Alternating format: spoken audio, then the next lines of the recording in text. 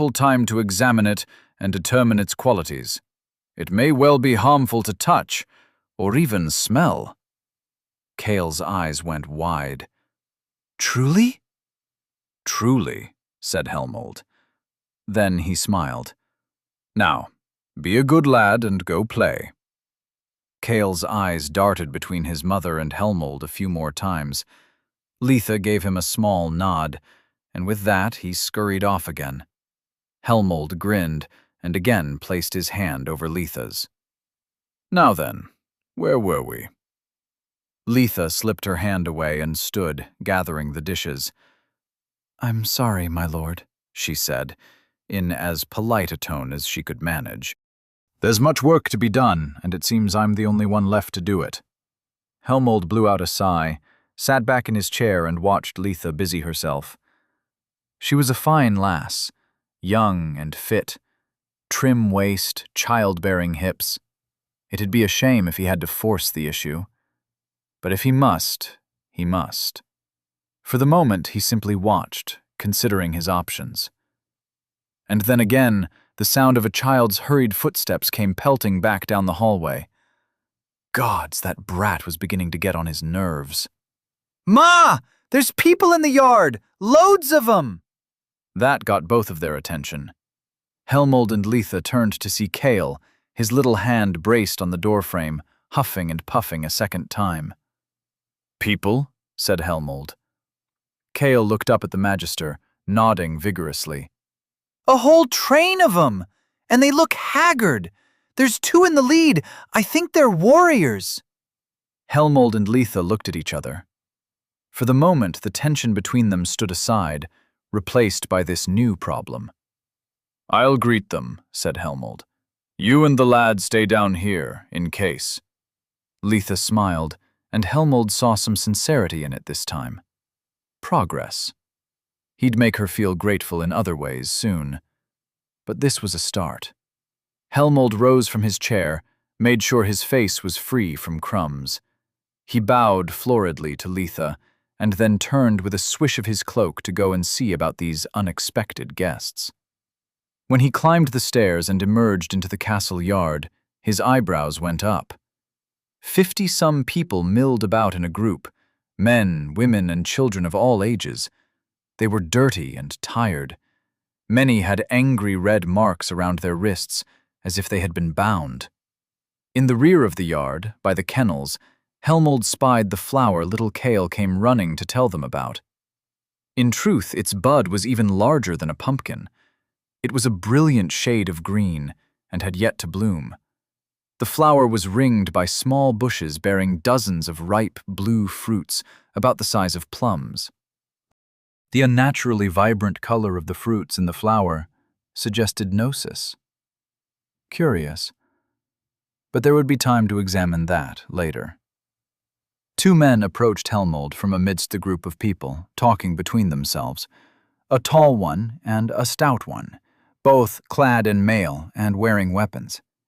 They noticed Helmold at the same time he noticed them, and the tall one gave a genial smile and a wave as they came closer. Most likely they spotted each other's system icons at the same time as well. Walter, Cazador, Class Hunter, Archetype, Marksman, Faction, House Redmane, Level 31. Vengarl, Cazador, Class Hunter, Archetype, Trapper, Faction, House Redmane, Level 31. Level 31. And House Redmane. So they had met the beast, and it approved of them. Unfortunate, but best to be polite. At least until one has the upper hand. Helmold put a smile on his face and approached the 2 hunters. Well met, my lords, he bowed to them. Magister Helmold of House Redmane, at your service. Upon the wall there were 2 kinds of guards. Guards on patrol, and guards standing posts. The former were easier to ambush. All Redmane had to do was hang over the side of the wall by his claws, or perch atop a watchtower out of view. The latter group, the ones standing posts, required a careful approach. Often the paired guards would be gazing off in different directions, conversing with each other while they watched over the town below them. Without stalk, he had to be extra careful. And quick. For the most part, it was working. The guards who did spot him coming weren't fast enough to raise a general alarm, and their posts were spaced far enough apart from each other that a sudden clash of weapons wouldn't necessarily be heard. He dragged them into their watchtowers to eat, and this too was quick. Soon he'd amassed a respectable quantity of corpus. Corpus, 6,522. Over the course of the morning's early hours, Redmayne made his way around the north side of Berograd's walls, dispatching and devouring beastmen 2 to 4 at a time. He drew nearer and nearer to a large pair of watchtowers, which sat on either side of the Bear River. The wall between them featured a stone archway tall and wide enough to admit riverboats through. Those towers were heavily fortified. Even from a distance, Redmayne spied ballistae mounted on the wall between them to deter the vessels of raiders. Redmayne imagined there would be other nasty surprises in store. Soon he would discover what they were. He had no gnosis, but he had weapons, and corpus aplenty. For the moment. The first surprise came when he reached one of those riverside watchtowers. Redmayne expected guards, which there were, but he didn't expect a huge, pale insect to come crawling out from a hatch in the tower's roof. At least, that's what it looked like at first glance. The longer he looked, the less he liked what he saw. It was indeed pale, and it resembled an insect in its construction. But its limbs were human. Or at least, they had once belonged to human bodies. Spindly arms and legs with dead white flesh, sewn together like a macabre doll. Redmayne could see the stitch lines where blackened thread pierced into that pasty skin, which was an angry red color around the stretched punctures. The thing walked on an uncountable number of hands, with 4 more arms held aloft. 4 arms, which belonged to a pair of human torsos stacked on top of each other and fused together at the spine. Each arm bore a weapon in place of a hand, a gently curved sickle, a long spike of rusty iron, the 3-pronged head of a trident, and a 2-headed axe. It had many faces, sewn together on a bulbous head mounted to the top of its uppermost torso. Many faces, but no eyes. And each one of its faces was stretched into a grotesque expression of one kind or another. A smile, a frown, an animal snarl. Stitchwork Spider Monster. Type, Undead, Horror. Level 35. Despite its lack of eyes, its senses must have been especially keen, because it spotted Redmayne the moment it emerged. The thing whipped around, looking right at him, and let out a shriek to alert all the nearby guards manning the tower, who were armed with blades and crossbows. Redmayne grimaced and readied his axe. Marked as prey. Chapter 22. Berograd. Town Walls. Crossbow bolts whizzed by Redmayne's head as he sprinted for the watchtower. The stitchwork spider climbed down the side of that tower to interpose itself between him and the guards posted behind and above. Unless Redmayne found a way by, he'd have to contend with them all at the same time, which wouldn't do. There did seem to be one way through, but the chance of success was slim. He'd dive under the thing's legs and run through the watchtower door, which was too small for the monster to follow, unless it could tuck all of its limbs in tight and squeeze through the gap. Which was possible, but he didn't see any alternatives at the moment. Redmayne grew close. The spider reared up with a shrill cry, its weapons poised to strike. Then he tucked and rolled underneath it. This might have worked if it were truly a spider, but its legs ended in human hands. No sooner did Redmayne begin his roll did one of them snag him out from underneath and lift him up off his feet, several feet up, so that the faces of the stitched spider could get a close look at him. There was a wet, twisting sound as its head rotated to show Redmayne its snarl face. It shrieked again, loud enough to make his eardrums threaten to burst.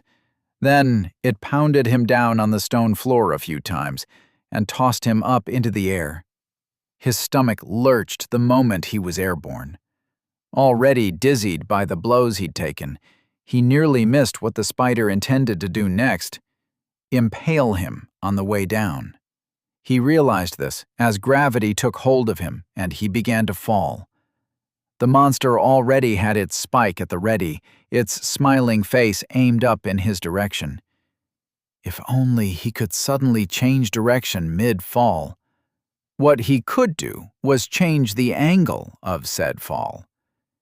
He tilted like a diver, making his body straight up and down instead of flat against the wind to avoid impalement. Barely. But it came so close, he had to thrust his chin skyward at the last second to avoid taking the point of that spike through his head. 3 more weapons were already descending upon him the moment his feet touched the ground. He ducked the swipe of an axe, twisted away from the thrust of a trident. The scythe sheared off some of his hair and cloak, and yet no opening to attack presented itself. Worse, another salvo of crossbow bolts whistled his way. Redmayne leapt backward, as there was no other direction to go. To the left and right were long falls, either down into the town or down onto the lawn on the other side. He blocked the swipe of the scythe, slipped to the side of the spike, and attempted a counterattack, but the trident and axe were already on him. Again he had deflect, dodge, give ground. It became clear that he wasn't going to come out of this unscathed, no matter how he played it. It would be a trade, blood for blood. He simply had to make certain their price was higher. The spider struck with all 4 of its arms at a speed Redmayne barely kept pace with. The monster had strength, agility, and a freakish amount of reach. Redmayne backpedaled, ducking and weaving, searching for a time to strike back. Fortunately, the monster's large body provided some cover from the crossbow fire, especially as he walked the stitched spider farther and farther away from them along the wall. Perhaps the problem was the number of weapons in play. He could try removing one. It would cost him, but he wasn't getting far with his present strategy anyway. Redmayne spotted the trident coming in to skewer him through the middle, so he dropped his axe and let it. Corpus, 5,962. The impact took his breath away. He coughed out a spray of blood, gritted his teeth, and grabbed hold of the spider's spindly arm with both hands. 3 more weapons were on their way. They would be there to chop him apart in the blink of an eye. Before they could, he hunched over and bit hard into the spider's arm. It shrieked and flailed, trying to flick him off. His claws held firm, even as the monster jostled him around, teeth grinding down on desiccated flesh and bone. It cracked and splintered, and the stitching gave way. The scythe bit into his shoulder on the right side, the axe cleaved into his left hip, but he kept on chewing. Corpus, 4,800.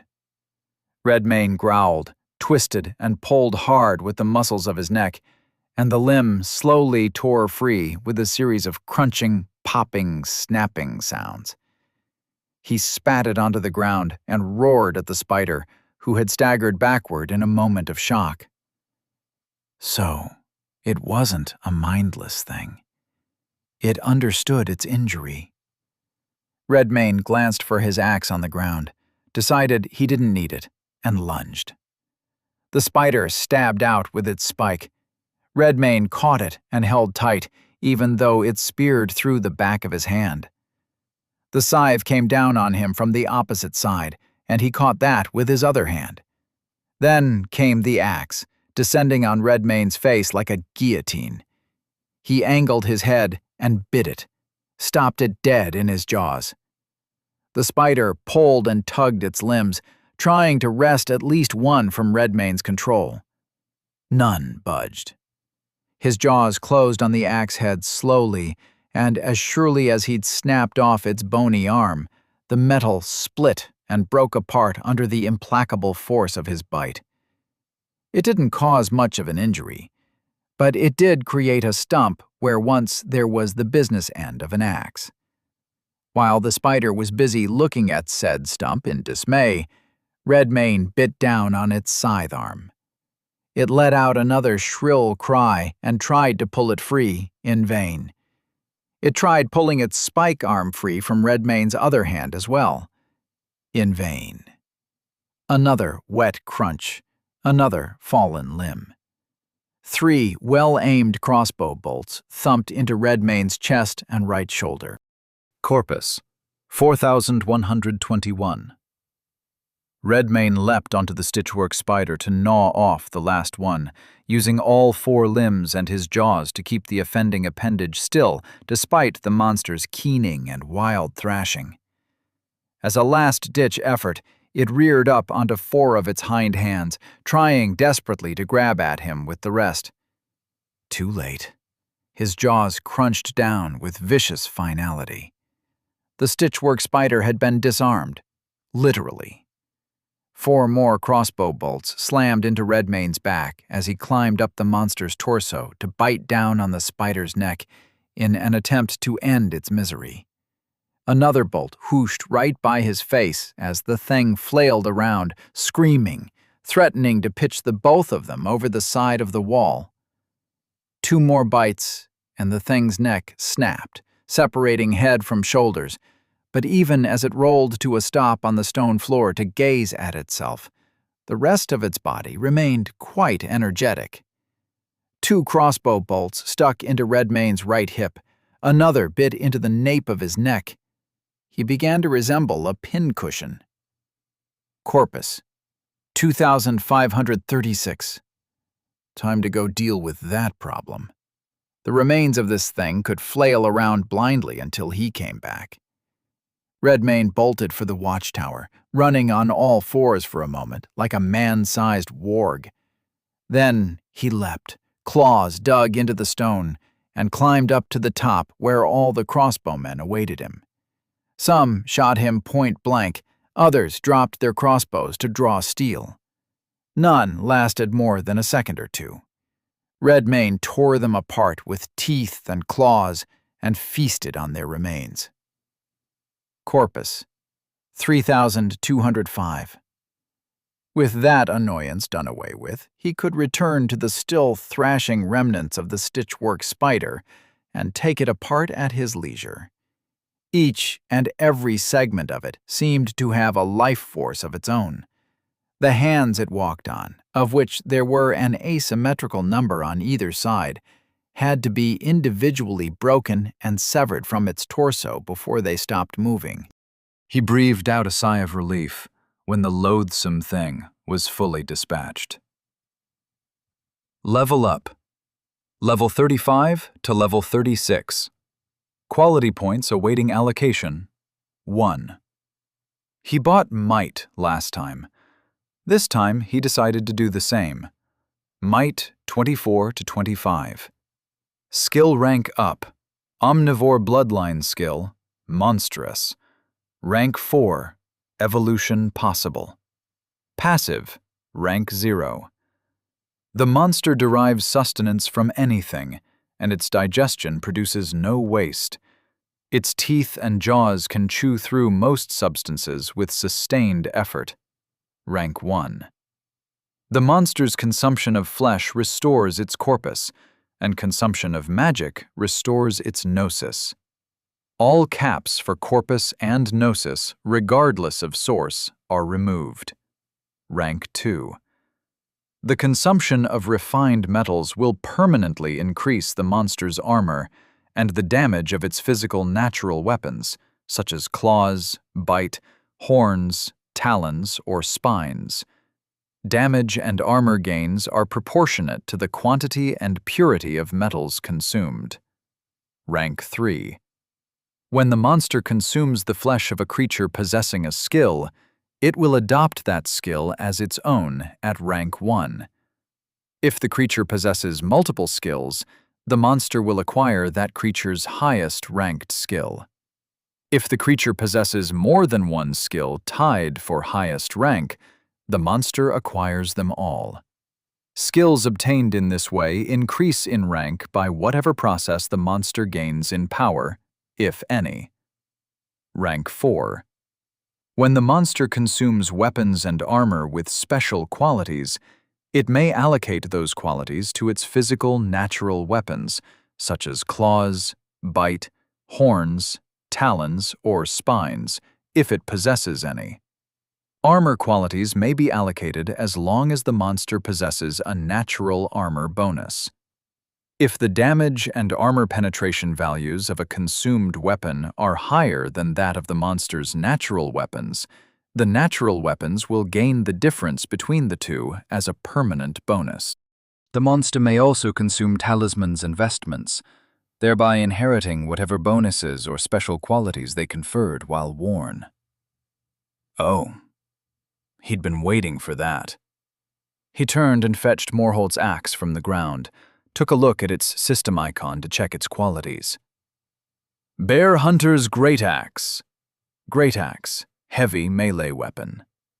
Weapon profile: damage plus 12, armor penetration 6, evasion negation 6, fast 3. Armor plus 4 while blocking, defensive 2. Attacks damage up to 4 close foes, cleaving 3. Ancestral weapon of the Morholt family. Despite its great size, it is well balanced and easy to handle, the work of a master weaponsmith. It is said the forefather of the Morholts won his domain by slaying a great bear who dwelt there since the days of antiquity. Then he took a look at the profiles of his own natural weapons for a refresher. Weapon profile: claws. Damage plus 8, armor penetration 4. Corpus damage over time on hit, rending 1. Bite damage plus 8, armor penetration 4, evasion negation 2, fast 1. If he was reading the skill description correctly, he could consume this weapon, and it would enhance the damage and armor penetration of both his bite and his claws. And then he supposed he could divvy up its qualities between the two as he saw fit. There was only one way to find out if his reading was correct. Redmane opened up and chomped into the ancestral weapon of House Morholt, chewed, swallowed. 2 more bites, and it was done. He could feel it inside his stomach, the powers of the weapon floating in his small pool of gnosis as hardened motes of energy. There were 3 of them, and he could feel their character. The fast quality was hot and airy. It moved around more than the others. Defensive was the opposite, cool and solid. It sat still at the bottom of his stomach. And then cleaving felt spicy. And it took up a lot of space. He gave it some thought, and then he sent cleaving and defensive to his claws. His bite had 1 dose of fast already, so he added more to it.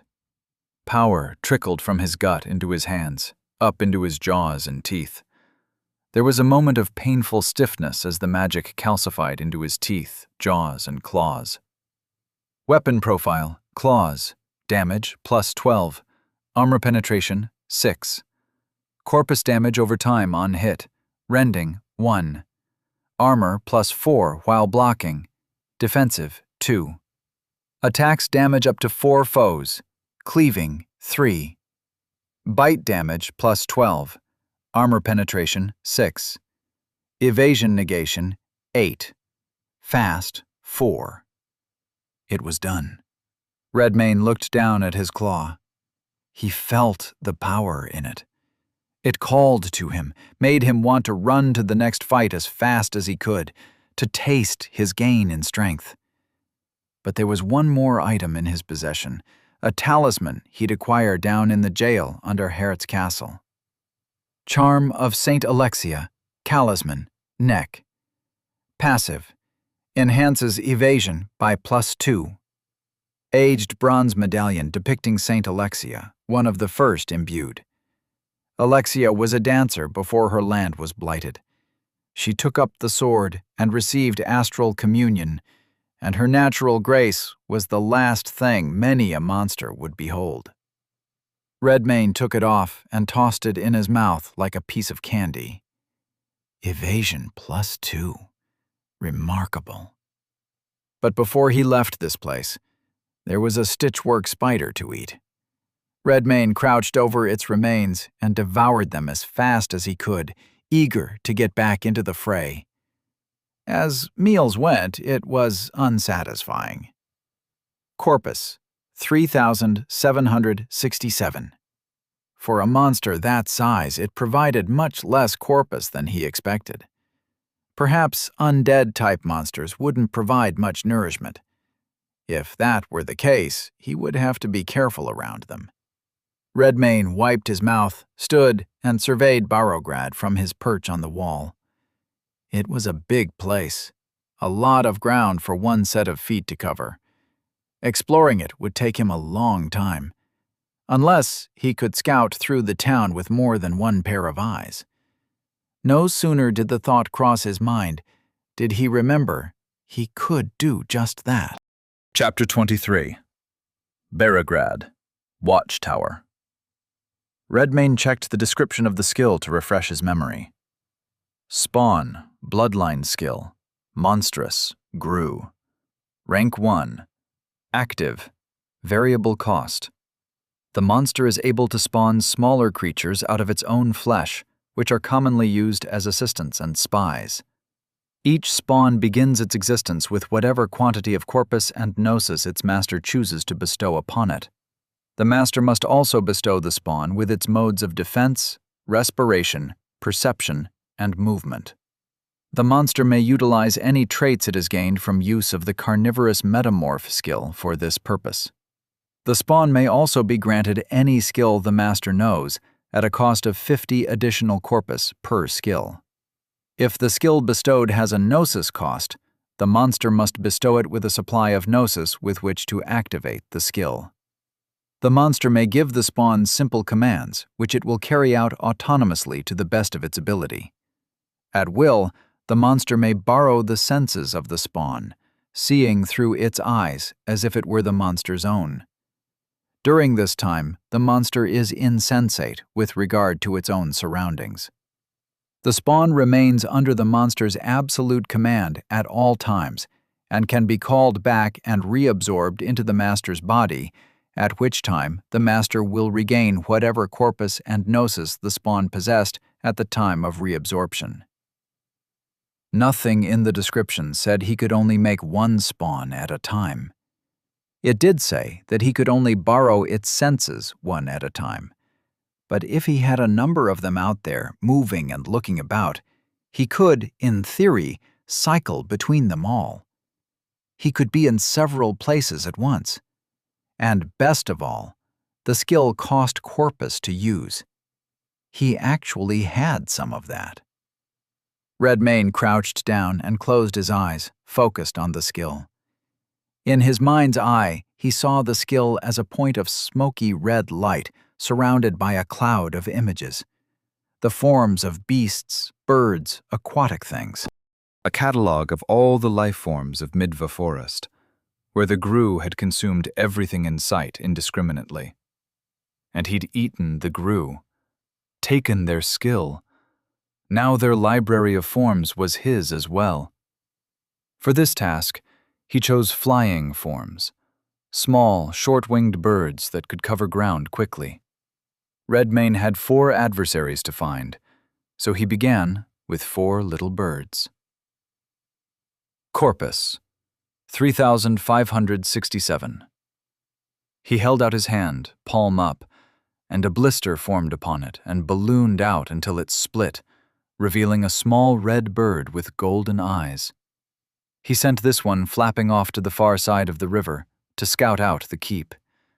The next one he sent to the far side of the river as well, and then 2 more to flit around on his side of the river.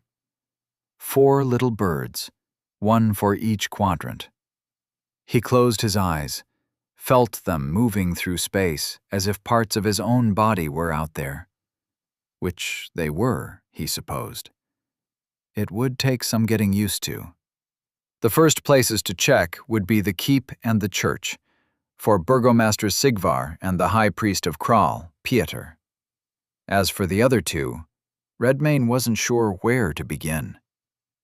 Someone called Agnieszka the Stitcher could be a tailor, or a surgeon, or simply a lunatic who enjoyed stitching things together. If the stitched spider he dispatched was any indication, it would be the latter case. Powder Keg Pavel could be at the keep with the burgomaster, or he could be somewhere else. In a tradesman's district, perhaps, assuming the town had one of those. Redmayne patrolled Barograd from above, patiently switching between 4 bird's-eye views. It was eerily quiet. Under normal circumstances, he imagined the town would be alive with noise and activity. Music, conversation, the sights and sounds of people at work in the early hours of the morning. There were people, but they weren't doing what people do. They crouched over dead bodies in the street, chewing mouthfuls of bloody flesh. They shambled through alleyways, sniffing around for a hint of fresh food. They gathered on street corners and squares, kneeling on the stones, bowed before priests of Kral as they delivered droning sermons in some ancient language Redmayne couldn't understand, but still sort of recognized for some reason. It all felt familiar. A snatch of conversation caught his ear. He directed his attention to the bird who heard it. At the moment it perched on the limb of a young, slender tree, looking down at a congregation of townsfolk at a small park. They listened to a priest of Kral telling a story in the common tongue. Redmayne realized one of the townspeople, a dark-haired young woman in furs, had a system icon. Vela Vi. Class, Justiciar. Archetype, Investigator. Faction, None. Level, 26. Vela, a member of Valter and Vengarl's coterie. They had mentioned her. She did sort of look like she'd crawled out of a cave, but the look suited the situation. All of the townsfolk in attendance looked feral. The priest of Kral who stood over them was also clad in furs, though his had been soaked in red dye. Around his neck he wore the holy symbol he'd seen at the encampment back in Midva Forest. From across the sea came the golden-haired conquerors. The priest held out his arm dramatically, as if to conjure the mental image of ships arriving on the shore at the end of his outstretched hand. He spoke in a booming, commanding voice. The moment Redmayne heard it, he presumed his cultist comrades had chosen him to give sermons for that reason alone. They put us to the sword. They burned our homes and our villages. They slew our gods and desecrated them, and gave us to their own gods, the gods with no love for this land and its people, the gods with no heart, no affection, no compassion, no mercy. Only the cruel laws of the conqueror. What was yours is now mine. What you treasured we defile. We shall do as we please with your lives, for there shall be no punishments for us, and no deliverance for you. And we who denied these gods were cast out. They called us heretic. We who dared resist, they shackled us in chains and called us slave. And lo, our wise mothers, the witches of the Sealwood, they beheld the plight of our people, and brought forth salvation. The eldest of the witches of the Sealwood was called Nasiene, and in her wisdom she had ingratiated herself to the king and his court, provided medicines to heal his ailing son, and given good counsel to him in times of uncertainty. But in her heart she kept concealed her righteous malice, her heartbreak for the suffering of the men of Volos. Now it happened that the king, who was called Kral, had put the final surviving rebels to the sword, and at last he looked out over a field of thousands of corpses, and he said to us, "I have made peace." And the witch Nasiene, who sensed that the time for revenge was nigh, counseled the king. To him she said, "O great king, thou shouldst commemorate thy victory with a feast, a banquet for thy court. Deep within the forest there lay a great beast, a god of old, who resteth in everlasting slumber." "O great king," said she, "gather thy hunters and slay the beast. Sow thy fields with its blood. Hold a grand banquet with thy knights and thy bannermen, so that all who had a hand in the glorious unification of thy kingdom may partake of its bounty." And the king did as Nasiene counseled. He mustered his hunters and ventured into the dark wood. And there he found a great crimson beast, slumbering on a bed of green flowers. It woke only as the spear of King Kral pierced his heart, and even then the great beast merely sighed, as if remembering a pleasant dream. The king and his hunters returned with their bounty, and as Nasiene counseled, he sowed his fields with its blood, and served its flesh at his table, at a great banquet for all his loyal men. Somewhere, deep in the dark of the sealwood, Nasiene smiled. And then the curse of hunger was upon them, upon all the sons and daughters of King Kral, and all his knights and lords, and all his golden-haired kin from across the sea, and all their progeny. A curse of hunger fell upon land, upon the conquerors of the land, upon the defilers and the desecrators of the land. King Kral, being the mightiest of all the men at the grand banquet, slew his lords and knights, his loyal followers, and their wives, and their children, and the castle servants as well. He consumed them all, but his hunger would not be sated. He stalked through the streets of his own city, slaying and devouring every man, woman, child, and beast, but his hunger would not be sated. He swept across his own conquered lands in the form of a great, ever-growing beast, consuming all. But Kral the Devourer's hunger would not be sated. The priest of Kral stretched out his arms to the sky, as if pleading with an unseen figure above them all. "The time is nigh for his return," said the priest. "The time is upon us. Kral the Devourer returneth. He comes now, to liberate us all, to join us all within his flesh. No more shall there be a prince and a peasant. No more shall there be a master and a slave. No more shall there be predator and prey. All shall be devoured. All shall be united. All shall be conjoined." Redmayne took a moment to process what he had heard. He'd had dreams like this, images which resembled scenes this priest had described. But he was no king, no devourer. Until 2 days ago, he was Little Redcap. Perhaps he'd overheard this story sometime before, and it caught his imagination. The cooks and kitchen maids at Hert's castle passed the time making all kinds of small talk.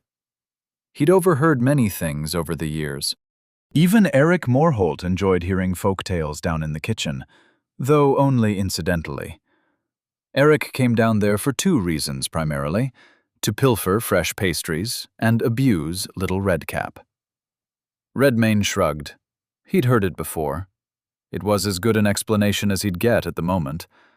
For the moment, he turned his attention to other areas of the town. He switched to the mind of another bird, one on his side of the river. No sooner did the sound of an explosion disturb the morning's relative silence. He wheeled around and flew in the direction of the sound.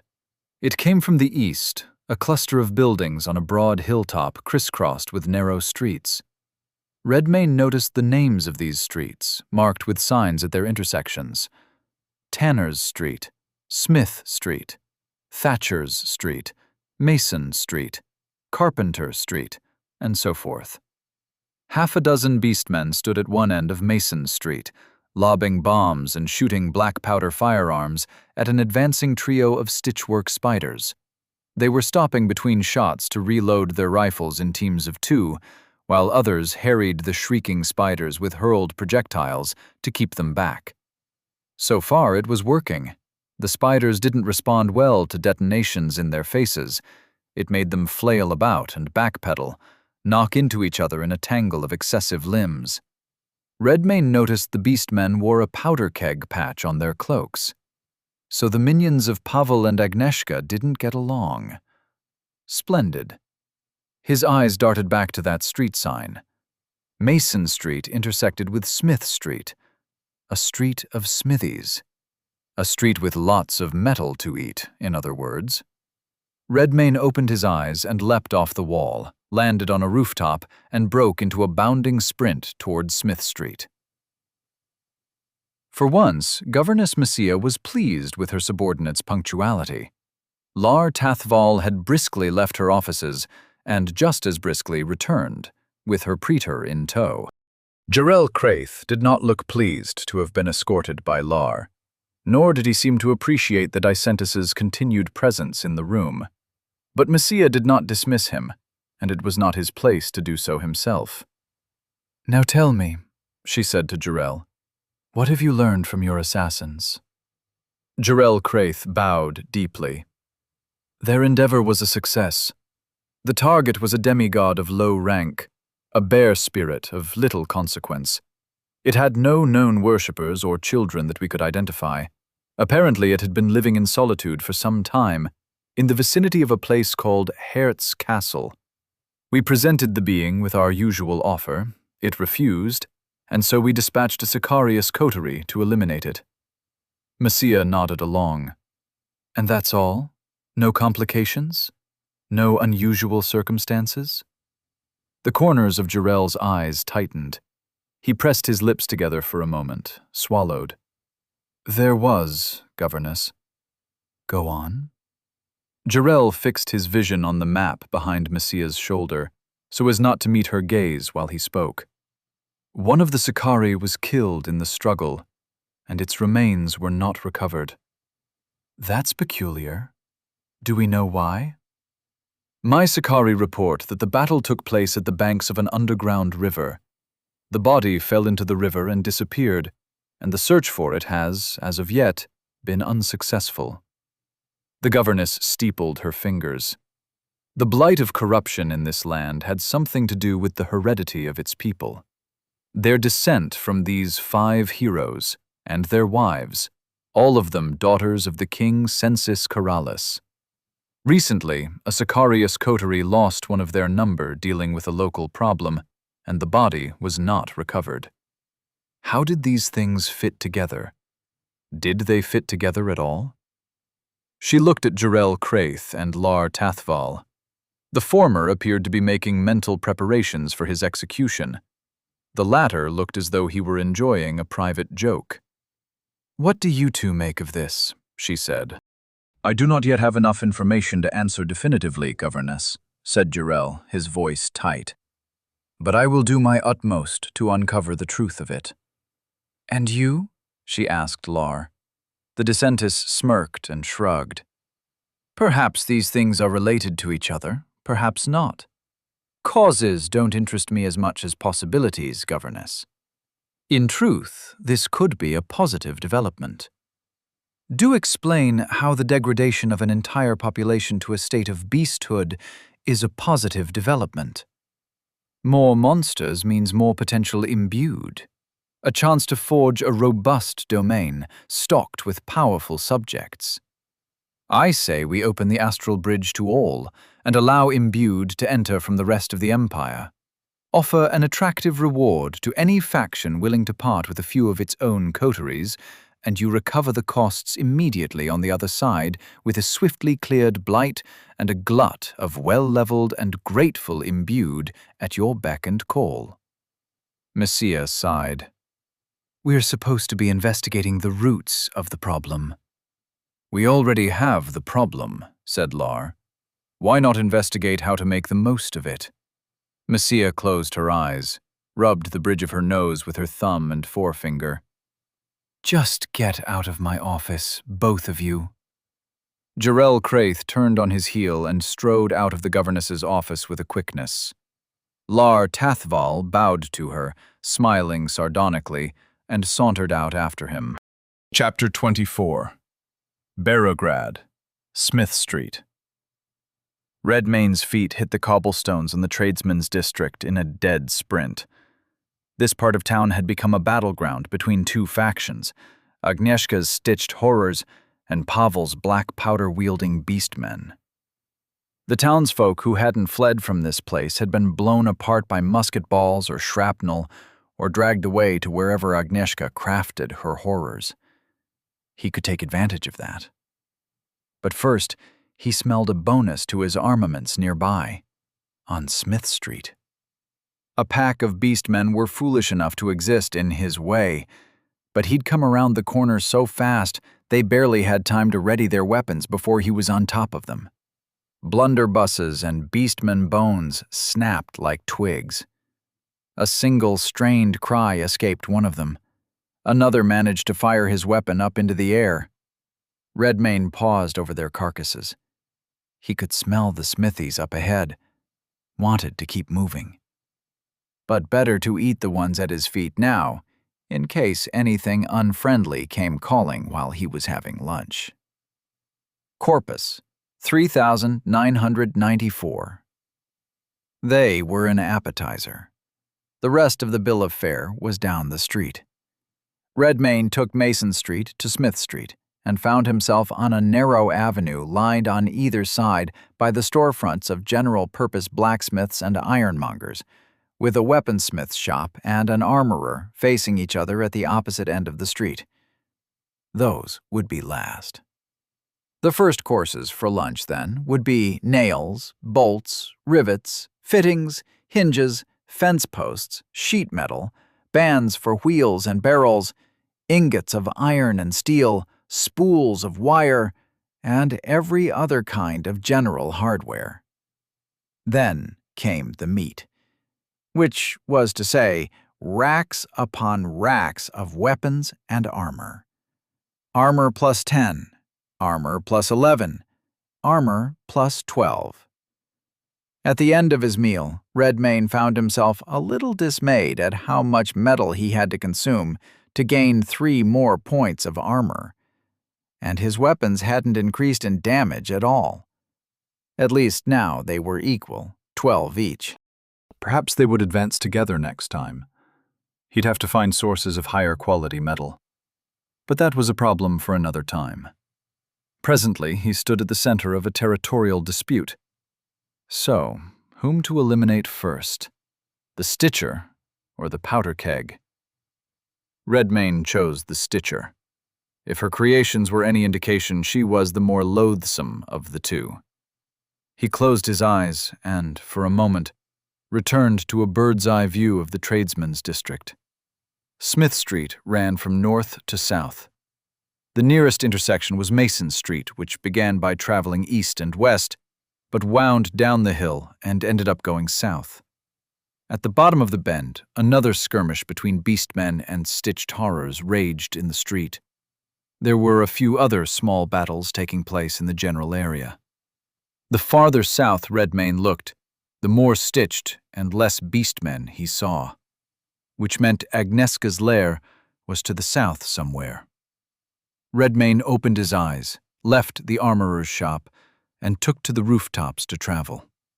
This way there was less of a chance he'd turn a corner and be caught in the teeth of a clash between the two factions. No telling what they would do. Perhaps they would forget their enmity for a moment and focus on him. If he absolutely had to fight, he'd prefer to wait until one side was either severely weakened or vanquished.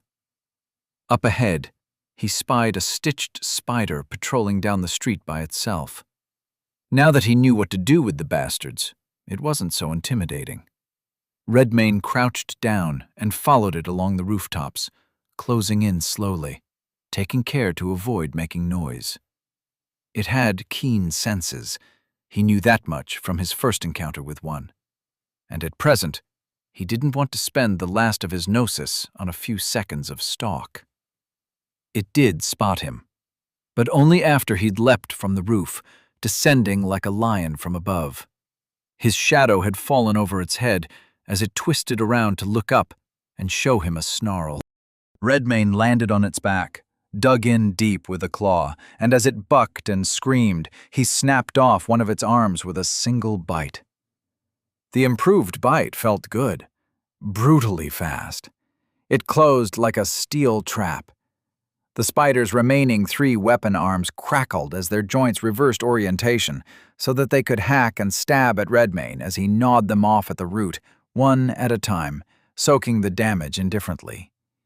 He disarmed it much faster than the first, with minimal injuries, and the rest was a snack. Corpus, 4,307. This one was as unsatisfying as the first, but at least he hadn't been as badly wounded beforehand. Redmayne looked up. He heard the sound of paws pelting over cobblestone at a full run. 4 monsters bounded around the corner, each the size of a man but down on all 4s like a dog. Indeed, that was the way they had been stitched. With the joints of their arms and legs inverted, the skin crudely stretched over their emaciated forms. The heads were built from the skulls of men and hounds fused together. They had pleading human eyes and maws of jagged teeth. Stitchwork stalker monster. Type undead horror. Level 30. Despite their unnatural construction, they had the instincts of a pack. They were on Redmayne the instant he rose from the remains of the stitched spider, one lunging in from the right, one from the left, one straight ahead, and one leapt into the air to descend on Redmayne from above. But Redmayne, too, had the celerity of a hound. With a bite, he snatched the leaping hound right out of the air. His right claw blasted the head of a hound into shreds of flesh and stitching. His left struck beneath the belly, tearing out the innards, letting them spill to the street. Only one was left unscathed in that first instant of violence. It bit down on Redmayne's hip, making him grimace as he felt jaws grinding against his femur.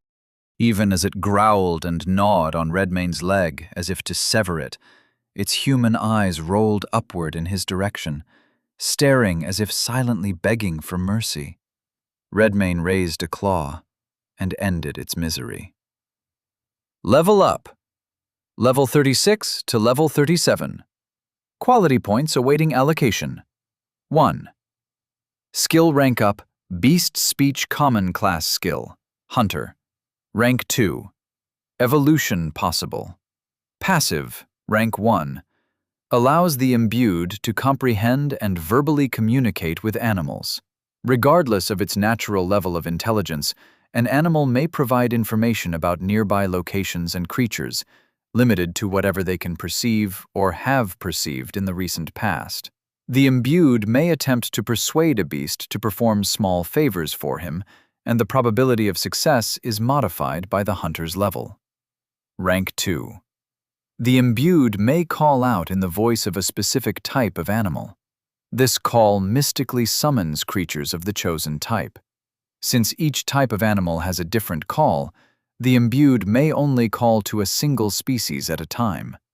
All such animals within earshot are summoned, and while the hunter has no further control over the beasts who answer, the animals who do are favorably disposed toward him and are willing to listen to his requests. On impulse, he thought he'd buy might again, but he decided against it. Grace instead this time. It would be good if his speed matched his strength at some point. Grace, 12 to 13. As for the skill rank, could he make use of it right now? More eyes in the air would be good, but his own were better. He could see through their eyes as if they were his, because they were. Normal beasts wouldn't provide such a view, which is not to say they couldn't be useful in other ways. He took a moment to consider what kind of animal to call. Dogs would do, but with most of the townsfolk turned feral, most of them were likely eaten by now. Cats could have gotten away, perhaps. There were certain to be at least a few of those. But rats, those would be more numerous still. Rats were much better at hiding, and they knew all about hidden places. He lifted his face to the sky and called out in the language of rats, in squeaks, chirps, and hisses. Something about it felt so familiar. It felt as though the skill were deep inside him somewhere, but in a place he couldn't see or touch. Regardless, it didn't take the rats long to answer. The answer began near instantly, a faint hissing, which steadily grew in volume as the rats amassed on street corners, crawling out of holes and under door frames and down storm drains. In mere moments, Redmayne stood before a swarm of chittering rats. They formed into a crescent shape around him, hundreds of eyes gazing up at him curiously. "It speaks," they seemed to say as one. "But why does it call us?" "I seek the one who makes these," said Redmayne, and he pointed to the shredded remains of the stitched stalkers at his feet. "I'm going to slay her." A shiver went through the mass of rats at the mention of the stitcher. "If you lead me to her lair, I will destroy her and all her creations," said Redmayne. The rats seemed to talk amongst themselves. Redmayne could vaguely make out what was being said, but there were so many voices it was difficult to be sure. "We can lead you there, but we won't go in," said the rats. "Acceptable. Show me the way, and I will attend to the rest." The rats turned and surged toward the street on the left, as if the whole of them were a mass of liquid. Redmayne followed, and to his surprise, he found they were not leading him toward Taylor Street. They moved to the edge of the tradesmen's district and proceeded south, trickling along the edges of houses and shops, flowing around corners. Redmayne kept an eye on his surroundings as he followed them. An errant bomb or stitched hound would be most unwelcome then. He encountered no such guardians on his way, but when they arrived, he discovered why. All the guardians were guarding the building, the undertaker's place of business. A pack of stitchwork stalkers patrolled the street corner ahead, with their heads low, sniffing around, their crazed human eyes darting this way and that. Upon the roof of the building were 2 stitchwork spiders, and in front of the doors stood a hulking creature, in the vague shape of a man, but twice as tall, with long limbs made of sheets of thickly corded muscle stitched together. At the ends of its arms, in the place of hands, were round clubs made of a conglomeration of fused bones.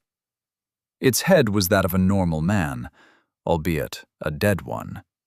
Its frowning rictus was comically tiny on its tall, freakishly muscled frame.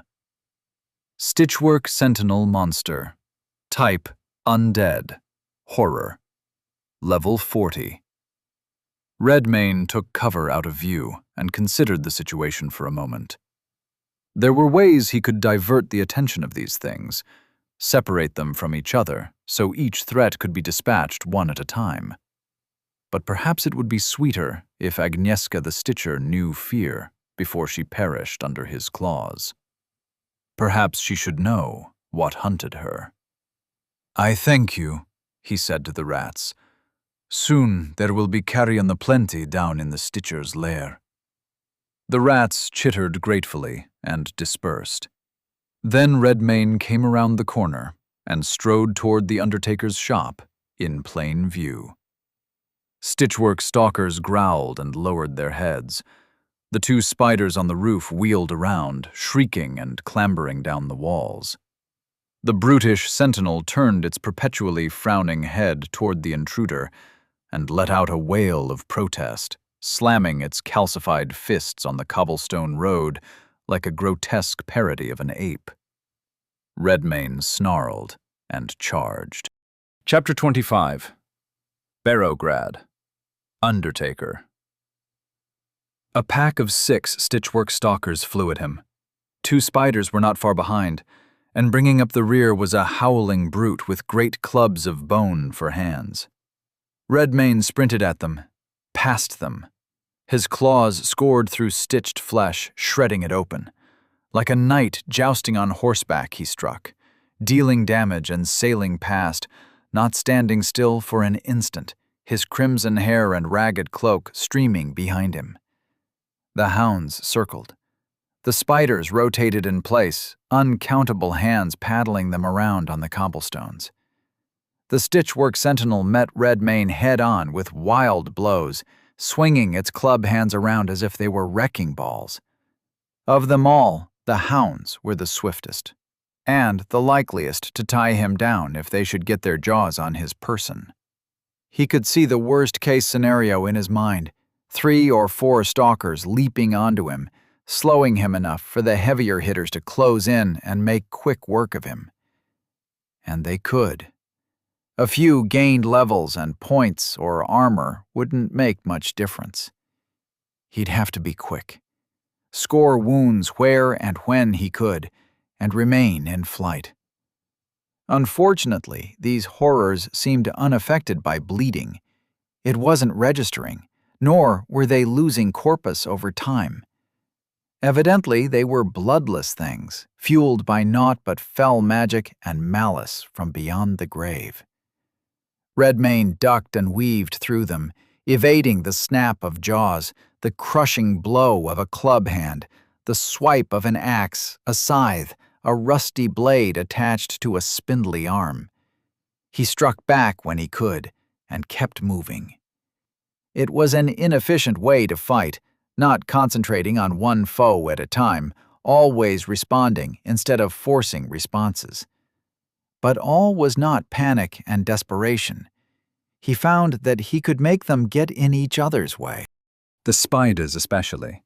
Because for all their freakish mobility and reach, they could easily be made to bump into each other, to stumble and flail about in a tangle of limbs.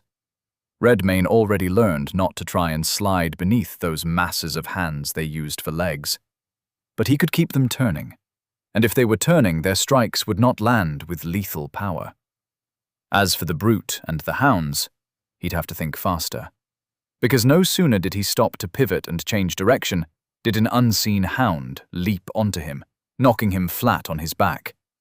It growled and snapped at his face, weighing him down long enough for the sentinel to land a vicious blow. It struck its own ally to do so, but the wailing brute appeared to judge it a worthy sacrifice. It struck Redmayne full in the gut, crushing his ribs, blasting all the air out of his lungs. He coughed a spray of blood up into the face of the hound on top of him. The hound didn't seem to mind, as it was dead. Corpus 3772. Redmayne shoved the hound's cadaver off of him, the movement causing a fresh bloom of pain in his ribcage. He was healing, but it would take a moment. Meanwhile, the sentinel raised its club hands high overhead for another smash. He rolled out of the way before they cratered the cobblestones, spraying shrapnel like a bomb. The roll put Redmayne face to face with the dead hound again, which gave him an idea. He sprang to his feet and ran for the nearest spider. On his way, he crouched under the swipe of an axe, dove to the right of a spike stabbed at him, and then leapt up onto its back. It reacted as he expected it would, bucking and shrieking and doing its utmost to throw him off. Redmayne dug a claw into its shoulder and held on tight. The other spider, the hounds, and the sentinel all came at him at the same time. Hounds barked up at Redmayne and snapped at the spider's hands for feet, and it tried to flick at them and shoo them off.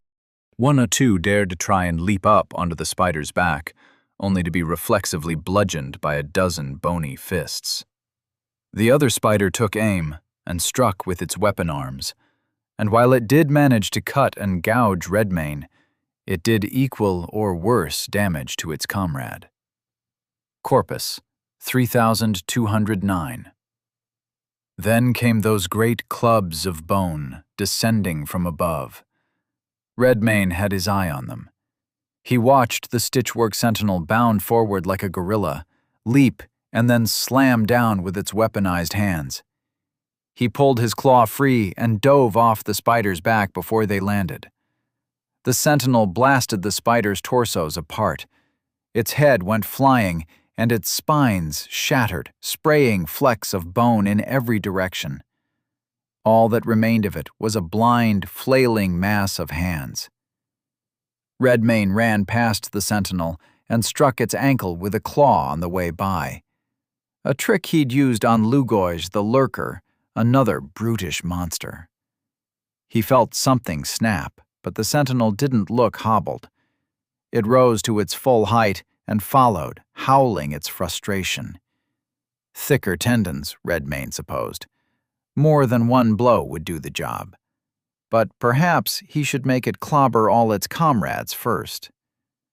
A hound lunged the instant Redmane stopped moving. He raised his arm, winced when the monster's jaws crunched down onto it. Corpus, 3005. Then he twisted around and hurled the hound at the charging sentinel, who knocked it aside with a blow of his club hand. 2 hounds and a spider down, all thanks to the sentinel. Splendid work. If it kept being this helpful, Redmane thought he might even invite it into House Redmane, though he doubted the creature would accept. When he was thinking he had things under control, the doors of the undertaker's shop burst open. There stood a group of what appeared to be dead beastmen, their bodies stitched together. The feral light had gone out of their eyes. In its place were the gazes of cloudy-eyed corpses. There appeared to be some extra stitching around their bellies, which were curiously distended. Stitchwork Sapper Monster. Type, Undead. Horror. Level 30. Half a dozen pairs of dead eyes zeroed in on Redmane, and the sappers broke into a run. Then another pack of Stitchwork stalkers barreled around the corner, barking and snarling. A trio of Stitchwork spiders leapt down from nearby rooftops, their landing punctuated by the sounds of dozens of bare hands slapping onto the cobblestones. And then, from the opposite end of the square, a guttural voice roared out. "Fire!" Redmane flinched from a barrage of pellets and musket balls. A bomb sailed over his head. He crouched and hustled for cover against the wall of a nearby storefront as Pavel's powder kegs joined the battle in full force. They had amassed on the far end of the street while he'd fought the guardians of the undertaker's shop, forming a line of guns with a second rank of bomb pitchers behind them. Precisely the situation he'd been keen to avoid. But there was no time to worry about it. The Stitchwork sappers were still coming right for him. They were unarmed and didn't look especially strong, but as the one in the lead drew closer, Redmane's eyebrow rose when he saw its belly begin to glow. Agnieszka had taken the powder keg's own tool and used it against them. Such cruel creativity. In a moment, 6 running bombs would be upon him. The one in the lead leapt at Redmane head first. Redmane turned to dive clear. Too late. His vision went white. There was an instant of deafening noise, then nothing, then a ringing in his ears. He blinked his eyes open slowly, feeling dazed. There was a lot of smoke and debris floating in the air. It smelled like sulfur and wood smoke. The sappers were gone. The storefront he stood in front of a moment ago was also gone. He was now inside the store, lying on his side against the back wall under a pile of rubble. The front wall, doors, and interior of the shop were obliterated. Corpus, 1989. Ouch. In a few moments, his vision came back into focus. Outside the blown-open storefront, the battle between Agnieszka and Pavel's minions raged on. The cobblestones were strewn with the inert bodies of stitchwork creatures blown apart by bullets and shrapnel. The stitchwork sentinel looked to have been knocked over by the detonation of a bomb. There was a black crater on its torso, which was nearly the full width of its chest. At the moment it was getting itself up off the ground, while musket balls pelted into its thickly woven musculature. Redmayne stood up, coughed out some dust. Directly ahead of him, across the battlefield this street corner had become, stood the open door to the undertaker's shop. 4 stalkers ran by the sentinel in the direction of the powder keg's gun line. The sentinel finally managed to haul itself to its feet, and it followed them. The gunners had to break and flee, which Redmayne imagined would mark the beginning of a running battle through the streets. Normally, he'd have liked to get the minions out of the way before attending to the master, but the flight of the gunmen and the pursuit of the stitchworks gave him an opportunity, a chance to go right for that unprotected door. As soon as the sentinel bounded off in the direction of the beastman, Redmayne made a run for it. A shot whizzed by his head, and he ducked underneath, kept running. A snarling hound, one of the stragglers from the first pack, came loping at him with its teeth bared. Redmayne watched it out of the corner of his eye, so that when it leapt he could stop and strike it down with a swipe of his claw and go right back into a flat-out run. He made it to the door of the undertaker's, ducked inside, and slammed it shut behind him. It took his eyes a few moments to get used to the dark. The first thing he noticed was the sickeningly sweet stench of overripe corpses. The shop appeared to have been converted from mortuary to workshop. There were beds lining the sides of the room, rather than caskets. Beds upon which corpses rested, or parts of corpses. No single body was whole. Many had already begun the process of becoming a stitchwork creature of one kind or another. Overhead, hanging from the ceiling by meat hooks on chains, were more bodies in various states of dismemberment. "What's this I smell?" It was a woman's voice, made guttural by the blight of beasthood. She emerged from the darkness at the far end of the shop. A tall beast woman, clad in a gown of what Redmayne imagined was human skin. Its skirt was a patchwork of eyeless faces, stitched in various expressions, a smile, a frown, an angry snarl, much like the heads of the spiders. A single burning eye peered out at him from behind her curtain of ragged black hair as she raised her weapon, a long, thrusting sword made of iron, with grooves along the center of the blade. Redmayne couldn't tell if it was actually a sword or some manner of oversized sewing tool. Agnieszka, the Stitcher Monster. Type corrupted. Level 40. Agnieszka sniffed the air emphatically.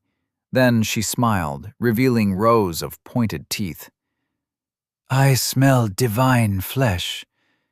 The gods must favor me, for it has walked into mine humble shop of its own volition."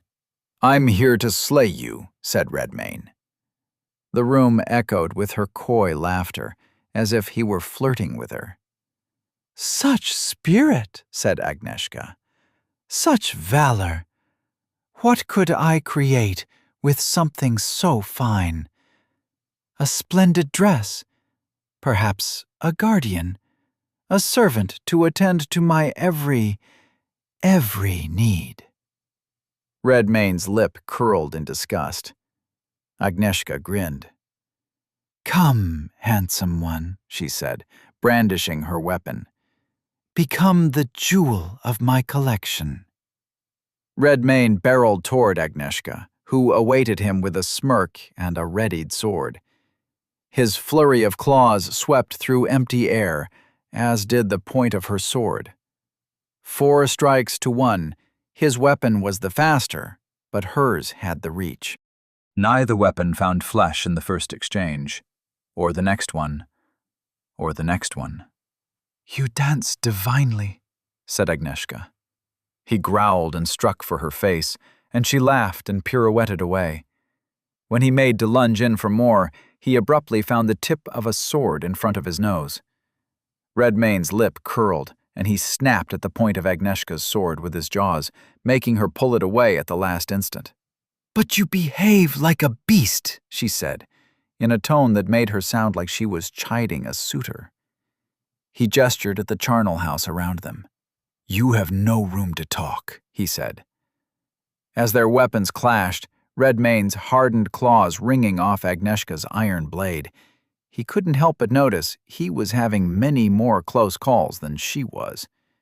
And more than that, she was laughing, jesting, twirling around her abattoir-like workshop as if it were a ballroom. Thus far, no beastman had been Redmane's match for agility. Agnieszka may actually have been more than a match for him in that regard. He'd have to corner her, force her to trade blows. Redmane came at her from the right, then the left, denying her space to move laterally as he advanced on her, swatting her sword aside with his claws and snapping at her so that she'd fall back and give ground.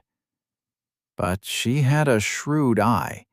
She seemed to understand his motive, even as she allowed herself to be herded toward a back corner of the room. "Yes, yes, take us somewhere dark and private, so we may get to know each other better," she cooed. "Should anyone catch us, they'll see a beast with two backs." He did want to sink his teeth into her, but not for any reason she would enjoy. Mostly to shut her mouth. He threatened the thrust of her sword with a bite, cut off her retreat with a sweeping right claw, and at last she was cornered, which made her smile like a maiden. "Don't fear, handsome," she said, with music in her voice. "I'm an expert at matters of impalement." He growled and attacked again, and there was a blossom of pain in his stomach. Redmane looked down, realized she ran him through. Blood bubbled up in his mouth, flowed over his chin and down his neck. Chapter 26. Barrowgrad, Undertaker. The blow sucked the air from Redmane's lungs. Corpus, 1,410. Bleeding, 3. He looked down to see Agnieszka's sword plunged all the way into his stomach, to the hilt. There was something different about the wound. Nothing visual, simply a feeling. It wasn't going to stop bleeding, he realized. With surprising force, Agnieszka shoved him off of her sword and sent him staggering backward, letting her free herself from the corner. She danced off to one side, took hold of her gown of human skin, and curtsied. "Does my partner have the strength for one more dance?" she asked. The wound in his belly closed, but not all the way. He could still feel blood flowing freely from it, dripping down his leg and onto the floor. He flexed his claws, rolled his shoulder. A leonine growl rumbled in his belly. Agnieszka looked pleased with his answer. Redmane came at her with every ounce of speed he could muster. Relentless pursuit was the only answer. She would elude him until it was time to land a decisive strike. Whenever that moment came, he had to be close. Close enough to make it matter that his weapon was faster. Corpus, 1,320. And this had to happen soon, or he'd bleed out chasing her around the room in vain. In the middle of an advancing flurry of claws, the moment came. Redmane's eyes narrowed as he saw the character of Agnieszka's smile change subtly, before the point of her sword switched from its weaving defensive posture to darting toward his face at blinding speed. He twisted to the side, and it went past. Barely.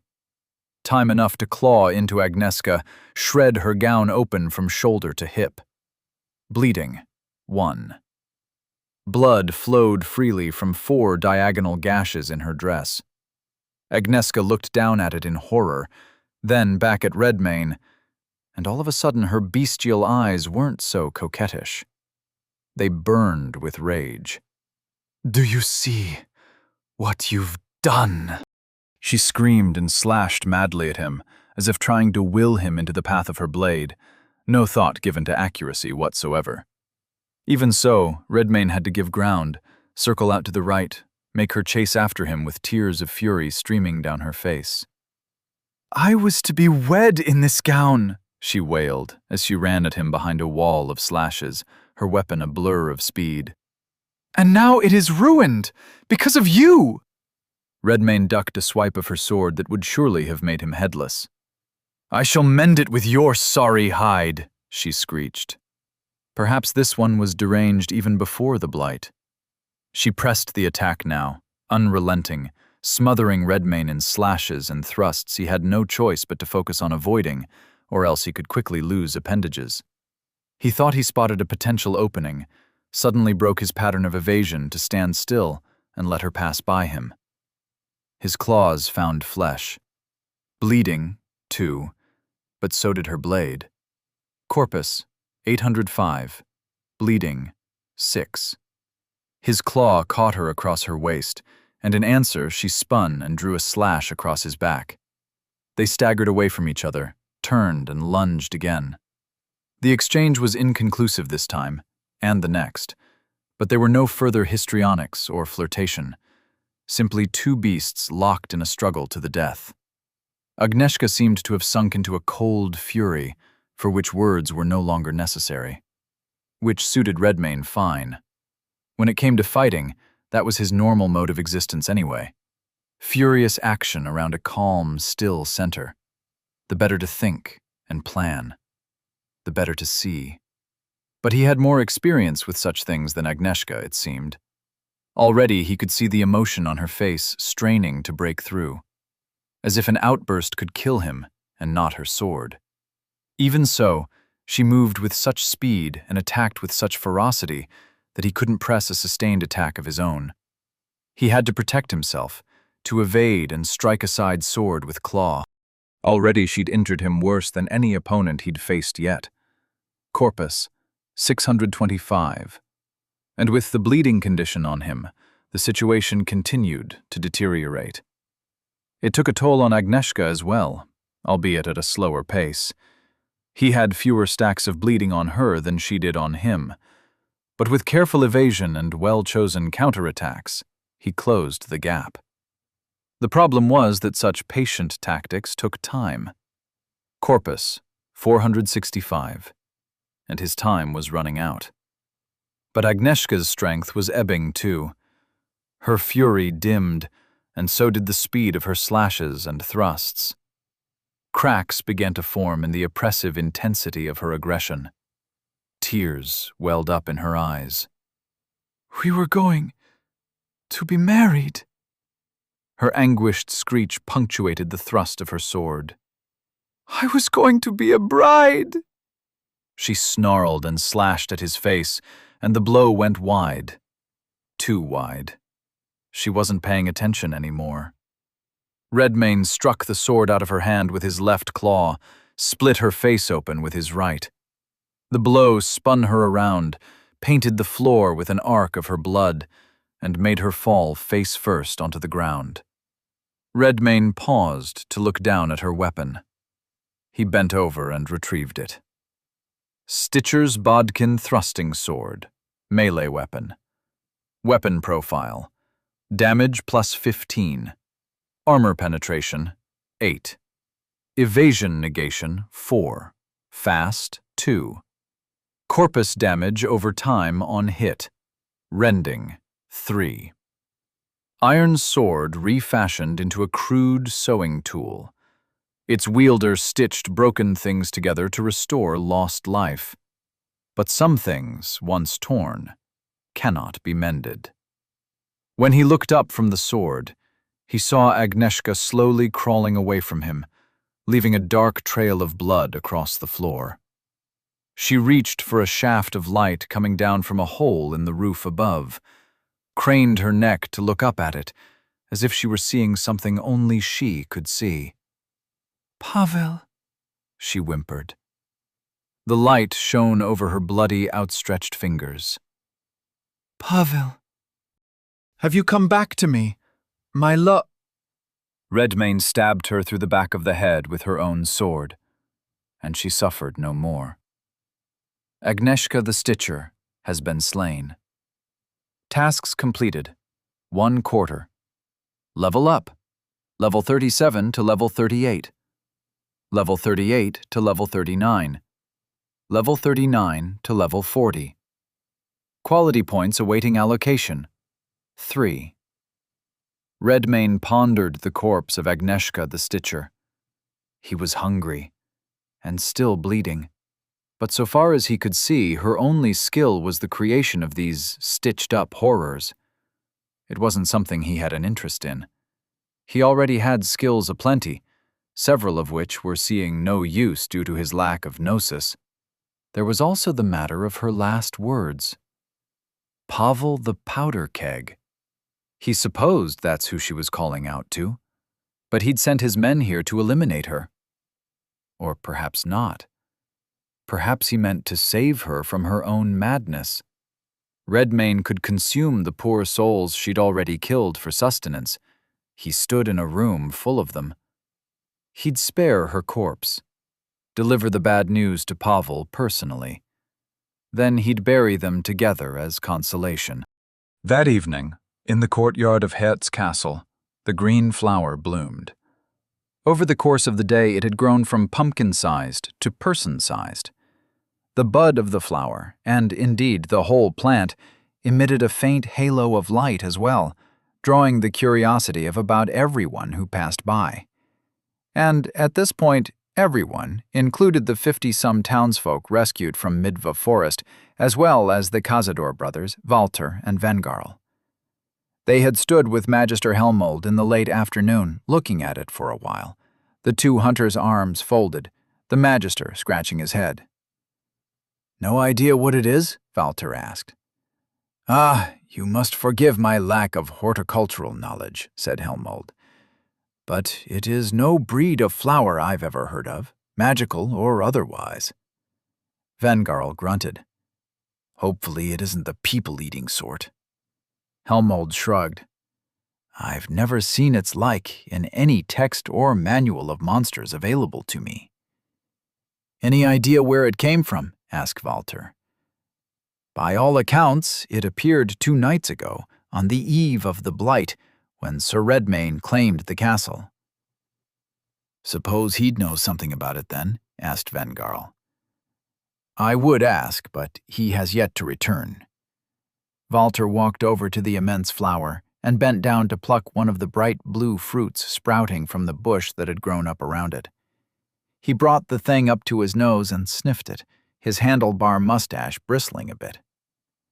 "Ah, I wouldn't," Helmold began to object, but Walter bit into the thing anyway. The hunter's eyebrows rose with surprise as he chewed. A bit of juice trickled down his chin. He turned and nodded at Helmold and Vengarl, enthusiasm plain in his expression. "Tasty!" "Let me try one." Vengarl came up and plucked off a fruit as well, popped the whole thing in his mouth, and chewed it down. He swallowed, patted his gut. "Like ice in the belly, ain't it?" "I think it gave us some gnosis," said Walter. Vengarl checked his status. "Indeed it has." The 2 hunters in the Magister booth looked upon the bush with newfound interest. Then they looked at each other. It seemed the next course of action required no discussion. All 3 turned to fetch baskets from the kitchen without a word exchanged between them. Not a quarter hour later, the trio came down to the kitchen bearing a fully laden basket of blue fruits each. Letha was down there with a few other ladies, chopping beef, potatoes, carrots, and onions for a stew.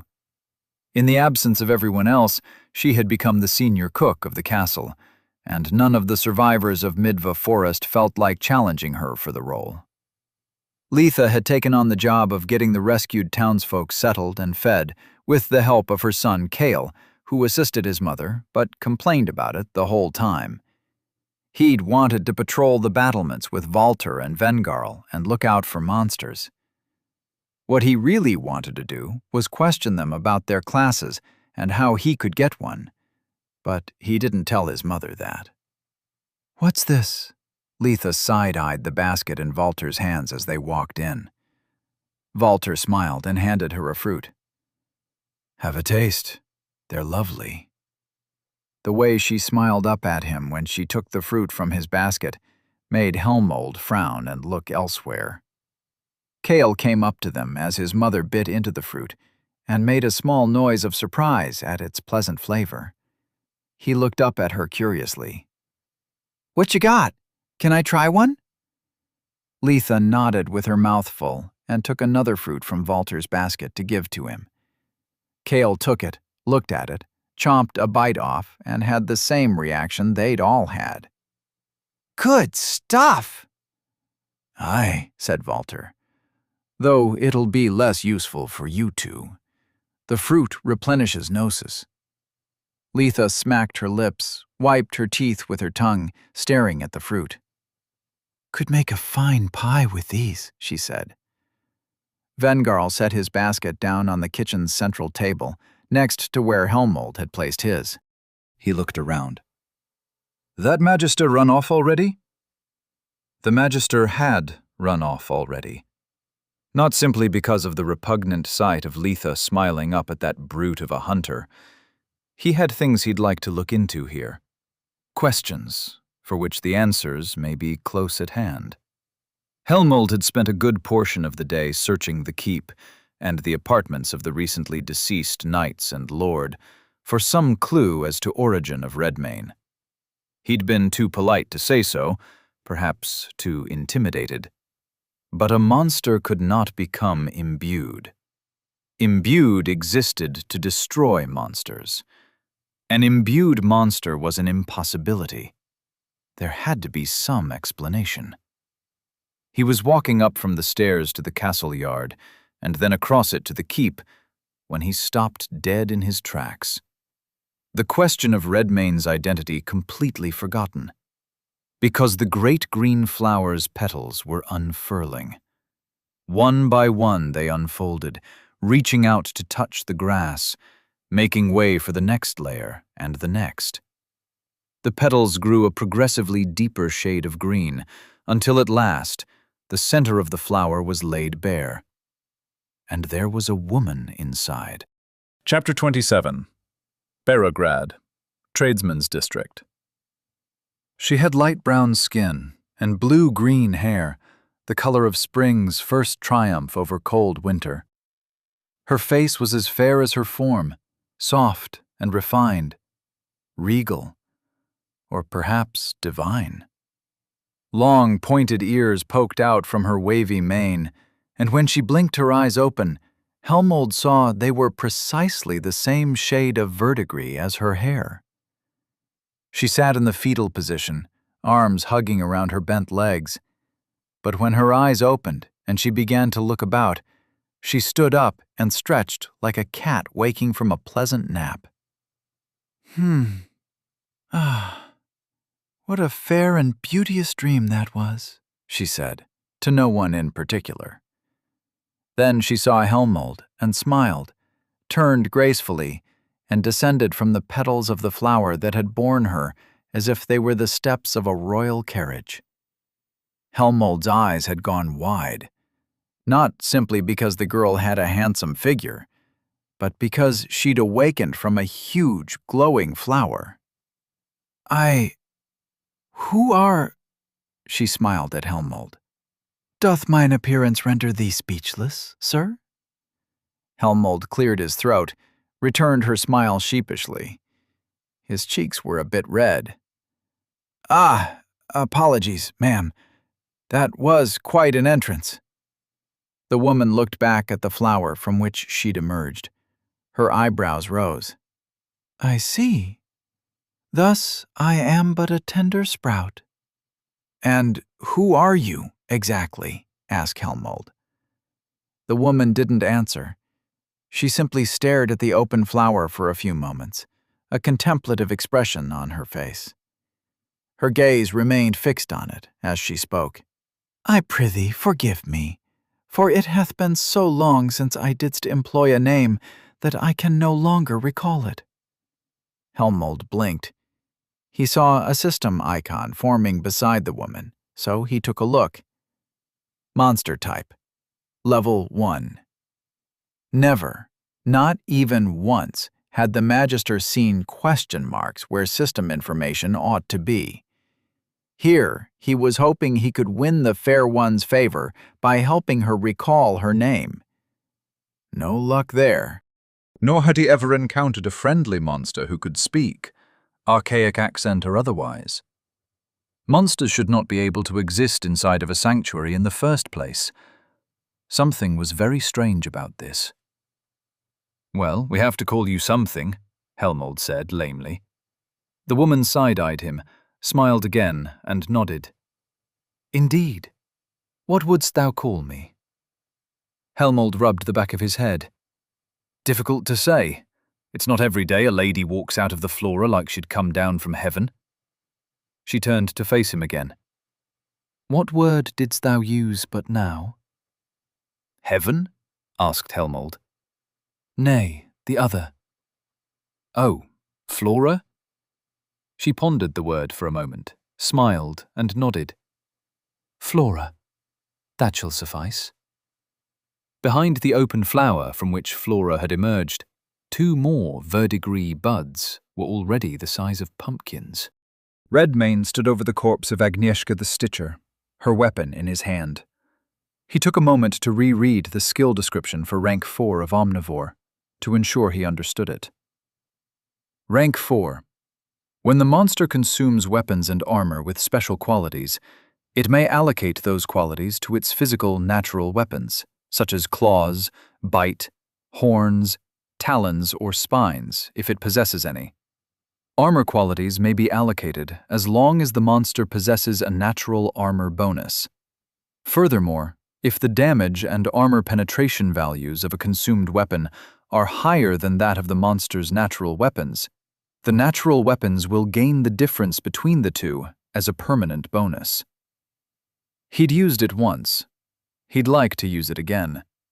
The description seemed to suggest he could continue eating weapons and adding their qualities to his teeth and claws in perpetuity. Either that, or if he ate a new weapon, its qualities would overwrite the qualities of the last one. There was one way to find out which version it was, he supposed. He took a bite out of the Stitcher's bodkin, then another, then another. In a moment, the weapon was in his belly. Again, he felt the concentrations of gnosis floating in his stomach, undigested. Fast felt familiar. Rending was a new sensation, even though he had it on his claws already. In his stomach, it felt sharp and malicious. Once more, he decided to split the qualities between teeth and claws, add rending to the latter and fast to the former, to improve the traits they already possessed. Redmane closed his eyes and moved the clusters of power from his gut toward his claws and jaws, respectively. Another few moments of uncomfortable stiffness came as the magic calcified onto his natural weapons. He took a look at their updated profiles. Weapon profile: claws, damage plus 15, armor penetration 8, corpus damage over time on hit, rending 4, armor plus 4 while blocking, defensive 2, attacks damage up to 4 foes, cleaving 3, bite damage plus 15, armor penetration 8, evasion negation 10, fast 5. Redmane grinned. His pulse sped up, heart beating against the inside of his ribs in a flush of excitement. Nothing was overwritten. The effect was cumulative. His teeth and claws could become armaments so formidable that no one could possibly stand against them. Every weapon he came across could become part of his weapon. He had to restrain his body from sprinting out the door to hunt down the next foe immediately. There were a few more things to handle, quality points being first. He chose Grace again this time. Grace 13 to 16. Fortitude needed attention as well, which meant more levels. Redmayne couldn't think of a more pleasant way to spend a day. But first, he needed Corpus. Agnieszka nearly drained him. Unfortunately, the cadavers around him weren't the most nourishing things, but they would have to do. Lifeless flesh had so much less vitality than a fresh kill. Despite the freakish alacrity with which he could eat, it still took Redmayne until the early evening to devour everything. Corpus, 1,772. For the time he'd spent, the rewards were underwhelming. But it didn't dampen his spirit much at all. There had been more exciting developments, and it was time to test them. He bolted out the doors of the undertaker's shop and down the street in the direction the stitchwork sentinel had chased after the retreating powder kegs. It wasn't far. The street bent southward and descended a gentle slope, the buildings crowding in against it as it narrowed. At the end of the slope lay the sentinel, surrounded by the pulverized corpses of beastmen. The pack of stitchwork stalkers had been dispatched as well. They lay in pieces, blown apart by bullets and bombs. But the sentinel had some life in it yet. It heard Redmayne charging down the hill, and roused with a groan, as if reluctantly rising from sleep, lumbering to its feet and then roaring long and loud. No doubt a cry for reinforcements, if there were any within earshot. Fortunately, their craftsmen could no longer make more. Redmayne leapt as high as his legs would propel him, a claw raised overhead. The stitchwork sentinel clacked its giant club hands together, as if accepting the challenge, and bounded at its airborne foe. Claws met bone and sliced right through. The sentinel brought a club hand overhead to smash Redmayne out of the air with a downward slam. Redmayne decided he'd strike the offending weapon directly, and the swipe of his claw fractured the mass of bone, split it straight down the middle, lengthwise. The sentinel howled in frustration, bashed its now useless weapon on the ground where Redmayne landed. But it missed again, and Redmayne was already running at a dead sprint, past its feet. Specifically, past the ankle he'd landed a superficial cut upon during their first engagement. This time, his run-by claw sheared through tendons like a scythe through soft grass. The sentinel tried to turn and fell on its face, slamming into the ground so hard it kicked up a cloud of debris and made the corpses around it bounce. It tried to crawl to its feet, using one good hand and one good leg. Too slow. Redmayne was already upon it again. A slash clipped its head from its shoulders. A flurry of claws followed, tunneling into the brand-new cavity between its shoulders. The body kicked and flailed with what little volition it had left, as Redmayne severed all its internal stitching, blowing apart its connections and rendering its magic null. Not enough experience to gain a level, but the flesh would provide a bit more corpus. Corpus, 1954. A bit more. He'd still have to be careful. Fortunately, his prey would be live beastmen again. He could stock up, so long as he took care not to collect too many bullet holes. Redmayne took to the rooftops in search of the powder keg's home turf. They would be somewhere in the tradesmen's district, or at its fringes. Now that he thought about it, he was surprised they weren't headquartered on Smith Street or Mason Street. But tradesmen were clannish, or so he'd heard. Newcomers may not have been welcome. Before he went running off in the wrong direction, however, Redmayne crouched down and closed his eyes. He had airborne sentries. Better to use their eyes for reconnaissance. 2 were on this side of the river with him, and this side was where they were most likely to be, so he borrowed the senses of the nearest bird to him. It had been perched on the peak of a rooftop.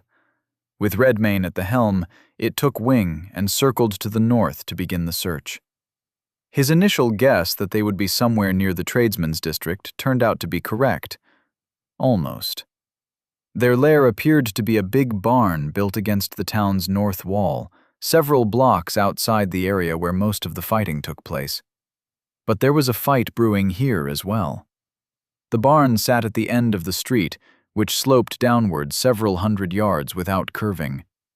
At the bottom of that slope, a trio of stitchwork sentinels, 6 stitchwork spiders, 2 groups of 4 stitchwork sappers, and 3 packs of 6 stitchwork stalkers had all amassed in preparation for a charge. And the powder kegs were ready for them. Riflemen perched on rooftops lining the street all the way up the hill. The barn doors were thrown open, and a trio of cannons had been rolled out and aimed downward toward the assaulting force. On either side of the street, beastmen with bombs, muskets, and blunderbusses crouched behind crates and barrels they'd stacked up for cover. Redmayne wondered if the Stitchworks knew the fate of their creator.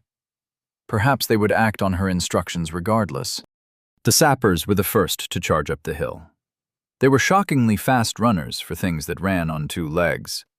No wonder they'd reached to Redmayne before he could get away back at the Undertaker's. When the charge of the sappers began, the powder kegs let off their opening salvo, and the battle was on. Cannon fire sailed over the heads of beastmen crouched behind cover. The night became a percussion concert, an especially dissonant one, made up of the boom of cannons, the snap of muskets, and the popping sounds of bombs exploding. The Stitchworks lent their shrieking, wailing vocals to the effort, as their bodies blew apart under the barrage of merciless projectiles. Redmayne peered up the hill at the barn, but he didn't see anyone who looked like an obvious leader.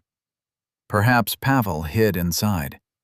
He'd find out himself, but through the back door. He'd already been caught between the 2 sides of this feud once, and once was enough. Redmayne opened his real eyes and set out for the north wall at a dead run, leaping from rooftop to rooftop, meaning to skip the battle entirely and go directly to his target. This would require him to circle around and come at the barn from another angle, so as not to be mulched by projectiles or trampled by charging Stitchworks. He chose to veer westward when he drew close, skirting along the rooftops out of view of the marksmen perched there. While they did have more urgent concerns in front of them, it wouldn't do if he were spotted. Even after glutting himself on every last cadaver in Agnieszka's shop, with a side order of half-dead sentinel afterwards, his corpus still ran a bit lean for his liking. The sounds of the battle grew closer and closer. Redmayne flew across the rooftops, going westward, and then back around to the east once he'd reached the north wall, so as to approach the barn from the side. He leapt onto its roof at last, and spied a hatch at its far end he could open. The hatch's hinges creaked. Inside, beneath him, was a loft no doubt intended for surplus hay, but at the moment was empty. Redmayne silently dropped down onto it, crept to its edge, and peered down into the barn. The whole barn had been converted into a workshop, full of tools and machines he didn't recognize. But he recognized the finished products. Rows of firearms lined up on orderly racks, barrels and boxes full of black powder and ammunition. Between the racks burned well-maintained oil lamps, keeping the large interior of the barn amply lit. The cannonballs and musket balls looked especially nutritious. When this was over, perhaps he'd have an armor bonus for dessert. But that would be after. First, there were foes to attend to. Near the rear of the barn, Redmayne found who he was looking for. There stood a tall, gangly beastman in the garb of a peasant, with an unruly mane of brown hair and a long beard to match. He stood in front of a long rack of muskets and blunderbusses, loading them one by one and setting them down on a long table behind him when they were ready for use. At the table's end, there sat a wide barrel full of bombs, each the size of a ripe melon. Powder Keg Pavel. Monster type. Corrupted. Level 40. Redmayne dropped down into a crouch next to the powder keg boss. Pavel wheeled around with a blunderbuss in his hands. He sniffed at Redmayne, sneered. Feral eyes blazed from beneath his curtain of wild hair. "You ain't one of mine," he said, his voice low and threatening. "Come to get your dome blown off, aye?" "Regards from Agnieszka the Stitcher," said Redmayne, as he stood from his crouch. "She expresses her regrets that she will be unable to attend the wedding on account of her untimely demise." Pavel's eyes burned brighter. He bared his yellow teeth in a snarl. "What did you say?" Chapter 28. Barograd, Tradesman's District. It took Redmayne half the fight and most of his corpus to get Agnieszka the Stitcher to the point where she was emotionally compromised. With Pavel, it seemed he'd done so right away. "What did you do to my wife?" His voice boomed, so loud it made the team of Beastman cannoneers at the far end of the barn wheel around in surprise to see what their leader was yelling at. Pavel didn't pause to explain anything to his henchmen. He had a blunderbuss in hand, and it was already pointed in Redmayne's general direction, so he pulled the trigger.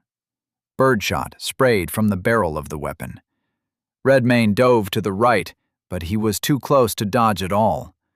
It ripped into his leg from the knee down, sprayed blood across the floor as he flew sideways.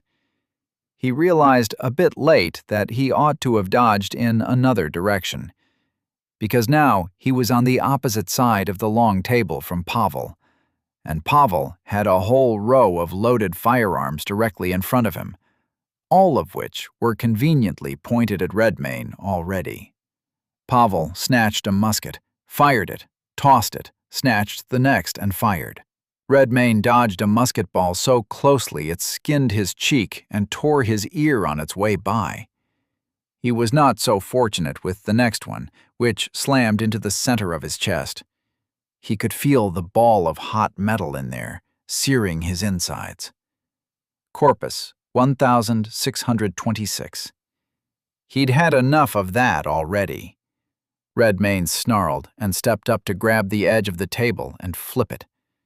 Guns went flying as Pavel staggered backward, cursing, a freshly fired musket still in his hands. He leapt over the table before the Beastman could grab for another weapon. But Pavel didn't. Instead, he answered Redmayne's lunge with a bayonet stab that took him in the shoulder. Corpus 1311. Pavel unstuck the bayonet by kicking Redmayne in the gut, sending him backpedaling as he dropped the musket and stooped over to fetch another one. Bullets struck the wall beside Redmayne from another angle. Redmayne flinched, looked to his left to see that the cannon team had taken up arms in defense of their boss and were now firing pistols and muskets in his direction. He crouched low, refocused on the foe ahead of him. Pavel had a new weapon in hand. Already he had it aimed at Redmayne. The gun went off with a crack and a puff of smoke, but Redmayne was already in motion. His right claw struck the weapon in half, the next sheared straight down the center of Pavel's face and chest. Bleeding 4. But Pavel was no pushover, even without a weapon. He struck back with his fists, battering Redmayne's guard with all the bestial strength hidden within his lanky frame. He knew where to strike, and how, suggesting he'd been a boxer before taking up gunsmithing. Redmayne wished he'd stuck to that. There was honor in fighting face to face. Unfortunately for Pavel, the Beastman was outgunned in that arena, so to speak. Pavel advanced behind his jab, threw a body shot that landed flush on Redmayne's ribs. In exchange, Redmayne clawed his face open from right to left and his chest open from left to right. Bleeding 8. Bleeding 12. Pavel wasn't looking good already. Blood poured from his wounds, coating him in red. "Your woman put up more of a fight than you," said Redmayne. Pavel bared his teeth in a snarl. His eyes burned with hatred. "If you harmed one hair upon her head." "I killed her," said Redmayne. "She was a butcher and a fiend." The powder keg boss roared and lunged like he was going to put his hands around Redmayne's neck. Redmayne caught his arms midway, which began a brief wrestling match on their feet. Both Redmayne and Pavel's arms shook with the strain as each tried to gain the upper hand over the other in a contest of might against might. Redmayne felt a tingle of panic when he realized Pavel had the upper hand. The leader of the powder kegs was slowly but surely bearing down on him, separating his arms, looming over him as he drew closer and closer by inches. Another salvo of shots hit the wall around Redmayne. This time, one struck his hip, digging deep into the flesh. Corpus 1009. Redmayne supposed this was going to be a brief battle, one way or the other. Pavel's crazed face was now inches from Redmayne's. "Whatever you did to her." His hateful eyes did their utmost to try to bore through Redmayne's head. "Whatever harm you brought to Agnieszka, I shall visit on you 3 times over." Redmayne bit Pavel's face off. Only the lower half, but it did the job. The bite landed so swiftly, Pavel barely had an instant for his eyes to widen, let alone react. Redmayne's jaws snapped off a chunk of his head, and he wailed in pain. His grip on Redmayne's arms suddenly slack, his face pulled away sharply. He let go and took a few steps backward, blood streaming down his chin and neck in a sheet of glistening red. The bite left Pavel's tongue dangling grotesquely, the upper row of teeth exposed, the rest a bleeding orifice. Blood-soaked skin hung loosely from the ruin of his jaw. He gurgled, coughed out a gout of blood, and attempted to speak, but the results were incomprehensible. Redmayne charged to put him out of his misery, but Pavel, despite his grievous injury, had at least one more nasty surprise in store. His eyes gleamed with malice when Redmayne burst into motion. He kicked over the barrel of bombs beside him, a feat of strength even for a beastman. And at the same time, he ripped an oil lantern off the wall and pitched it down at the bombs, spilling onto the floor in front of them both. Several fuses lit. Redmayne turned and ran the opposite direction.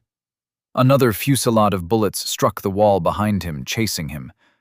The cannon team hadn't seen what happened yet, apparently. There was an open window ahead on his left. He could dive through it, get clear of the explosion. No sooner did his feet leave the ground did an extra force lend a hand. The force of a massive explosion. The popping sounds of bombs bursting multiplied until it was deafening staccato. The blast hurled Redmayne through the window and against the stone wall of the building next to it. He hit the wall face first and blacked out. When he came to, blinking his eyes open in an all-too-familiar daze of head trauma, Redmayne again found himself buried in rubble that was once a coherent structure. His back was pinned against the stone wall, and on top of him sat a pile of blown-out planks. The air smelled of smoke, and indeed there was a growing fire burning before him on the remains of the barn. Shouting sounded out all around him. The beastmen, no doubt wondering what happened. The system shared the important part with Redmayne, and it had a few other items for him to review. Powder keg Pavel slain. Tasks completed, 2 over 4. Level up. Level 40 to level 41. Level 41 to level 42. Level 42 to level 43. Quality points awaiting allocation, 3. Skill rank up. Lion's Lunge, common. Class skill rank 2, evolution. Possible. Active, variable, base 15 gnosis, rank 1. The imbued leaps at his prey to deliver a crushing blow. This attack channels the hunter's primal power into a decisive strike, which deals extra damage and knockback to a single creature. If the targeted creature has been marked as prey by Hunter's Mark, their armor is halved against this attack. Rank 2. The imbued may follow the first blow with up to 3 more consecutive attacks, each with the same enhancement to damage, knockback, and potential armor negation as the first, at a cost of 5 gnosis per attack. Consecutive attacks may be directed toward the original target or separate targets. A fine upgrade to the skill, truly. The frustrating thing was its gnosis requirement, or rather, his enduring lack of said resource. He took the quality points and put them into Grace. Grace, 16 to 19. Perhaps he'd have avoided being slammed into a stone wall if he'd been a bit faster. Probably not. He checked his corpus, bracing for bad news. Corpus, 335. It was indeed bad news, and there were enemies about still. He'd have to be cautious. Down below, on the hillside, he could still hear the distinctive shrieks and howls of stitchwork creatures. The beastmen continued to hold them at bay. Hopefully they would prevail. He'd rather fight beastmen than undead. They were much more filling. "Boss!" a beastman called out nearby. "Aye, you in there?" He felt weight above him, boots walking across the pile of rubble. They were searching for Pavel. Redmayne tried to crawl up through the wreckage to get to one of them, get a claw around their ankle and drag them down for a quick bite. The disturbance made all the footsteps above him stop. They had felt him moving beneath them. "Boss?" one called out. Redmayne paused, considered what to do. Then he put his hands on the wood over his head and shook it a bit. "He's down there!" Several more pairs of feet began to clamber around above him. He could hear planks and other debris being lifted off the top of the pile and tossed. Nobody spoke. There was a lot of huffing and puffing. Evidently, Pavel's men valued him. Unfortunately, the system had sent Redmayne here to eliminate them all. But at least these ones wouldn't have to lament their misfortune for too much longer. As Redmayne felt the team of beastmen begin to close in on him from above, rapidly digging down toward his location, he looked around for a place where he could tuck himself in and hide. He'd nab one by surprise, eat as fast as he could before his mates realized what was going on. No sooner had he done so than the stack of rubble overhead come free, exposing open air and the light of the moons. "Boss?" The beastman extended his torch into the hole. Redmayne slid back from its light. A keener observer would have noticed the reflective points of Redmayne's feral eyes at the edge of the shadows. "Boss, you down there?" He dared to climb down into the rubble to get a closer look, see if he had to dig Pavel out. But he didn't find Pavel. Corpus, 899. The sudden, violent jostling and screams were a dead giveaway to the others, unfortunately.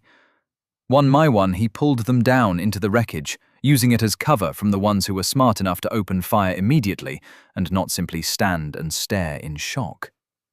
They may be monsters, but there was a true predator among them now. Corpus, 1516. Redmayne emerged from the rubble when it was done, wiping blood from his face with one hand, pushing aside a section of wall with the other. Down at the bottom of the hillside street, a pack of beastmen were closing in for the kill on the final stitchwork sentinel. Good. He'd feast on those, and every beastman between here and the other side of the river. Chapter 29. Berograd, Tradesman's District. Redmayne flew down the hill, ripping apart beastmen on his way and devouring their remains while they were still hot. Corpus, 2132. The final team of them awaited him at the bottom of the slope, filling the air with the crackle of gunfire as they tried in vain to land a shot on Redmayne as he rapidly descended their way. But his fleetness was too much for them, and by the time they were done with their first salvo, he was too close for them to safely flee. Some tried anyway.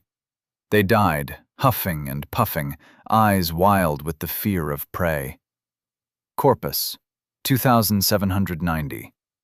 And that was the end of Pavel's powder kegs. The stitchworks as well, it seemed. Their remains lay all about the street, blown to tatters by bombs and bullets, a mess of sallow skin and loose thread and bone blasted to splinters. Good riddance. Redmayne decided he'd prefer not to encounter any more undead. Wishful thinking, perhaps. No matter. Barograd was half his as far as he was concerned. It was time to cross the river and see to the other half. But he took his time. The powder kegs were gone, but there were many more beastmen wandering the streets who weren't a part of their gang. They roved in small packs, sniffing around for those who few had not been turned by the blight. Without marksmen to worry about, Redmayne took to the streets, stalking through them, ambushing packs of beastmen and rending them to pieces with tooth and claw. These ones seemed less sapient, weaker, and thus they provided less corpus and even less experience. But it would all add up. Corpus, 2,929. Corpus, 3,156. Corpus, 3,378. With how suddenly these higher-level foes could carve away his vitality, Redmayne decided the best course would be to stock up with the diligence of a squirrel preparing for winter. He did not go straight for the bridges. Instead, he zigzagged up and down every street in his area, dispatching beastmen and wolfing them down with savage efficiency. It was so easy he almost felt guilty. Corpus, 4,516. The lower-level beastmen were not keen observers of their environment, nor were they armed or armored for the most part. Simply peasants, albeit blood-soaked ones with sharp canines and a feral gleam in the eye. Most died so swiftly they hadn't even seen what hit them. Redmayne stalked down the street of a neighborhood, his mouth and claws soaked with blood, his eyes gleaming. He could feel the depths of the hunger stirring in his bottomless gut. Something inside called to him from its depths, in a voice he could barely hear. It insisted upon more. He hunted them down and gorged himself for so many hours that his own diligence began to slip.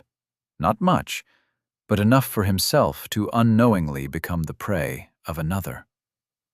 Alia's emerald arrow. If the skill weren't so bright, he might not have noticed it in time.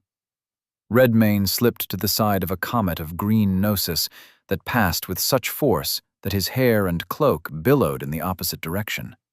Its caster stood at the end of the street, a tall young woman, blonde, with a staff in her hand and a long blue cloak over her gown.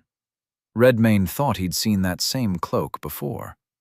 He snarled and ran at the woman, but a flash of steel from above told his instincts to halt. He looked up in time to see the blade of a sword coming for his head. Redmayne swatted it aside, claws ringing on steel, and the sword's owner stood in his path. He, too, was tall, young, and blonde, clad in well-kept plate mail, holding out a sword that no normal man ought to have been able to wield. The blade was 2 handspans across, and about as long as the man was tall. He also wore that familiar blue cloak. This much was clear. They were not beastmen. A growl rumbled in Redmayne's throat. "Stand aside," he said, "and you'll be spared." The young man gave Redmayne a contemptuous look. "Forgive me if I do not trust in the mercy of a beast." He brought his massive sword down in a diagonal slash, which Redmayne hopped back from. But then he had to hop yet again, because the lady caster behind him let off another Alia's emerald arrow afterward. Redmayne glanced at her for a moment, noticed the determination in her eyes. He also noticed that her eyes and the eyes of this fellow in front of him were the exact same shade of blue. But the swordsman before him didn't let Redmayne get too good a look. He came down with a vertical slash, then another across, then a diagonal backswing. He was adept at keeping that huge weapon in motion, and at speed it seemed as if he were wielding it with the ease of a wooden training sword. Another glowing missile flew by, and this time Redmayne barely managed to evade it. It seared his face on its way by, and an instant later he leapt backward to dodge a horizontal cleave that would certainly have separated the upper half of his body from the lower half. He didn't want to hurt these two. They were plainly not allied with any Beastman faction here. Then it hit him. The cloaks. He knew where he'd seen them. On Magister Helmold, the Imbued. These were members of Valter and Vengarl's coterie. Redmayne held up his hand. "Hold!" The swordsman stood there in his stance, stony-faced. Behind him, the head of his companion's staff glowed green in preparation to loose another deadly skill. "I've met your comrades," he said, "in Midva Forest. They helped me set free the townsfolk who had been captured by beastmen for use in some fell ritual. I bid them to take the survivors to my sanctuary, Hare's Castle." Both their expressions changed, but not to friendly ones. They looked suspicious. "Their names are Valter and Vengarl. I met them when I ventured into Midva Forest myself. They're hunters, like me." That raised their eyebrows. "You're imbued," said the swordsman, skepticism plain in the tone of his voice. Then his brows drew together. He looked like he was inspecting Redmayne more closely than before. Suddenly his eyebrow popped up, like he'd noticed at last the system icon floating next to Redmayne's head. His eyes widened a bit when he opened it. "Gods! You are an imbued!" "What?" the girl behind him said. She lowered her staff and walked up next to her companion. Standing next to him made it quite plain that they were at least siblings, if not twins. She too seemed surprised to notice his system tag. While they read his, Redmayne figured he might as well read theirs. Radovid Kashak. Class, Warrior. Archetype, Swordsman. Faction, None. Level, 35. Irina Kashak. Class, Magister. Archetype, Channeler. Faction, None. Level, 35. "How common are coteries with two sets of siblings," said Redmayne. Radovid let out a laugh despite himself. "You truly met Valter and Vengarl?" Redmayne nodded. "They joined my faction as well." "They did what?" said Irina. "They also told me you had another coterie member, a justiciar by the name of Vela," said Redmayne. "I saw her earlier today at some manner of religious observance with the Beastman cultists." Radovid nodded, looking perturbed at how well-informed Redmayne seemed to be. "Aye, she goes off on her own, as justiciars have a tendency to do." "Hold up there," said Irina. "You said they joined your faction?" "House Redmayne, yes. I created it when I claimed Hare's Castle for myself." Both their eyebrows raised at that. "There aren't any other coteries in the area I know of," said Radovid.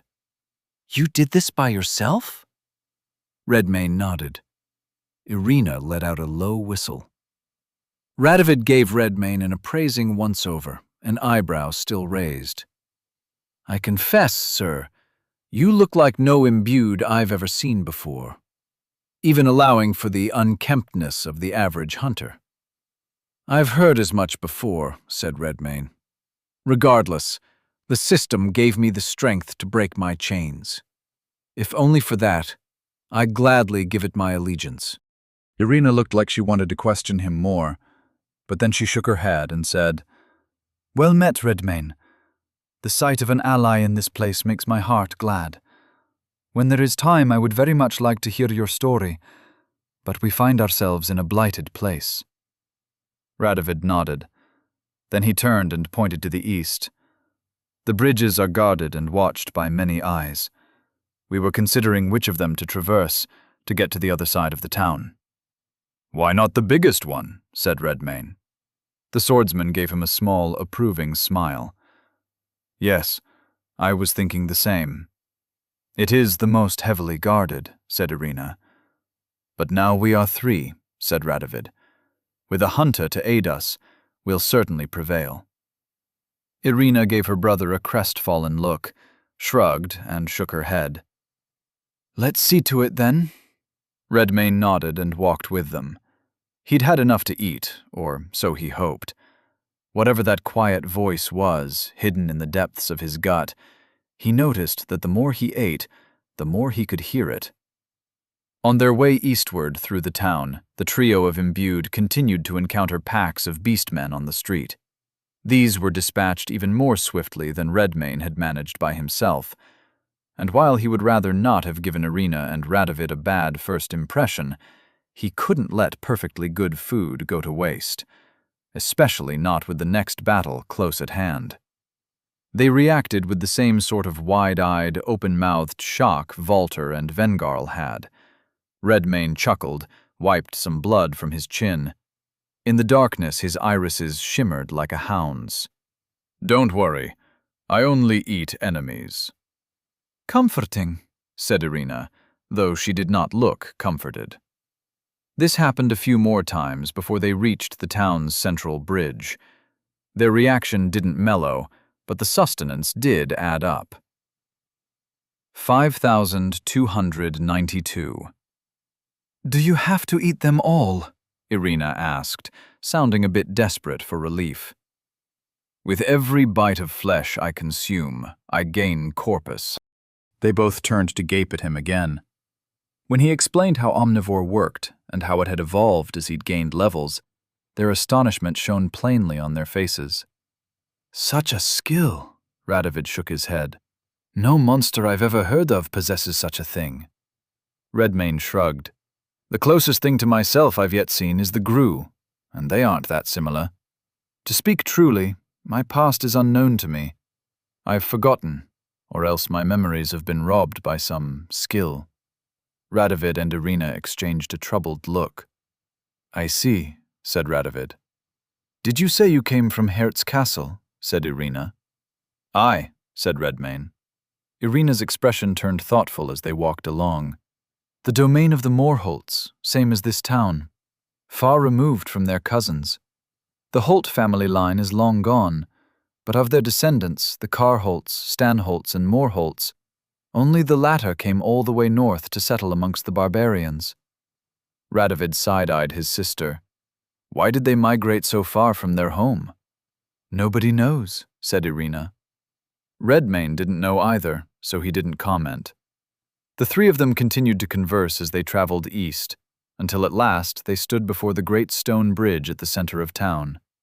A copper plaque at the end of the bridge gave the imbued its name, Brandis Bridge. No doubt named for its architect or chief stonemason. Whoever Brandis was, they ought to have been proud of their workmanship.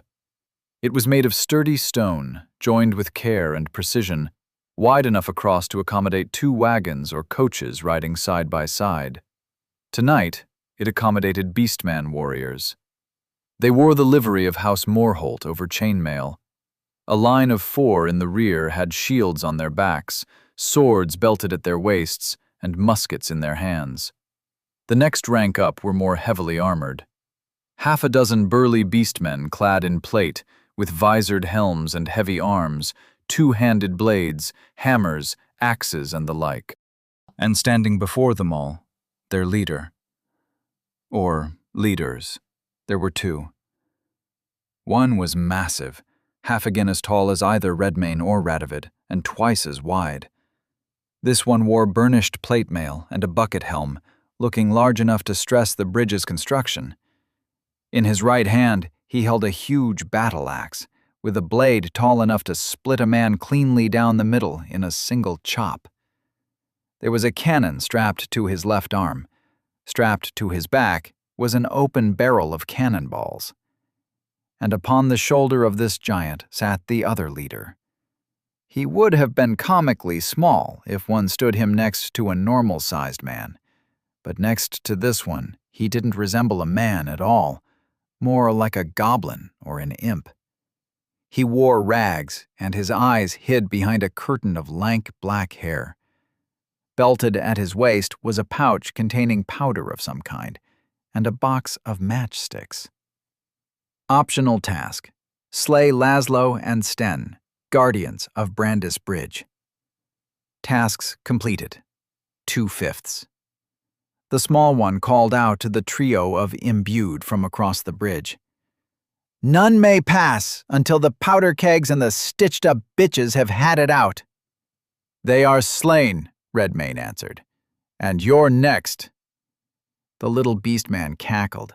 "We got a live one! All right then, lads, give him a warm welcome."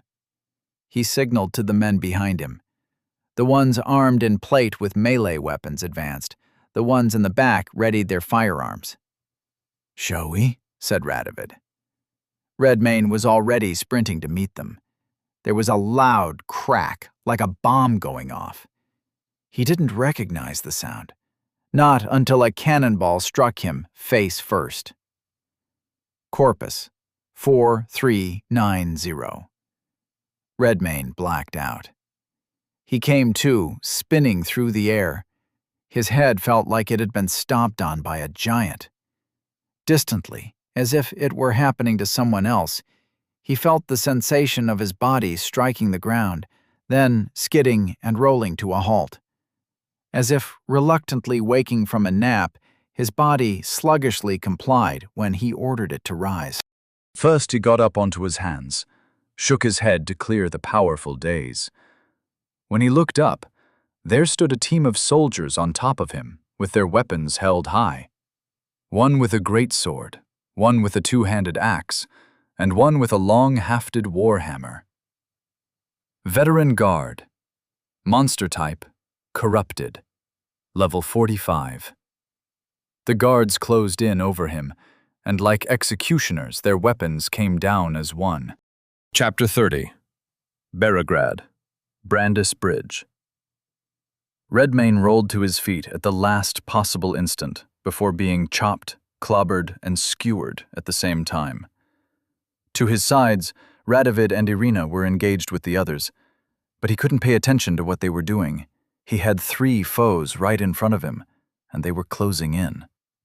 Redmayne tracked the point of that sword with his eyes, swatted it aside with a claw when it stabbed forth, and then ducked an axe swing that might have given his face the same treatment he'd given Powder Keg Pavel.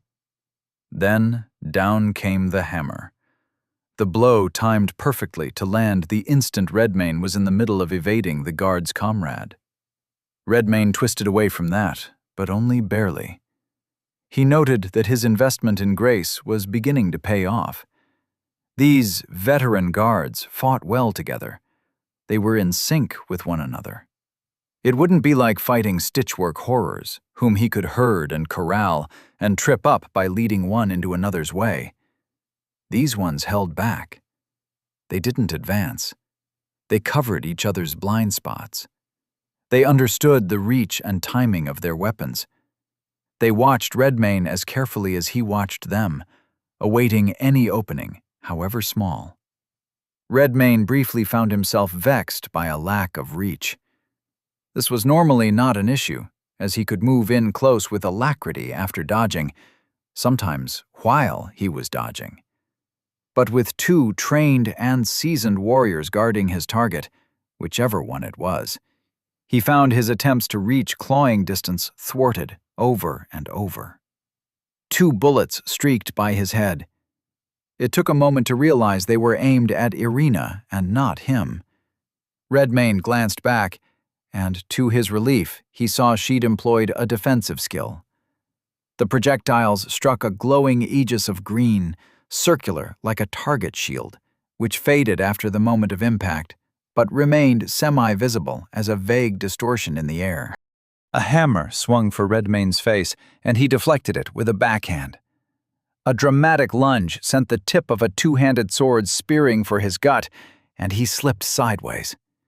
An axe came down diagonally, and he stopped it between his upraised claws, struggled briefly with his opponent, and then shoved the head of the weapon aside, freeing himself from the bind. Already the other 2 were coming in with more strikes. They were like a team of workmen with hammers pounding a stake into the dirt, striking the same target with such timing that 2 blows were on their way as soon as the first one landed. Redmayne realized the correct course of action. It was the weapons themselves he'd have to deal with. He'd ducked the swipe of an axe. That meant the sword was coming.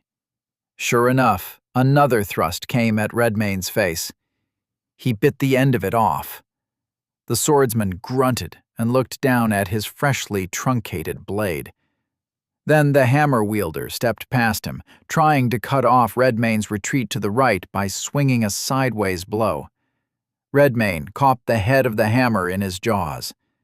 There was a brief tug of war, Redmayne's iron jaws versus the guard's arms, with his weapon as the prize. During this exchange, the axeman landed a direct hit on Redmayne, making him wince from the pain as the weapon slammed into his side. Corpus, 3,675. Blood flowed freely from the wound. Redmayne felt the cold axe blade pull free from his gut with an unnerving wet sound. He'd rather not take another blow like that, but he had mere moments before it happened again, regardless of his wishes. The guard wasn't willing to let go of his weapon. Fair enough. Redmayne bit the head of the hammer in half instead. Now, two of them had broken toys. They didn't look happy about it. The swordsman came at him anyway, behind an advancing flurry of slashes. But his reach was diminished now. He threatened a shorter space in front of him. So when Redmayne deflected the sword this time, he found his foe within reach. He smacked aside the blade and clawed across the guard's helmet, his claws slicing cleanly through the steel and deep into the flesh beneath. There was a muffled cry as the guard staggered back, blinded by the blood flowing down his face and out of the fresh rents in his helmet. Redmayne glanced to his right to see how Radovid was doing. The warrior had already dispatched one of his three foes, and had the other two well occupied with his colossal sword. It was impressive how quickly he whipped that weapon around. Must have been a warrior skill of some kind, or else he simply had a very high might. With the swordsman grievously wounded, and blinded besides, he only had two opponents to manage as well. Now, things would go quickly. The hammer wielder used the good end of his weapon, though it was looking a bit flimsy, as if a good blow against something solid, like the ground, would break it completely. He slipped to the side of an axe swing and baited the hammer wielder by advancing on him, arms low, his head wide open. He gave him a challenging snarl to further sell it. The hammer guard bellowed back and raised his weapon high. Redmayne stood prepared. The blow came straight down, and he darted away at the last second so that it struck the ground, which broke off the other end of the hammer, leaving the veteran guard with a stick. The axe wielder rushed in, roaring, swinging the head of his weapon in a wheel-like pattern to ward Redmayne off before he could lunge in and finish off his comrade. It worked, for a moment. Redmayne turned his attention to this one instead, snapping at him, raking claws across armor faster than the guard could hope to keep up. Which is when the other guard, freshly disarmed, leapt onto Redmayne and bear-hugged him, pinning his arms. Redmayne grunted and tried to shrug him off, but he couldn't do so immediately. He was a strong one, and extra heavy in the plate armor. The axe-wielding guard acted in perfect sync with his comrade, as they all had throughout this engagement. No sooner did the weaponless guard pin Redmayne's arms against his sides, did he bring his weapon high overhead for a downward stroke that would split Redmayne's head in half. They were smart, yes, well-trained and experienced, but somehow unwise enough to repeat the same mistake. Perhaps they weren't used to someone biting their weapons. Redmayne didn't try to break free. He simply turned his head and caught the axe in his teeth. When his jaw clamped down, the weapon shattered. Now he could focus on breaking free. He twisted around, put his hand on the side of the guard's helmet, and bit into it. The guard screamed as he felt teeth stab right through the metal and into his head. He lost his grip on Redmayne, lost all sense of composure whatsoever, and desperately flailed while toppling over with a hungry predator on top of him. One more solid bite through the head, and the guard did not but twitch on the ground, which left only one. At last, Redmayne saw his discipline give way. He saw fear. The guard backpedaled slowly, retreating from the image of Redmayne crouched over his comrade, grinning, blood on his teeth. Redmayne leapt like a wolf and finished him with a bite to the throat. Crouched over a second kill, he was sorely tempted to hunch over and glut himself on the flesh of warriors. There was a deafening boom. Redmayne looked up, and another cannonball struck him full in the gut. Corpus, 2510. The cannonball kept going, and it took Redmayne with it. His body doubled over around the weighty projectile streaking through the air. He and the cannonball flew backward as one, until they struck a corner turret of the bridge itself, the impact crushing Redmayne's midsection from both ends. He sat on the ground with his back against the cracked stone, coughed up a gout of blood. The cannonball rolled off his stomach and across the stones for a few feet. He could feel his insides knitting themselves back together, but it would be a moment. All those bones and organs had been reduced to a bloody soup inside him, and Laszlo was already done loading another charge of powder and cannonball into the gun mounted on Sten's arm by the look of it. Redmayne's vision was hazy, but he was relatively sure the giant was aiming right at him. Another boom. Redmayne tucked and rolled, and the cannonball blasted apart the stones he'd been resting on. He stumbled to his feet, spat out a mouthful of blood on the stones, and broke into a run toward Laszlo and Sten. Radovid was already sprinting in the same direction, his blade held low, and he was ahead of Redmayne now, having been fortunate enough not to have been struck in the gut by a cannon and sent flying backwards. He swung for Sten's leg, and the giant blocked the massive sword with his equally massive cannon. Sten answered with a downward blow with his axe, which the imbued deflected with his great blade angled downward. The musketeers in the back finished loading their weapons for another volley, which they aimed at Redmayne this time. 6 shots cracked off almost as one, sending a hail of merciless metal in his direction. A few of those bullets pelted around his feet harmlessly. 1 zipped by his ear. 2 struck true, 1 in the shoulder, 1 in the gut. Corpus, 1766. For a moment, Redmayne considered going around the giant and attending to those marksmen, but Irina was a step ahead of him. 2 Alia's emerald lances shot forth from behind him, one after another, taking a beastman each off their feet for good. She seemed like she could handle those. So Redmayne joined her brother, aimed his charge at Laszlo and Sten. He swerved toward Sten's blind side and struck, clawing open his armored leg and drawing blood. If it hurt, the giant didn't show it.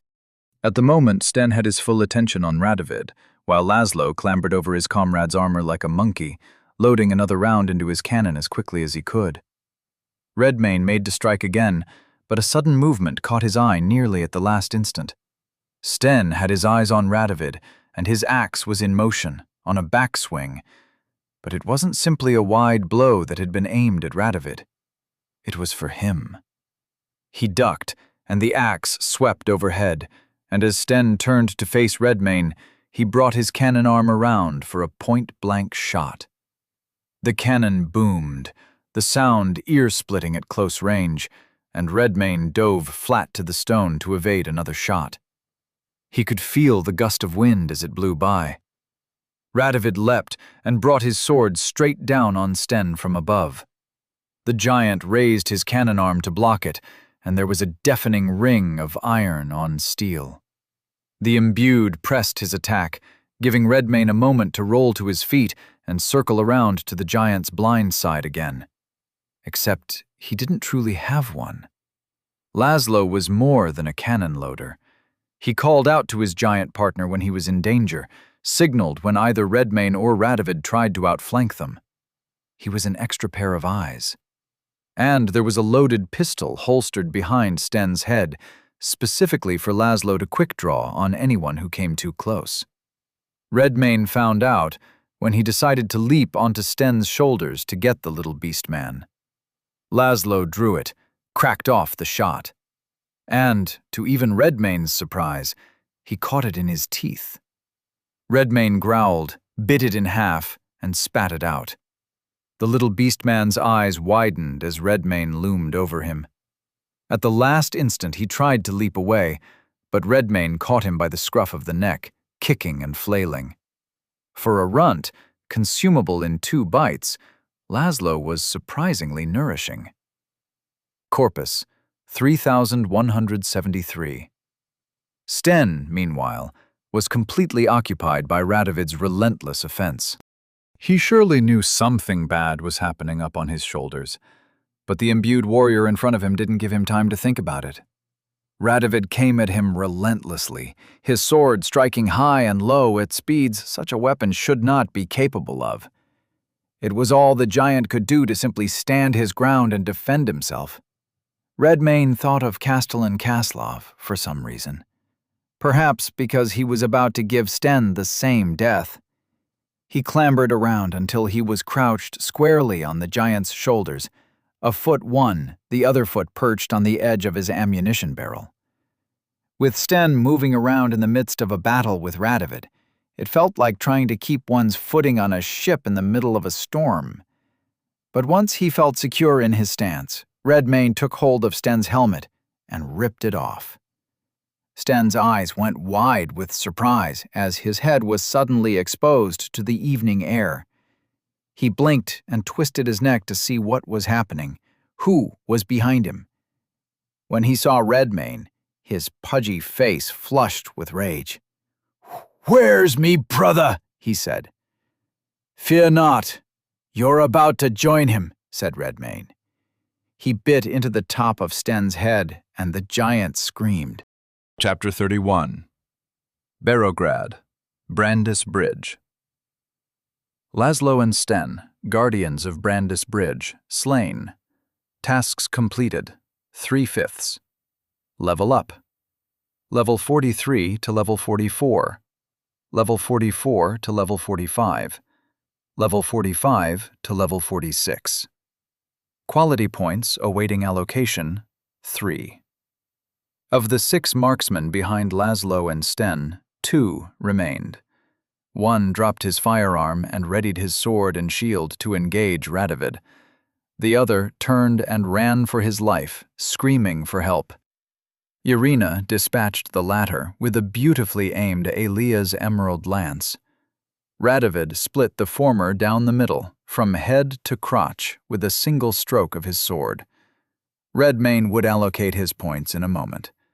There was a feast in front of him to attend to.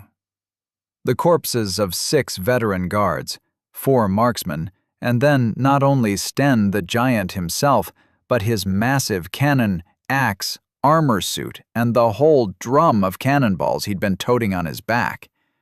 Sten's weaponry lacked any special qualities, but the sum total of all that metal was worth the time it took to chomp down. Corpus, 5,668 armor plus 13 grace, 19 to 22. He'd start in on fortitude next time. Radovid watched Redmayne eat with something like morbid curiosity on his face. He was clearly troubled, but unable to wrest his eyes from the gruesome spectacle. Irina decided she'd rather go to the edge of the bridge and gaze at the water. When it was done, Redmayne stood and stretched his spine out, flexing his claws and his jaws, his face skyward, pointing up at the moons, a feral groan coming up from his guts as he enjoyed the feeling of strength and flexibility in his limbs. He was flush, full of vitality, yet ready for more. It felt as though his hunger was building. It had a sense of inertia to it. He felt sated, yes, but eager for the next meal already. If you don't mind my asking, said Radovid, why did Walter and Vengarl join you? Redmayne shrugged. I helped them save the kidnapped townsfolk in Midva Forest. Don't think there's more to it than that. Aye, but they joined your faction. Cooperating temporarily is one thing. Declaring allegiance is another matter. I told them I intend to claim these lands. All of them. They decided to join the winning side. Radovid's eyes narrowed. The corner of his mouth turned down in a slight frown. Redmayne was no mind reader, but it was plain the warrior was working through disquieting thoughts. Speak, said Redmayne. Radovid smirked. Forgive me, sir. It's that… well, there's no delicate way to say it. Something like you should not exist. Putting aside the matter of your ill manners, imbued are meant to exterminate monsters, not mimic their very skills and appetites. Redmayne recalled Vengarl warning him about this sort of reaction from the imbued. Perhaps these two had used him to help them clear the bridge so they could proceed into the south end of the town, and now they intended to turn on him. No matter. If they chose to be his enemies now, they would meet the same fate as all the rest. Redmayne stared at Radovid silently, awaiting further explanation.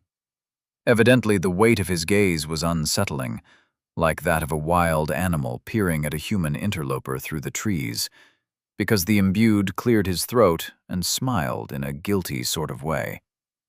But, alas, you exist, and you are imbued. And I have never known the system to err in its selection of the worthy. Yet you have doubts. Neither my brother nor myself know of any imbued quite like you, said Irina, who had returned to the two of them after Redmayne finished his grisly meal. But the system's reasons and its purposes are beyond our reckoning. To question it would be the same as questioning the tides, the currents of winds and waters and gnosis, the rising of the sun and moons. Radovid gave his sister a side-eye and a raised eyebrow. She smiled at him and shrugged her shoulders. Is my reasoning faulty? She asked. Well, no. It's that… She shook her head. We cannot know what the system intends for him. All we know is that it has chosen him. Redmayne gave them a deadpan look. Have you worked out whether you trust me yet or not? He said. Radovid glanced at his sister. She gave him a small nod. Aye. Apologies, said Radovid, as he held out his hand to Redmayne. Redmayne clasped it. No need for that. I want to get on with conquering this place. You don't stand in my way. That's all I need to know. Irina smiled at the sight of the two of them clasping hands. She turned her attention toward the south end of Barograd. Its streets were more orderly than the north side, straight lines intersecting to make square city blocks. Such structure was possible on this side of the river and not the other, simply because the land was flat. Besides its high walls, the two most prominent features of the south side were the keep, which sat against the wall, and a large church on the opposite end of the town. It wasn't the only church, merely the largest in a cluster of churches which seemed to huddle around the big one as if they were members of its congregation. 2 foes await, she said, leveling a pointed finger at the keep. 1 there, then she pointed at the large church, and 1 there. You have a comrade over there somewhere, said Redmayne, and he pointed in the direction of the churches. Shall we see to that one first, then? Irina asked.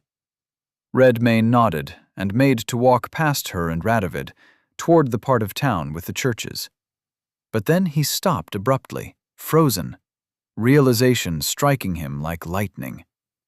He wheeled around to face Irina, who looked taken aback by his sudden intensity. Do you have a skill that restores gnosis? Or a skill I could eat? She blinked. Ah, yes, I have ways of recovering gnosis. Did you need some? Magister Helmold, along with the rest of the residents of Hare's Castle, barely had time to get used to the presence of one Flora before two more were born.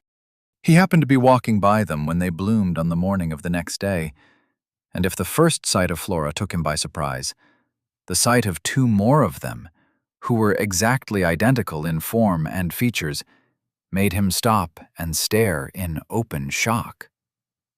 "Oh, good morn," said one, as she yawned and stretched on her flower. "We meet again," said the other, with a matching smile. Helmold blinked his eyes a few times to make sure he wasn't seeing double. "Did you say, we meet again?" The Flora on the left nodded. "Correct." The Flora on the right said, "Dost thou not remember yesternight?" The Magister couldn't find words. He simply stared. The Floras laughed softly, in perfect unison. "I thank thee once more for guiding me through the castle," said the Flora on the left. "And for introducing me to Mistress Letha," said the Flora on the right. "At present, she doth instruct me in the art of local recipes." "I am most fond of the culinary craft," said the Flora on the left. Helmold's eyes darted between the two Floras as they spoke back and forth at him in turns. It took him a few moments to comprehend what he was experiencing.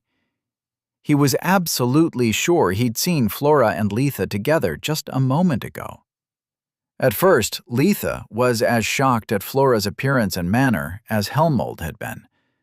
But after relaxing a bit, she seemed pleased to have made the green-haired girl's acquaintance. Perhaps it was because Flora was nicer to look at.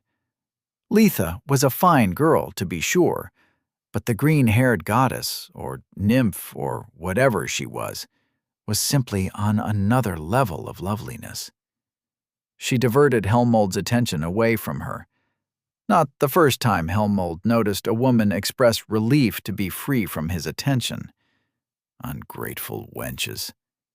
He cleared his throat politely, shaking away that train of thought. "Ah, pardon me if I seem obtuse, but you two speak as if you were the same person I met last night," he said. The Flora on the left nodded and smiled. "You have the right of it," the Flora on the right said. "No matter how many bodies I dost possess, I am ever of one mind." "So the Flora in the kitchen knows you two are up here? Talking to me?" "That one is the self-same as these who stand before thee," said the Flora on the left. "All of one mind, regardless of the count of bodies and the space betwixt them," said the Flora on the right. Helmold laughed, shook his head in disbelief. "Are you some kind of god?" The Flora on the left took on a pensive expression, touched her chin thoughtfully. "Perhaps," said the Flora on the right. "But if I be, I remember not what I was the god of," said the Flora on the left. "I cannot even recall mine own name.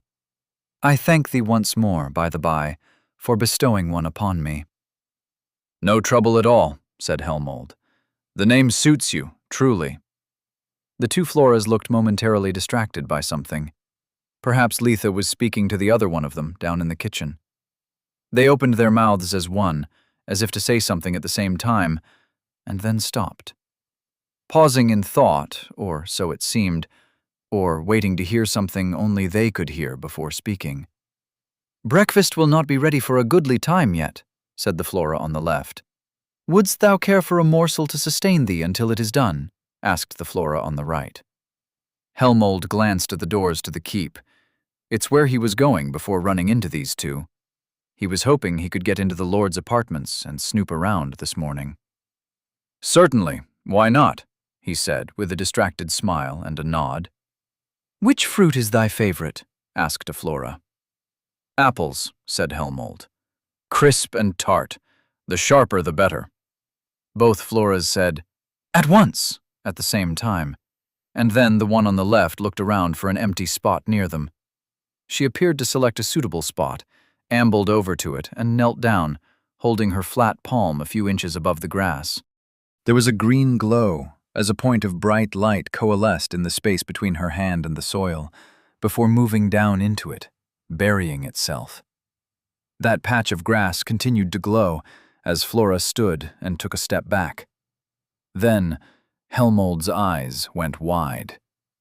Because a tree trunk abruptly poked its way out of the ground, sprouting branches on its way up, and as quickly as that trunk grew, did the branches sprout leaves and bear fruit. Within mere moments, a fully grown apple tree with lustrous leaves and limbs heavy with perfectly ripe apples had sprung up out of the earth. Flora plucked a particularly fine apple off of a low-hanging branch, walked over to Helmold, and placed it in his hand with a warm smile. "Delight in its flavor," she said. "And do return for more," said the other one. "But save room in thy stomach for breakfast first." The Magister smiled sheepishly and nodded. "My thanks." That had to have been a skill, he thought. Had she gained a level? He checked their system tags. Flora monster. Type? ? Level 3. The tags for both of them were the same. So there were 3 Floras, and each was level 3. He'd have to return to the larder to confirm that, but he had a feeling he knew what he'd find. Did this mean that the more Floras there were, the higher level she would be? A level per body? He hadn't seen her slaying any monsters last night. There weren't any to slay besides. Even if she had somehow found some, monster hunting was specifically how the imbued acquired experience. Monsters could also gain levels, but the mechanism for that differed from monster to monster. Perhaps this one didn't need to kill other beings. She would simply replicate herself. Helmold glanced between the two of them, noticed there were not 2 more, but 4 more green buds sticking out from the growing cluster of bushes behind the flowers from which they had emerged. "Forgive me for asking, but are those—" He pointed at the 4 new buds. The Floras looked behind them, at where Helmold was pointing. "Ah, yes, there shall be more of me anon," said the one on the left. 4 more. "The soil must be wholesome in this place," said the one on the right. "Well, I'll be damned," said Helmold. Much as he would have enjoyed their company for the remainder of the morning, he had to get into Lord Morholt's chambers before people were up and in motion. "Ah, well, pleased to make your acquaintance yet again. I leave you in the favor of the gods," said Helmold, before excusing himself to continue into the castle keep, up the stairs into the apartments of knights and the lord himself. He'd been searching this place in every moment there weren't eyes on him. He'd rather not have to explain what he was looking for, especially not to those 2 hunters. They would snitch to Redmane in a heartbeat. Redmane. The mere thought of his feral gaze made Helmold's skin crawl. That the system would deign to accept such a beast. It had to be a mistake, even if the mere thought was blasphemy. He was close to finding something now, or so he thought. There weren't many more places in the Lord's living quarters to search. This morning would be the last of it, unless he found a secret room or some such. Nearly an hour into the search, sitting at the Lord's desk reviewing a pile of documents one by one, Magister Helmold finally encountered something that gave him pause. A locked scroll case.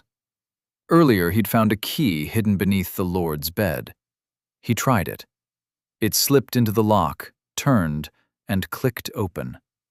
His heart skipped a beat. Then it began to beat faster as he opened the case and slid out the scroll, unfurled it on the desk, and brought the candelabrum closer to better read it. To Auric Morholt, first of his name. What followeth are instructions for the safekeeping of thy prisoner. The ritual of sealing shall endure forever if its subject be properly kept. Yet the rite hath frailties, which could be exposed by negligent keepers and exploited by resolute foes. I trust thou knowest what could transpire if the vigilance of thy house should wane. As Helmold read the letter, his eyes grew wide, and the color drained out of his face. Chapter 32. Beregrad, Churchtown, Drusilla's Font. It was a sphere of gnosis, which, once Irina cast it, floated in the air between herself, Redmayne, and Radovid at about navel height. The font was roughly the size of the cannonball that struck Redmayne in the gut recently, though this ball was more pleasant to look at.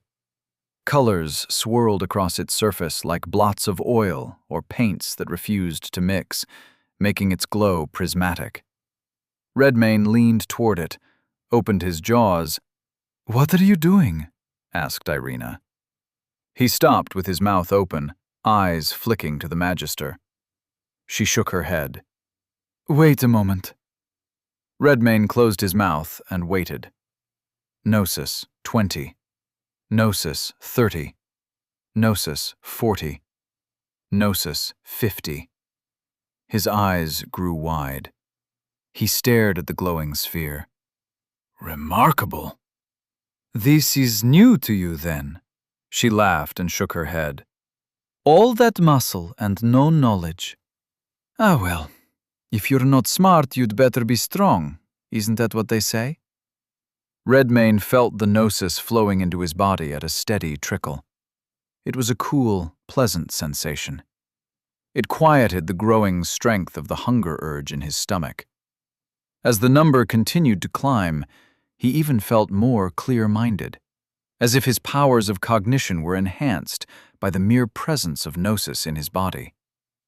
Gnosis 100. Gnosis 110. Gnosis 120. "How do magisters get by without this skill?" asked Redmayne. Irina's eyebrow arched. "This merely speeds the process. Gnosis recovers naturally, as does corpus. Yours does as well, does it not?" Redmayne shook his head no. "I have to eat to recover anything." Her other eyebrow shot up, joining the first. "I see. Truly you're a different sort of beast." Even with a calmer, clearer mind, Redmayne felt excitement growing in his gut as he watched his gnosis tick upward again and again. When Drusilla's font reached the end of its duration, however, he felt a bit crestfallen. That would be it for now. But at last, he had power. Gnosis 250. These fooled beastmen didn't know what was coming for them, but best not to be reckless with it. Save the power for when it matters most. For the high priest and the burgomaster. Unless they found themselves in a dire situation. He took a breath slowly, exhaled it, nodded. Irina chuckled at him. "Feels nice to be topped up, eh? The mind's as clear as spring water." "It does indeed," said Redmayne. "Now, let's meet up with your comrade and slay a few cultists." He broke out into a run and leapt onto the nearest rooftop, then the next one, then the next one, sprinting on his hands and feet between long leaps over the streets below. It wasn't until he was several hundred yards away from where he started did he pause and look back to see Radovid and Irina walking down the street far behind him. Evidently, they didn't share his sense of urgency. But he noted their caution, the way they covered each other's blind spots as they advanced through the streets, methodically. Redmayne could wait for them, or he could proceed on his own.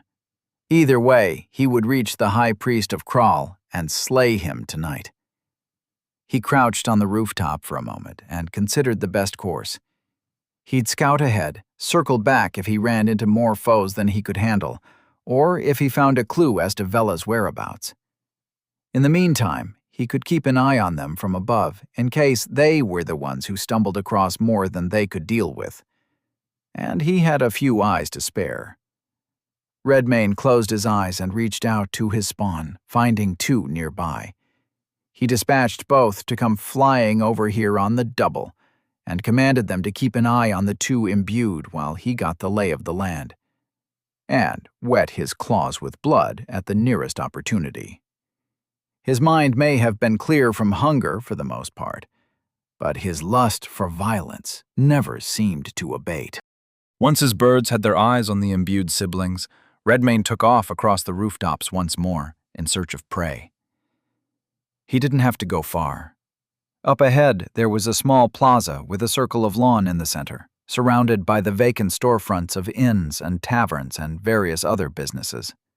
Upon the center of the lawn stood a cultist of Kral in his red-stained robes, arms held up to the sky as he droned through a sermon in some forgotten tongue.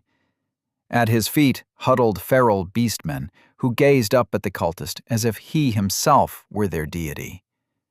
The rapturous look on their feral faces gave Redmayne the impression that, even if they didn't understand what he was saying, they were receiving the message. Either that, or their minds were dominated by a skill. Redmayne decided to test that theory. He crept around the congregation on the rooftops until he stood behind the chanting priest upon the edge of the roof of an ale hall. He hopped down from there and crept toward the red-robed figure, crouched low, and even though the gang of beastmen were facing him directly, none so much as glanced away from the priest. Beastman Shaman, monster type, corrupted, level 37. Redmayne stopped, well within striking distance. He told himself he didn't need to use any skills, but oh, why not? It's been a goodly time since the last. He stood up and drew a long, full breath of air into his lungs. The air mixed with a fire in his belly. Flame breath, Gnosis, 230. He opened wide and exhaled, hunching forward with his core muscles flexed, and a cone of fire poured from his maw with force. The priest's robes ignited instantly. It took the poor fellow a moment to even notice what was going on. He stopped chanting, looked down in mild alarm, and then his alarm wasn't so mild because he was on fire. Worse yet, Redmayne's skill wasn't over. He continued bathing the priest in flames for several more moments, even after he began running around the square howling in pain. The run didn't last long. The priest made it a few paces to the left, to the right, and then down he went. His flock of beastmen remained prostrate throughout most of it. It took a few moments after his chanting ceased and the screaming began for them to begin to come to their senses. It was, as Redmayne thought, a skill of some kind, used to keep them docile, perhaps to make them suggestible as well. Regardless, they were no longer under its sway. They shook their heads, blinked their eyes clear. Many of them saw Redmayne and snarled threateningly. Dominated or not, they were still enemies. A few leapt to their feet and ran at him, and the rest followed suit. Redmayne dodged claws and knives and cudgels, answered with his own claws, and in a few moments the square was painted red with blood and chunks of beastmen in a number of sizes. Which meant it was time for a quick snack. Corpus, 6,123. He would have liked to have eaten the priest as well, but it looked as though he would be on fire a while longer. Perhaps it was whatever dye they used on those furs, but the flames endured with no signs of guttering out. He supposed he could eat something that was on fire, if he were hungry enough. But that wasn't the case at the moment. Now would be a good time to check on Radovid and Irina. He closed his eyes and sent them to a little bird nearby. They too were engaged with a pack of beastmen and their shepherd, a priest of Kral. They had wisely retreated to a narrow street so that Radovid could halt their advance with sweeping strikes from his great blade, while Irina pelted the priest with spells from behind him. He admired their efficiency. But it looked like they had a handle on things. No need to run to their rescue yet. He opened his real eyes and took to the rooftops again, searching for the next kill. He was ostensibly searching for their comrade, Vela, and the high priest of Kral. But truly, he was hunting. Engaged in the simple joy of stalking prey, slaying it and eating it. His prey came alone and in pairs, sometimes in groups, sometimes in whole flocks, such as the one he'd dispatched in the square. Corpus, 8262. He periodically checked in on the imbued siblings and found them in good condition. Sometimes they were doing as he was, moving about the town cautiously, slaying foes as they came upon them. Sometimes they paused to rest and talk. During one such rest, Radovid leaned against the pedestal of a huge statue towering over them, depicting some manner of nature goddess. The statue may once have been copper, but was now covered in a patina of verdigris green. He folded his arms, shook his head. I don't understand what's happening. Irina came over to sit next to him, hopping up on the ledge of the pedestal to sit at the goddess's feet. What troubles you? We became imbued to suppress blight when it came, did we not? Well, now one is upon us. But why has it corrupted so many? He asked. It's taken nearly the whole of the land. What manner of curse reaches so far and wide and spares so few? Irina took a moment to think about it. Most of the people of Volos have common ancestry, descendants of the 5 founding families of the Reconstruction. Are we not people of Volos? Irina shrugged. Perhaps it could not touch us because we are imbued. I wish that were so. But consider the one we just met, Redmane. He's imbued, no question about it. But the curse is upon him as well. Irina canted her head to the side, curious. What makes you say that? Oh, come on, sister. Look at him. Observe his manner for but a few moments. What other explanation could there be? She paused again, in thought, tapped her nails against her staff, kicked her foot. The system shields us from curses of that kind. We may be afflicted by lesser things, skills that place a temporary curse of poison, or weakness, or misfortune, but not of the sort that cause blights across the land. If we begin there, we must conclude that Redmane was special before the system accepted him. If Radovid looked unsettled before, now he looked appalled. But why? Why would the system choose such a beast? Irina gave him a smirk. I think I sense some jealousy, brother mine. Radovid's ears turned red. Of course not. Redmane came back to his own senses, wearing a smirk of his own. He proceeded westward along the rooftops, dispatching beastmen in 1s and 2s as he came across them, until he reached the cluster of churches they had seen from the bridge. They were arranged in a circle, each facing a central plaza. Each building had a different architectural style, which suggested they were built at different times. One resembled a primitive longhouse with a thatched roof. The next was a small but sturdy structure built from heavy, squared-off stones. Those 2 styles repeated a bit, perhaps because they were chapels to different deities worshipped at the same time period. They all appeared to be well kept and cared for, which suggested, at least to Redmane, that whatever religions these folk practiced were still practiced today. Up until the Blight, at least. The center of the plaza featured a monument consisting of 5 statues, facing each other in salute. Each was a monster with 4 legs and wings on its back.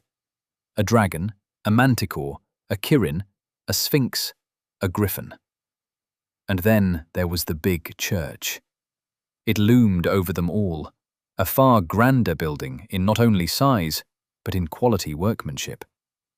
Its front face had a peaked roof with a tall central steeple and 2 shorter ones on each side, for a total of 5.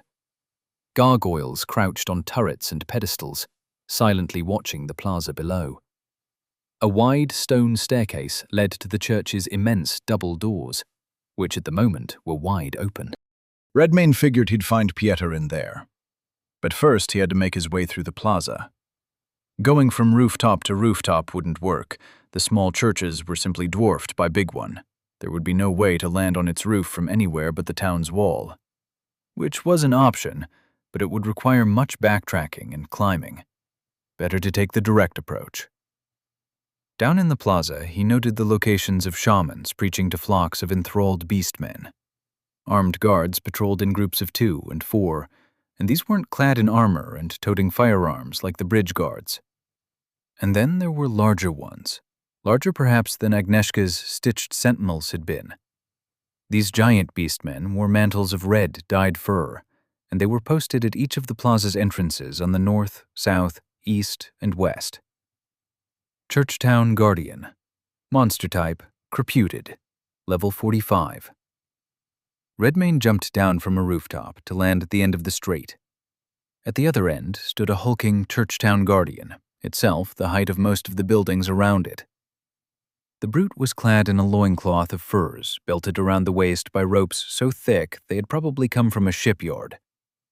It wore a mantle of red upon its head like a cowl, no doubt dyed by the same method as that of the priests of Kral. The Guardian wielded no weapons but its fists, most likely because there wouldn't have been anything else around for it to wield besides boulders or uprooted trees. The Guardian squinted down at him as if trying to discern friend from foe. Redmayne helped him figure it out by roaring a challenge. Evidently, the Guardian wasn't expecting such a roar from one so small, but it understood the meaning. Its eyes bulged, and it roared back, breaking into a run, each footstep shaking the earth under its huge feet. It occurred to Redmayne that he hadn't come up with a plan for this. He made one up on the fly. It was a good plan, simple. It would most likely work, or else he'd be crushed. Either way, there would be nothing to worry about. The giant Guardian raised a hand as it neared, as if to swat Redmayne flat against the street like a bug. At a glance, Redmayne knew it would miss without even having to move. But the shockwave from that hand's impact on the ground might send him hurtling backward through the air, so he leapt away anyway. Sure enough, the clap of a giant palm on the stones sent a blast of air into his face, blew his hair and cloak backward while pelting him with a spray of ground rock and debris from the street. As quickly as he'd dodged back, he sprang forward. His claws raked across the Guardian's wrist before he could move it out of reach, swiftly carving 4 bloody furrows into the flesh. Bleeding. 4. The Guardian bellowed in pain and raised its other fist to smash Redmayne. Again a hand struck the stone and blasted wind and pebbles in every direction, and again Redmayne leapt out of the way, this time running between its legs to slash at its exposed heel on his way by. Bleeding. 8. This was the plan. Run around, stack bleeding at each available opportunity, and don't get crushed. Bleeding. 12. Bleeding. 16. Bleeding. 20. The Guardian had a lot of vitality, that much was clear. It bled freely from many wounds, and yet it still chased after Redmayne at full speed, roaring its frustration as he eluded it again and again. Redmayne began to suspect that this was going to take a while. Which was all well and good. Sometimes a predator must be patient. He leapt and rolled, slipped into narrow alleyways, and even took to the rooftops to evade the Guardian's slaps, hammer fists, and awkward grabs. But he couldn't dodge them all. The Guardian swept its hand down at Redmayne, and he miscalculated, evaded in the wrong direction, ended up with his back to a wall. A giant hand snapped shut around his body, cracking bones, forcing all the air out of his lungs in a croak. With gut-wrenching swiftness, the Guardian raised him high in the air and then spiked him on the ground. The last thing Redmayne saw before blacking out was the cobblestone street racing toward his face. Chapter 33. Berograd, Churchtown. When he came to, which felt like reluctantly waking from a long and comfortable nap, he blinked his eyes open and realized he was airborne. The impact knocked him out and bounced him up into the air like a ball. Corpus 6199. Redmayne shook his head to clear it, realized with alarm that the Guardian stood directly beneath him, grinning up at him with yellowed teeth and giant eyes burning with the feral gleam of the Beastman. The Guardian opened his mouth as if to catch Redmayne in it and swallow him, which wouldn't do at all. He was the omnivore here.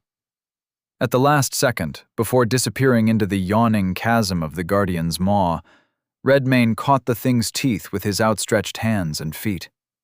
For a moment he stared down into the dark, humid gullet of the giant Beastman. In a moment the Guardian was sure to bite down. He'd have to move or do something else very quickly.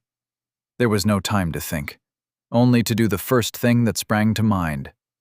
Flame breath gnosis, 210. Redmayne stared down into the throat of the giant Beastman, inhaled deeply, and fed it fire. The scream it let out made Redmayne's ears ring harder than one of Pavel's bombs going off right next to his head. It accompanied a blast of spittle and fetid breath, and as the giant began to stumble about, shaking the earth, Redmayne leapt clear and landed in a crouch on an adjacent rooftop. The Guardian held its throat in both hands, tears pouring from its eyes, black smoke billowing from its mouth and nose. Now it was burning as well as bleeding, and in an especially uncomfortable place, he surmised. It blinked its eyes clear for a moment and saw the river. Its salvation. The Guardian forgot all about Redmayne at the sight of it and went bounding down the street in the direction of the water. Redmayne had to give it his all to keep up. The Guardian had quite a gait. Eventually, he gave up on close pursuit and simply let the Guardian outpace him. It wasn't as though he were in danger of losing sight of it. When the Guardian reached the river, it fell to its hands and knees and dunked its whole head into the water, making a huge splash. Its first breath underwater came up to the surface in a cluster of bubbles that seemed to carry a great sigh of anguish along with them.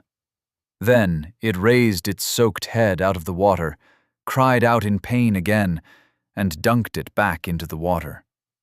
Redmayne caught up, and he took his opportunity to shred the Guardian's ankles. Bleeding. 26. The Guardian cried out underwater, heaving up another cluster of bubbles, and kicked at him. Redmayne hopped out of the way, twisted around, and took a turn slashing up the other ankle. Bleeding. Now, he felt, it was having an effect. The Guardian's attempts to kick at him grew sluggish. The grip of its hands on the edge of the street grew slack.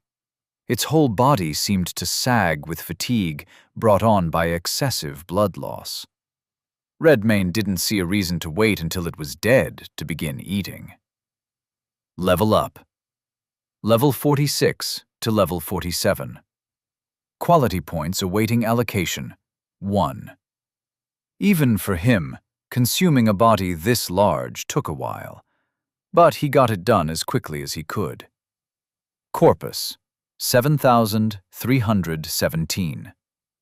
Redmayne wiped his mouth, pondered his qualities for a moment. Might was still ahead. Grace was rapidly catching up. Fortitude remained lacking.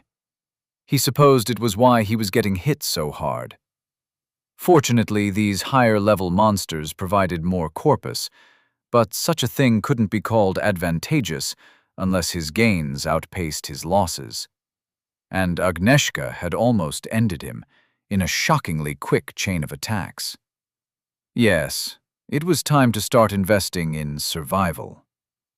Fortitude, 11 to 12. He took to the roofs again to return to the plaza of Churchtown, but on his way he stopped and held still. There were beastmen coming down the street, a few packs worth. And these were no peasants. They were cultists of Kral, the ones he'd previously spied patrolling the plaza. No doubt they were alerted by the bellows of the guardian he'd picked a fight with. Redmayne felt a small swell of relief. It was a good thing they hadn't made it while the thing was still alive, or he might have been in a much worse predicament. The bulk of the group, perhaps a dozen beastmen, wore simple linen robes dyed red and wielded knives or sickles. There were 4 taller, burlier ones wearing fur mantles and carrying great axes and swords. And bringing up the rear were a duo of shamans with antlers decorating the cowls of their robes and holy symbols of Kral hanging from their necks. They looked alert, their eyes all over the streets and alleyways ahead of them, and on the rooftops as well. Redmayne crouched down behind the peak of the roof he stood upon. It didn't seem like they had spotted him yet. He'd wait until they passed, and remove the shamans first. The pack drew closer and closer, moving in the same steady, methodical way Radovid and Irina had. Eventually, they passed directly underneath Redmayne's perch, and he stepped off the ledge and fell down beneath them. He landed in a quiet crouch and then lunged. A beastman shaman gurgled and fell as blood sprayed across the backs of his companions. His comrade, walking next to him, had about enough time for his eyes to widen in alarm and his mouth to open and let out the opening note of a warning scream. But it was too late for the last part. A claw struck his throat so hard it sent his head spinning from his shoulders. Scream or no scream, the rest were alerted. 4 snarling beastmen in furs wheeled on Redmayne, their eyes agleam with murder. The gaggle of cultists were a bit slower to react and less organized, but they too stopped and turned about with their weapons at the ready, shouting curses and invectives as the whole group of them swarmed around the solitary hunter. Fear. Aura. Gnosis. 200. Only to stop dead in their tracks. The 4 in furs stood frozen, twitching, their eyes gone wide with terror. Many of the smaller cultists simply turned and fled, screaming for mercy, their abandoned weapons clattering to the street. The ones with the valor to stand their ground found that it was all they could do. They were stuck, trapped like flies in the web of a spider. Redmayne grinned at them and made it quick. Then he had another snack. Corpus, 8,409. Monster skill learned. Dirge of the Devourer. Monster type, corrupted, beastman. Rank 1, evolution possible. Sustained, 5 gnosis per quarter hour. The monster initiates a droning chant in the ancient language of Kral, forefather of all beastmen. Beastmen of a lower level than the user of this skill, who are within earshot of the dirge when it begins, find themselves enthralled by the song and are drawn toward its sound and held to rapt attention by it. For every quarter hour the dirge is performed, enthralled beastmen will be at the absolute command of the caster for 1 full day, though the minds and temperaments of beastmen are ill-suited to tasks unrelated to fighting or hunting prey. Furthermore, the dirge does not impart knowledge of any kind. The enthralled beastmen possess whatever qualities, proficiencies, and skills they possessed before. Uses of the skill have a cumulative effect. If a monster encounters a group of beastmen influenced by the dirge of another monster, they may freely command them if the original caster is absent, deceased, unconscious, or otherwise rendered senseless. Interesting. He could use this like a fishing net for beastmen, if he ever had the need. A few devious uses for that last function came to mind. He'd have to try them out. Redmayne hopped up onto a rooftop, but before setting out toward the plaza again, he closed his eyes to check in on Radovid and Irina once more.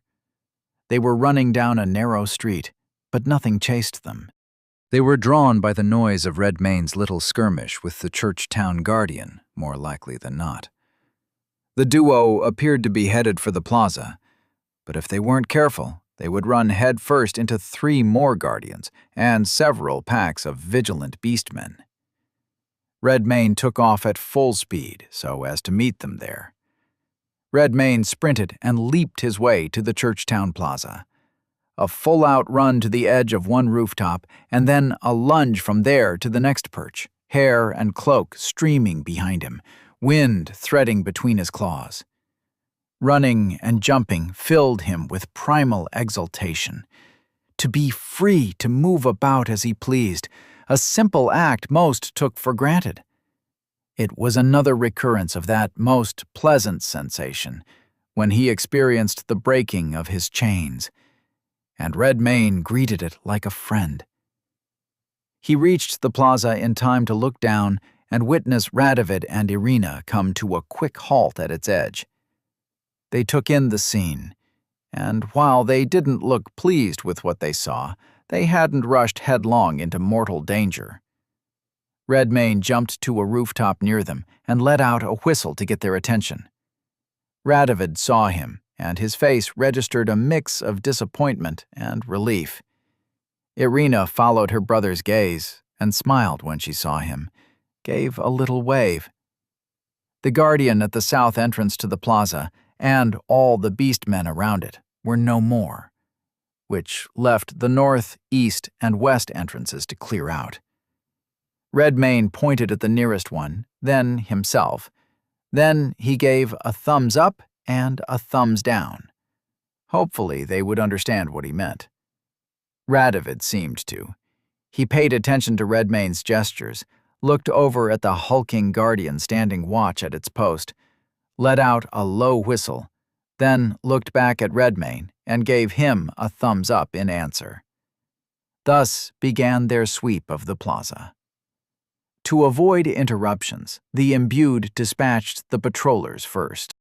Then the bellowing giant would certainly arouse the beastmen milling about in the general area, who may or may not have been standing posts. The guardian let it all happen, gazing out over the rooftops of the town. Oblivious. Its senses must not have been especially keen. It either lacked instructions to guard its comrades, or was too dim to recognize their value in case of an attack. Whatever the reason, Redmayne found himself grateful the thing wasn't as smart as it was strong. He leapt to a rooftop next to where the guardian stood watch, crouched low, and drew close enough to leap.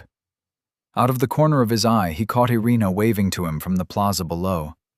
When he looked her way, she gestured for him to hold still for a moment. He nodded.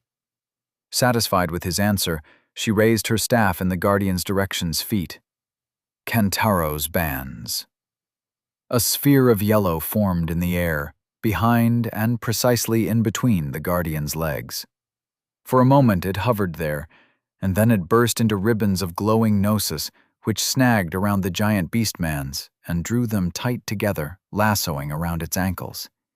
It bleated in alarm and then fell face first onto the street, kicking up a cloud of dust and debris. Elia's emerald rain. Then she used the same skill she'd used on the beastmen back at the bridge, the pyramid-shaped rain of green death. She placed it in the air above the guardian's prone back, in such a position that every single cutting shard struck its body. Tactics worthy of a hunter. Redmayne nodded approvingly. Irina noticed him doing so, smirked, and bowed. He waited for the skill to run its course before leaping down from the rooftop to finish it off with as furious a storm of claws as he could muster. Radovid leapt in at the same time to hasten its destruction with his great blade. Flush with Corpus, Redmayne saw no reason to delay. They could clear the whole plaza, and then he could feast at his leisure. So that is what they did, repeating their tactics at the next main entrance to the plaza, and the next, picking off the small ones, one pack at a time, and then felling their guardian in a manner most unfair. Their injuries and power expenditures were minimal compared to the damage they dealt in exchange. Pack tactics. No wonder the imbued formed coteries. It was most effective. Level up. Level 47 to level 48. Quality points awaiting allocation. 1 Redmayne allocated it to Fortitude. It may take a while, but he had to catch it up. Fortitude 12 to 13. Radovid and Irina stood over the massive carcass of the final guardian, both of them looking a bit dismayed. "Still no sign of her," said Radovid. "She must be around here somewhere," said Irina. Redmayne was already tearing into the Guadrian's calf. He looked up with a mouthful of flesh, swallowed it.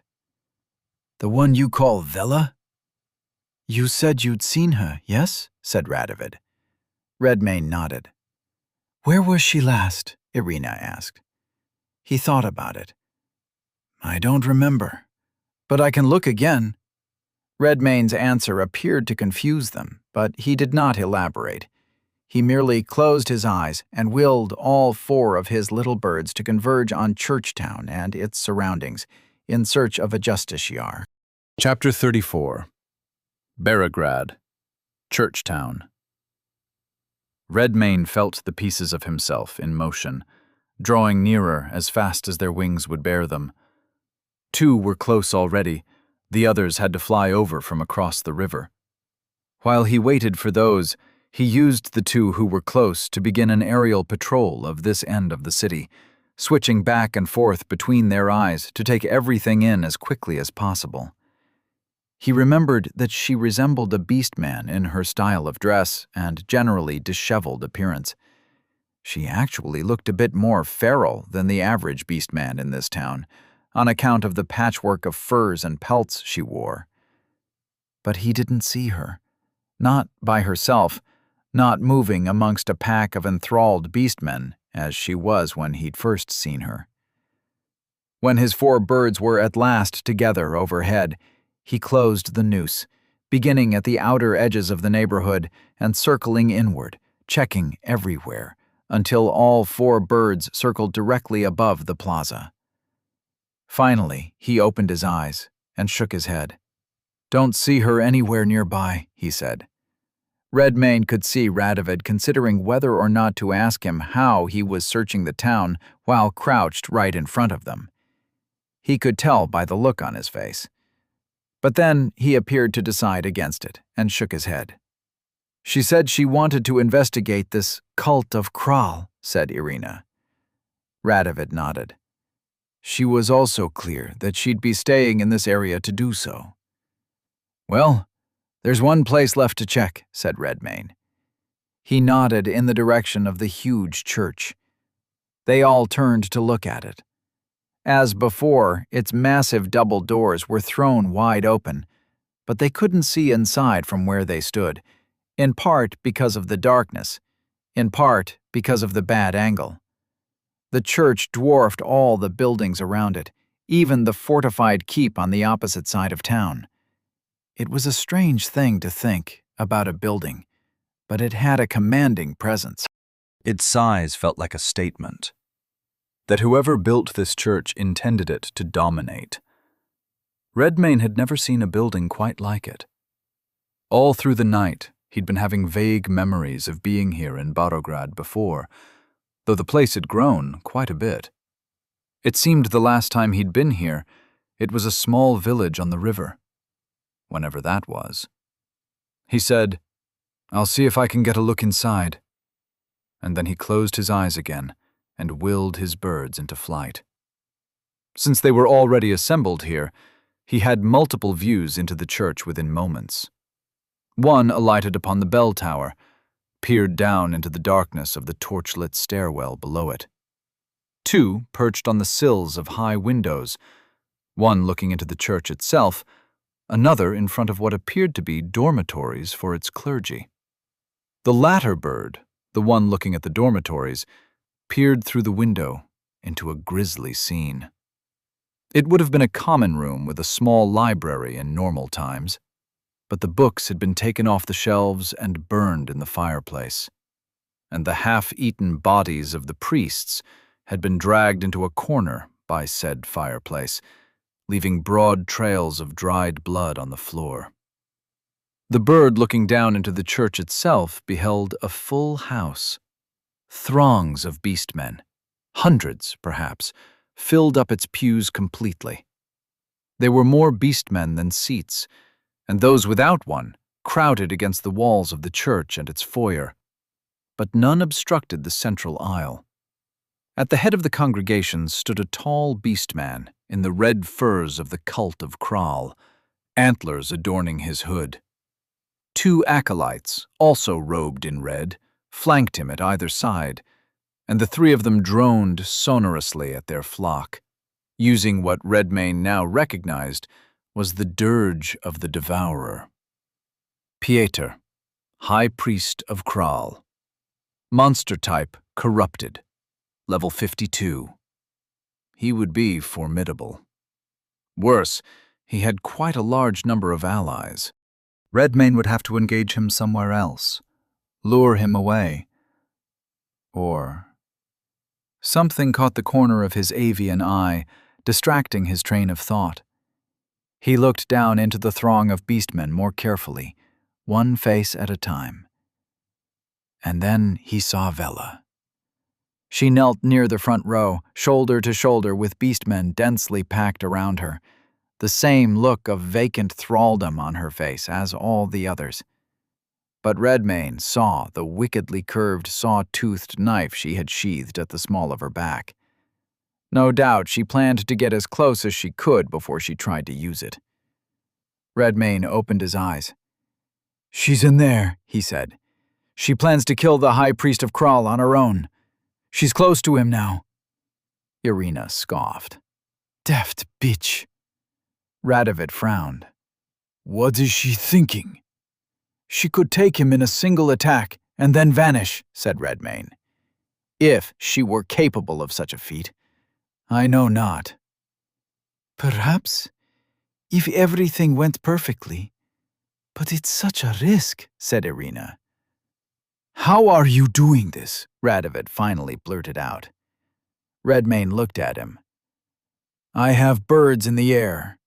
They were born of my flesh. I can see through their eyes as if they were my own."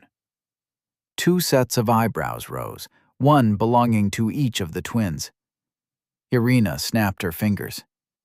"Could you use one to get a message to her? Tell her we're close, not to do anything rash." Redmayne considered the question. I cannot speak through it, only see through it." "But we could attach a message to its leg, like a carrier pigeon," said Radovid. "Aye, that would work, presuming I can get a bird close to her without it being observed." "It's worth a try," said Irina.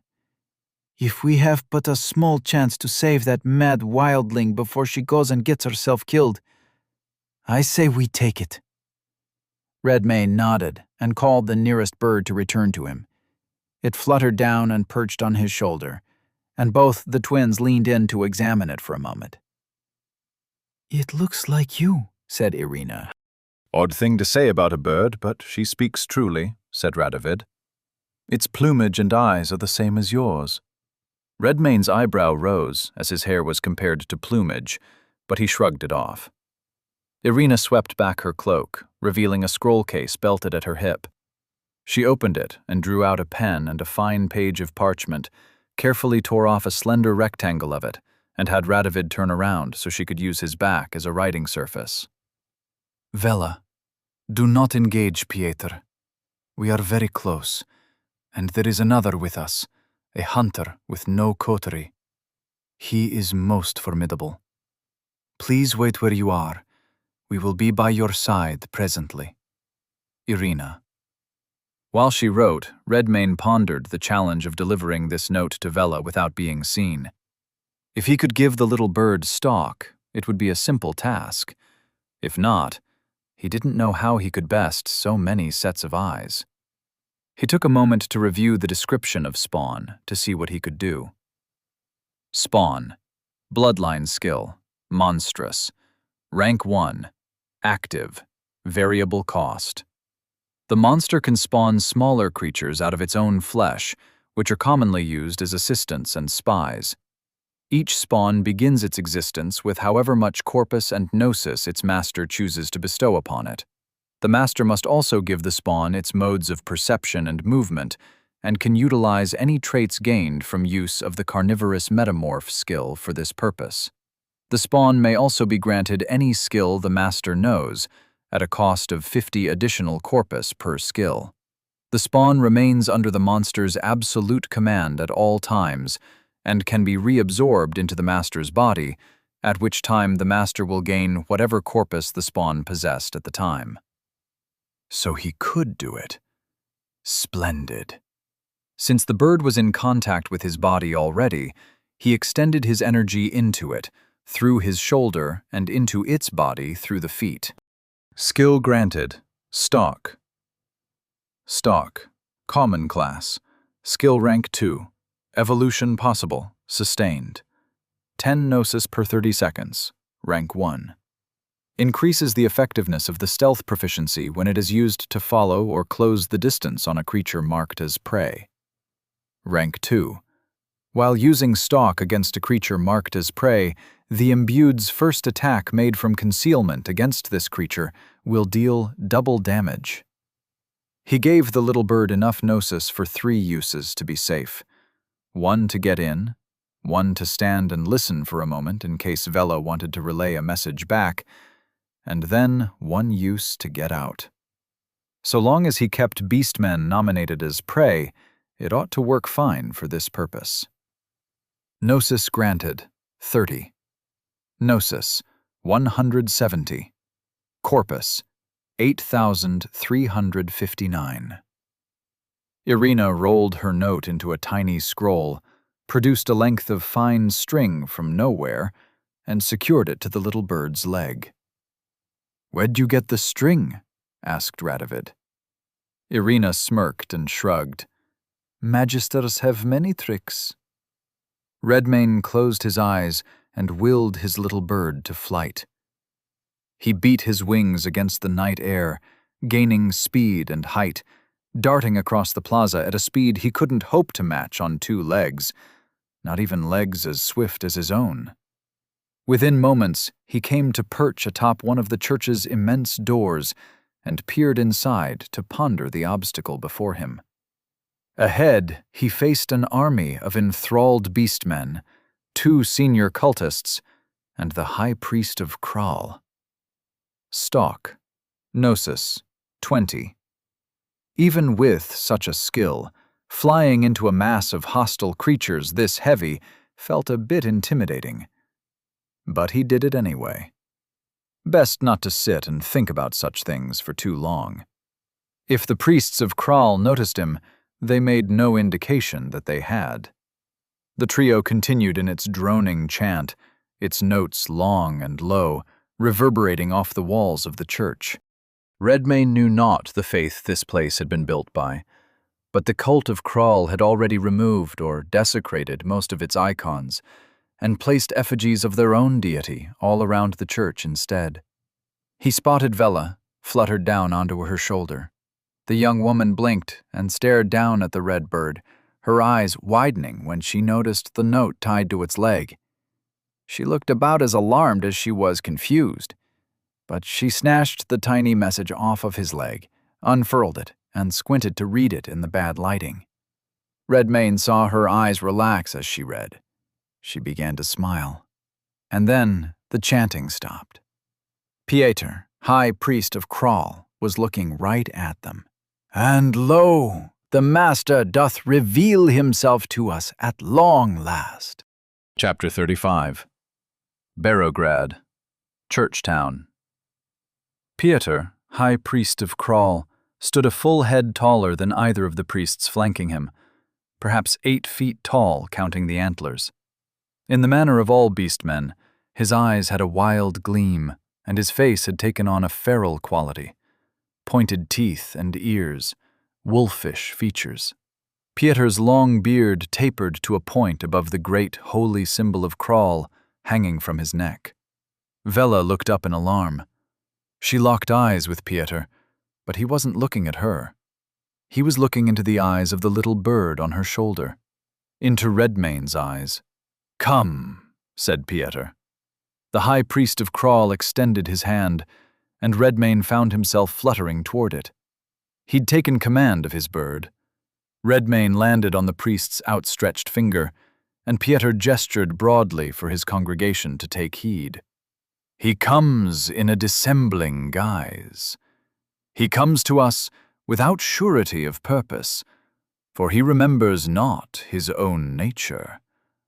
Ah, but he comes to us all the same, for he is drawn by an all-consuming hunger.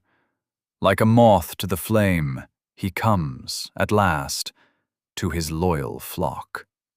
Then Pieter smiled a paternal smile at the bird. "And he has but one commandment: eat, or be eaten." Then he ate the bird. Redmane's eyes snapped open, the connection suddenly severed. Irina and Radovid looked down at him, startled by the shocked expression on his face.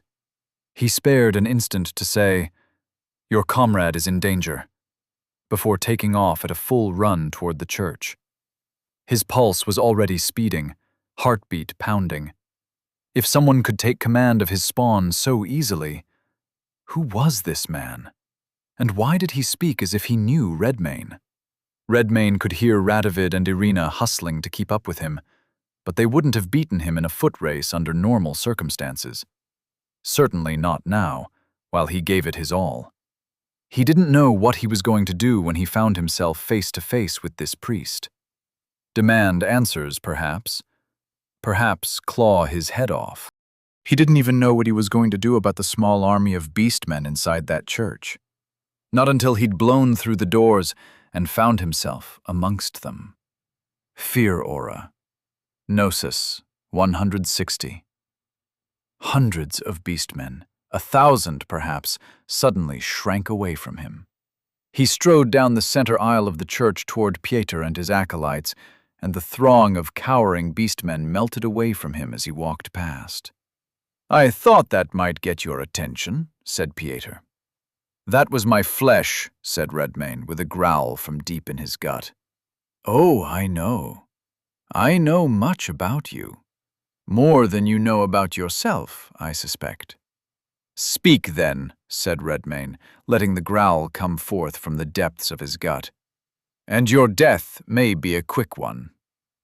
The high priest of Kral smiled. Animachia's joining. He held out his finger, pointed at Redmane, and a mote of brilliant white light shone at his fingertip. Redmane snarled and lunged, but he couldn't close the distance before the skill took effect. A flash blinded him, and the world around him dissolved away. When his vision began to clear, he found himself gazing up at a sky the color of a vivid sunset, or a wall of flame. There was no sun, nor moons, but he thought he saw things floating up there, boulders the size of castles, with trails of rocks floating behind them. The ground under his feet felt spongy, sticky. He looked down, and his eyebrows rose. He stood on a pile of corpses. And it wasn't only the spot he stood upon. All the ground, as far as he could see in any direction, was covered in dismembered body parts, slick with blood such a bright red that it must all have been fresh, or kept fresh somehow. There were humans, beasts, monsters, all sorts of creatures. "Do you yet feel a sense of familiarity?" It was Pieter. He stood behind and to the left of Redmane. He'd been too busy taking in the strange scene to notice him. The sight of him made Redmane bare his teeth. "What have you done?" The priest of Kral smiled. He gestured at their surroundings and said, "You commanded me to speak. I thought it best to show you, rather than tell you." "You didn't answer the question," said Redmane. "I have partaken of your flesh," said Pieter. "And now our minds are joined as well. This allows me to take certain liberties, show you things you would not have been able to see otherwise. Shall we? Pieter gestured toward his right. Off in the distance, the gory terrain grew hilly. A steep incline and escarpment concealed what lay beyond it. Redmane's gaze followed his gesture, but he didn't move. The priest smiled again and turned to walk in the direction he'd indicated, trusting Redmane to follow. Redmane took stock of the situation. He knew nothing about this man's deity, Kral. Only things he'd witnessed and overheard in the last few days. No one in Hert's castle had ever spoken of it that he could remember, and the priest hadn't attacked him. Not yet. If this were a trap of some kind, it was needlessly complex. Perhaps he truly did want to show him something. When Redmane arrived at that thought, he followed after Pieter. They walked in silence. In a short while, the terrain grew difficult. At times they had to climb with their hands, but after their ascent, they stood upon a ridge overlooking a circular chasm, a valley of gore that could have been made by the impact of a meteor. Except in the center of the meteor, at the point of impact, there was a castle. Most of a castle, anyway. There was an immense bite mark across its western side, suggesting that there once existed a creature even larger than said structure. But even this leftover portion of it was larger than Hert's castle by half. The castle sat slanted, its gates angled upward. Smaller buildings inside its yard were cracked in half or lying on their sides. Only the keep stood mostly upright, slightly canted to the left. Redmane stared at it. "Where are we?" he asked. "In the belly of the beast," said Pieter. "I don't understand." Pieter grinned and beckoned, and he began to walk down the slope of the crater. "Come, I will explain all that I can." Again, Redmane followed. Under his feet, he felt the crunch and squish of bones cracking and tissues compressing. The ground was slick with blood, yet he didn't feel unsteady. At no point did he feel as if he were about to slip. "When the Stallmen came to Volos, they came as conquerors," said Pieter as they walked. "Their mission was to civilize the barbarians, unite them under the banner of their king, Sensis Karalis. Does that name hold any significance to you?" Redmane shook his head. "No, should it?" Pieter smirked. "Over the course of generations, the native folk of Volos were most cruelly subjugated and abused by the Stallmen. Those who would not convert to their gods, to their way of life, would count themselves lucky to meet a swift death. The fate of most dissenters was much worse." "What does this have to do with anything?" said Redmane. Pieter gestured at the castle they were approaching. It loomed over them now, as they entered the edge of its long shadow. "The natives would have their vengeance, ultimately.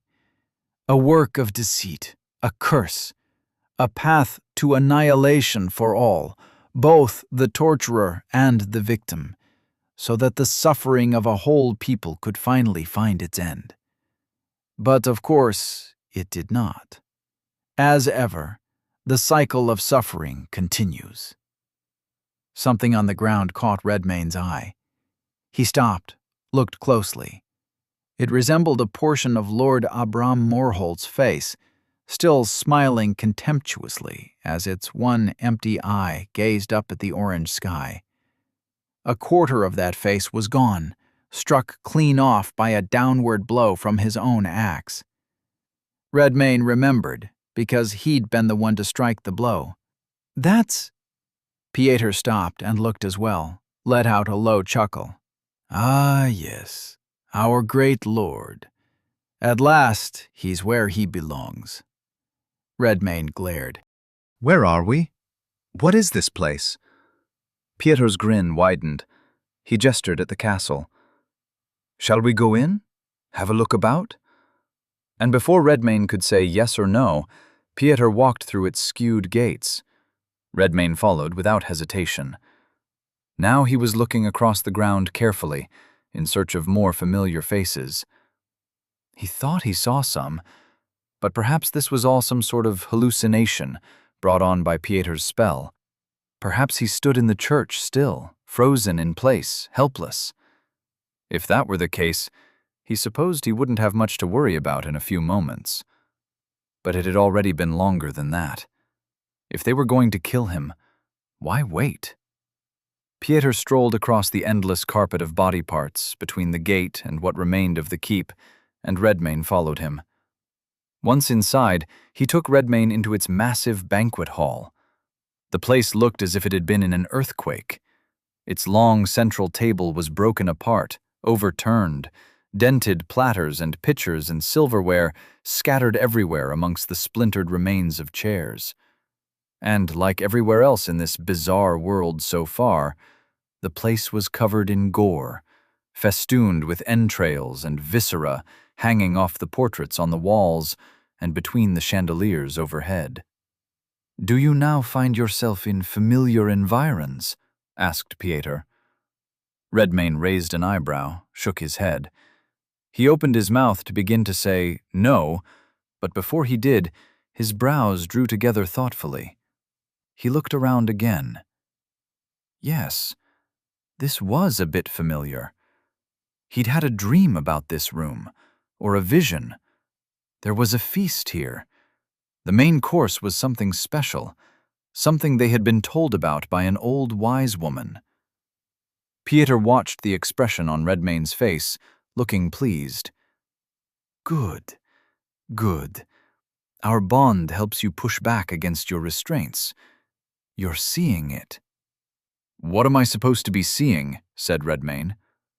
What they took from you, said Pieter.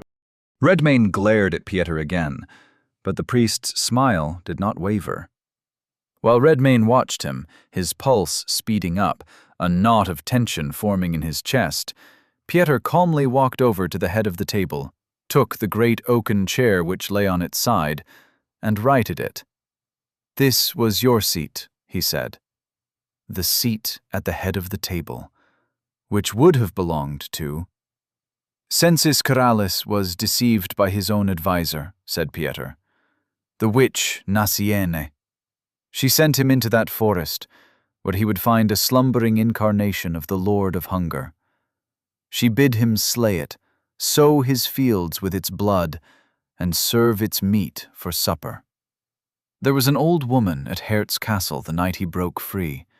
She spoke with him, placed a seed in his hand, told him to sow it with his blood. Pieter watched Redmayne's expression carefully. He waited a moment before speaking again.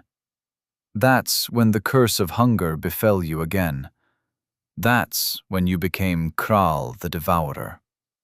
Redmayne felt like the priest had reached in and scooped out his guts. He stared blankly, unable to remember any of this.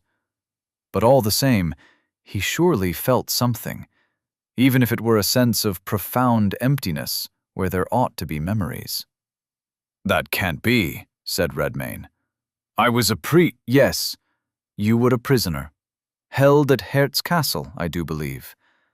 We were too weak to set you free. We've been waiting for a very long time. So long, most of us believed it was a lost cause. Our numbers dwindled, down through the generations, until there were almost none left. A scant few true believers. Pieter stepped around the chair, approached Redmayne with a smile on his wolfish face. But the blight changed all that. The cult of Kral has found its strength, and so, it seems, has Kral himself. I don't remember any of this. Of course you don't. They scoured the memories from your mind, and then they sealed away your power, leaving only the immortal flesh. Redmayne opened his mouth, but he lacked words. Pieter smirked again. Yes, you are immortal. But there are fates worse than death, aren't there? Like being imprisoned for so long that you likely lost track of the concept of time. or being tortured, only to regenerate, never strong enough to fight back against your abusers, but always fresh for the next beating. How do you— We are in your soul space, said Pieter, a hidden corner of your mind. We are joined now, you and I, like brothers, unified in thought and in flesh. You would never have been able to see this place without me, but since the ritual of sealing does not bind me, I am free to bring you here. The ritual of what? Pieter laughed. Ah, the lesson continues. Chapter 36. Hert's Castle, Undercroft. Magister Helmold had to be very careful. He'd go in the dead of night, when no one was down in the kitchen. The castle Undercroft should be entirely empty at that time, save for a peasant or two acting as temporary castle guards. Walter and Vengarl and Letha had busied themselves the last 3 days, giving all of the freed hostages from Midva Forest some manner of job around the castle and its grounds. All except Flora. There were 7 of her as of today. Going by the count of the buds, tomorrow there would be 15. And the castle yard was becoming as green as a primeval forest out of myth. The peculiar verdigris-haired girl with 7 bodies spent most of her day going around and asking everyone she came across what sorts of produce they enjoyed, and then using her skill to make said tree or vine spring up from the earth. So the yard was a lush garden now, all the better to provide cover. Helmold busied himself in the keep until many hours after sundown, and then he walked, as casually as he could, from the keep toward the stairs to the Undercroft. If he should encounter Flora, he'd simply tell her he was feeling a bit peckish after a day's work, that he was going down to the larder to have a look about. It wasn't entirely false. He was going down to the larder and kitchen, to see the young man they held in a cell down there. Arik Morholt, nephew of the late Abram Morholt. The Magister took a torch off of a sconce at the bottom of the stairs, sparked it with a skill, and proceeded. The young Morholt saw the light of a torch coming around the corner, winced at the pain in his broken ankle as he crawled up to the bars. The restraint itself was broken, but Redmayne had taken the chain and tied it tight around Arik's ankle, as if the iron were soft twine. He opened his mouth to belt out, "Get me out of here!" But Helmold put a finger to his lips and drew closer to the bars. "Have you ever seen this before?" said Helmold, as he drew the locked scroll case from his belt. Arik's eyes narrowed. He inspected it a moment, then shook his head. No. Helmold looked left and right to make sure no one had followed him. Then he crouched down close to the bars, so he and Arik were nearly face to face. "What do you know about the ritual of sealing?" "The what?" The Magister paused to gather patience. "Do you know why they were holding the one called Redmayne in this cell?" Arik shrugged his shoulders. "He's always been down here, since the castle was built." "And I presume he wasn't always in the physical state he's in now, yes?" Arik's brows drew together, and he slowly nodded. "And the day he broke free is the same day the blight fell upon all of Volos. Is that correct?" Arik nodded again, looking increasingly worried. "What happened that day?" said Helmold. "Was there a sign, some clue that a change in Redmayne was imminent?" The young Morholt suddenly looked guilty. He averted his eyes, rubbed his arm. "You could call it a sign, I suppose." Helmold's eyes grew wide. "Tell me." "I was fishing with my uncle in the morning, down on the riverbank. Something washed up on the shore. Well, someone. It was a dead man. I don't know where it came from, but it looked Numantian, so I thought it best if we just made it go away." Helmold's eyebrow rose. Arik took it for confusion and went on to explain that they sometimes used Redmayne's peculiar skill to dispose of unwanted things. So we fed it to him, said Auric. Helmold's face had gone white as a sheet, his mouth slack, eyes still wide. It took him several moments to compose himself. He blinked, shook his head, but he still felt the stun of the young Morholt's words, as if he'd been struck in the face with them.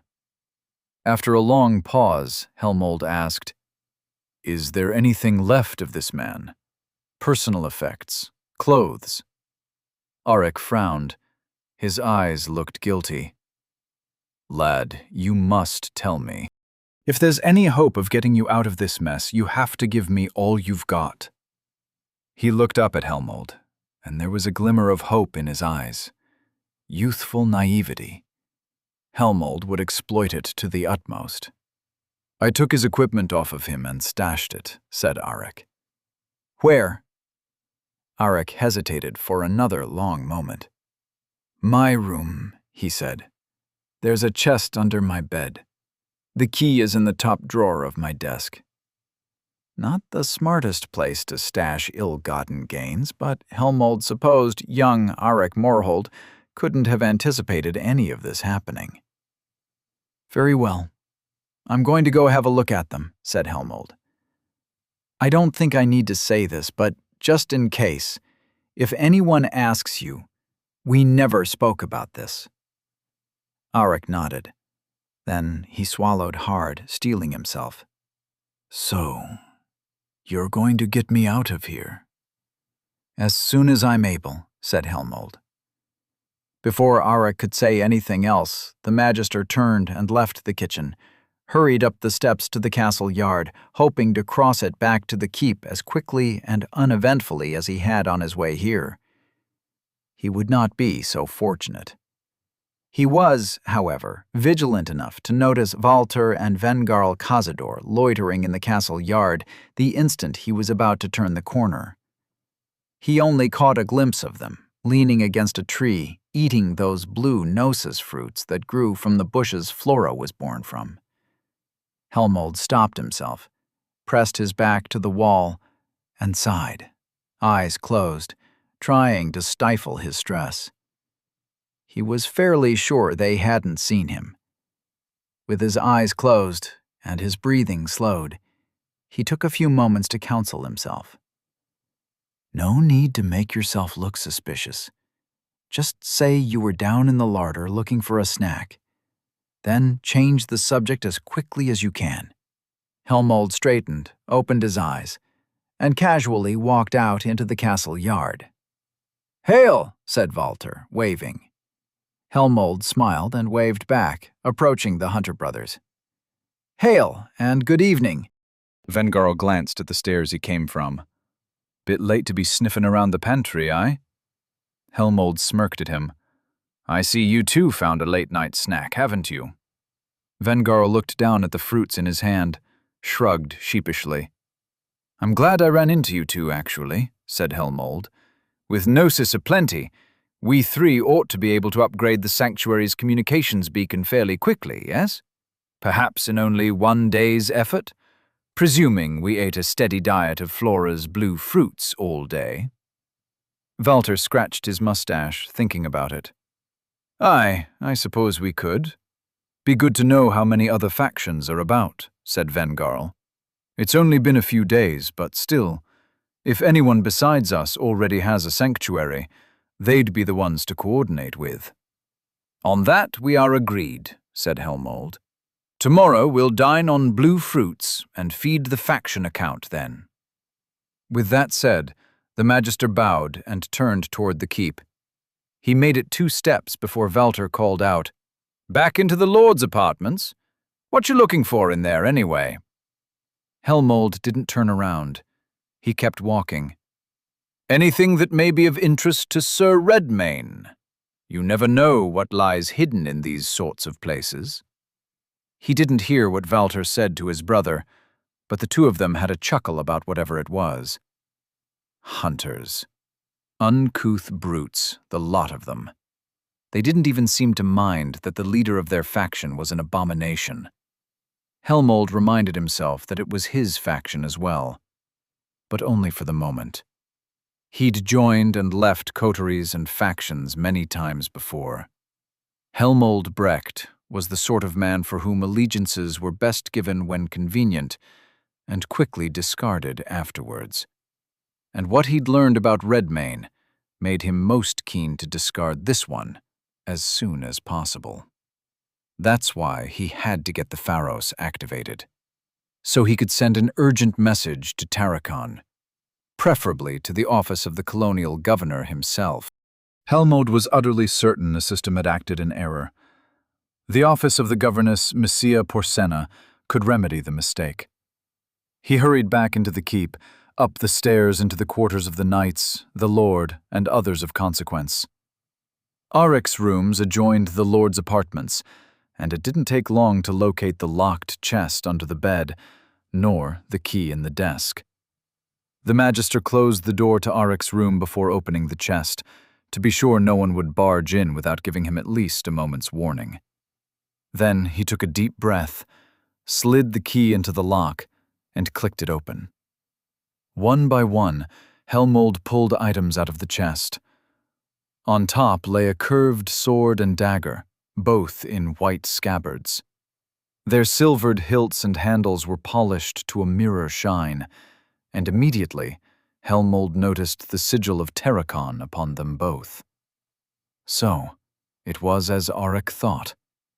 A Numantian, an especially well-acquitted one at that. This was confirmed by the cloak and garments he pulled out next. The tunic was shredded by a huge claw, but everything else was intact. The cloth was fine quality, as were the soft leather boots and belt. There was a coin purse full of Numantian silver dinars, and an amulet on a slender chain. Sicarius sword, curved sword, melee weapon. Weapon profile, damage plus 30, evasion negation 10, fast 5. Spirit touch, Godslayer 1. Vorpal, Godslayer 1. Elegant curved sword with an opalescent color, wielded by the Sicarius. The blades of the Sicarius are forged from Numantian star steel, an alloy that can slay divine flesh. Sicarius dagger, curved dagger, light melee weapon. Weapon profile, damage plus 30, evasion negation 10, fast 5. Spirit touch, Godslayer 1. Vorpal, Godslayer 1. Elegant curved dagger with an opalescent color, wielded by the Sicarius. No enemy is safe from the blade of a Godslayer. Perfect. Phantom cloak, vestment, cloak. Passive. When the wearer dons the hood of this cloak, they become temporarily invisible and incorporeal. This invisibility effect lasts for 1 hour per day and night, and the effect is broken if the wearer deliberately acts in an overt manner, such as attacking a creature, throwing an object, or speaking in a loud voice. White silken cloak, with a clasp made of star steel, worn by Numantian officials who perform clandestine tasks. Godslayer's Oculus Talisman, neck. Passive. Allows the wearer to perceive incorporeal beings. Silver medallion inlaid with 9 gems, symbolizing the eyes of the 9. The 9 brook no insubordination from lesser gods. Their loyal blades find any recusant, no matter where they hide. Helmold sat back and stared at the items for a while. Sicarius, eh? So, such things truly existed. He'd heard tell of them once or twice, but nothing beyond rumors. Here and now, he beheld proof, which meant that somewhere in the area, a divine being recently met its end. Or perhaps it hadn't, and this was all that was left of the assassin. But they never sent a lone man to do anything. Always a team. Always a coterie, at the very least. If Arik Morholt only saw one body that morning, Perhaps the rest of the team had completed their task, ignorant to the possibility that they slew one foe only to cause the revival of something worse, something ancient, something terrifying. Chapter 37. Soul Space. Konungur Keep. Redmayne stared at a huge portrait of Sensis Karalis, the first of his name, king of the Stalmen and the Omeni and the tribes of Volos. He saw a resemblance. Their faces were identical, save a few important details. First, the king didn't have canines like daggers, nor were his ears pointed. Karalis's eyes were a vivid shade of green, and his hair was as gold as new wheat. But if you were to stand Redmayne next to this man, most would say they looked like twins. Pieter walked up beside him, the two of them still standing in the great hall of the half-eaten castle. "I can't fathom what it must feel like to discover one's past in such a way," he said. Redmayne didn't look at him. His eyes remained fixed on the portrait. "I have no recollection of this man. He is a stranger." Pieter's smile waned, and he nodded. "Alas, what was done to you cannot be undone. But there is more here to see." Redmayne let the priest lead him out of the castle, up the slope of the crater housing it, and back onto the endless plain of blood-slicked body parts. It appeared they were going on another long walk across the corpse field. "It took a whole host of warriors to stop you," said Pieter. "In the end, the battle was won by the efforts of a band of usurpers whom the Velosi called the Five Heroes. You'll forgive me if I do not hold them in high esteem. The five were tribal chieftains who became knights under the rule of the Stalmen, traitors to their own kin, and yet they dreamed of advancing higher still." Redmayne listened to the priest and asked no questions. He was turning the information over and over in his mind, like a stone in his hand, getting used to the missing pieces of the puzzle sitting flush with the rest after so long. He'd thought it would have had more of an impact on him, but it didn't. He was once a king, Sensis Karalis. A witch ensnared him in a curse for the sake of revenge. He became a monster, an all-devouring force. Kral. And then he fell. In falling, the victors stripped everything away from him. Memories, power. All but the bit they couldn't destroy with the arts they possessed. This body. In retrospect, it could have been worse. They could have shackled him to a rock at the bottom of a lake, but then someone might have chanced upon him. Or the cult of Kral might have learned his location and sent someone to his rescue. Better for the victors to have watchful eyes upon him all the time. Better to chastise the villain by hand, over and over again, even though they shrived away the memory of his transgressions. Redmayne considered that. They took away his memories. Then they tortured him afterward. Removing one's memories was the same as execution as far as Redmayne was concerned. Whoever that person was, they were gone. So why inflict more pain? Perhaps it was the same reason Karalis was transformed into Kral. The same reason Arik Morholt would come down to the kitchen to give Little Redcap a beating when he was a boy, just after he'd received one from his cousins. Because the beast in the heart of every man was compelled to prey on lesser beasts. The one who inflicts pain, who excites fear, he compels his victims to find another to injure and intimidate. To recover one's pride, maybe, or simply to express one's anger. To get it out. Creating monster after monster. Redmayne looked up at Pieter, who was still talking. "That's when they released your daughters and—" "Why are you showing me all this?" said Redmayne, cutting Pieter off. The priest stopped walking. From behind, Redmayne could see a sliver of his profile. He was smiling in an odd way, sardonic perhaps, or self-mocking. There was a long pause before Pieter answered. Tell me, you spent a long time imprisoned by the Morholts, did you not? Redmayne nodded. And what did it feel like to be freed? Exhilarating, energizing, like being born anew. Consider those feelings, said Pieter. And then consider this. You are still imprisoned. Redmayne's brows furrowed. The 5 heroes, Braga, Belskaya, Danesti, Vasarab, Holt, they didn't simply steal the contents of your mind. They took you apart. The body you dwell within, the mind you possess, it is merely 1/5 of your true self. That doesn't answer my question, said Redmayne. Pieter turned to face Redmayne. There was a strange quality to his smile. It didn't reach his eyes. Those were full of zeal, perhaps, or simply pain. Because I have faith that Krall will set everything right, he said. That when you are truly free, you will complete your divine work, and we all shall exist as one. You mean after I become your Devourer god and eat everything? Pieter chuckled darkly. Yes. Redmayne studied the priest for a moment. The man was a stranger to him, but he wasn't.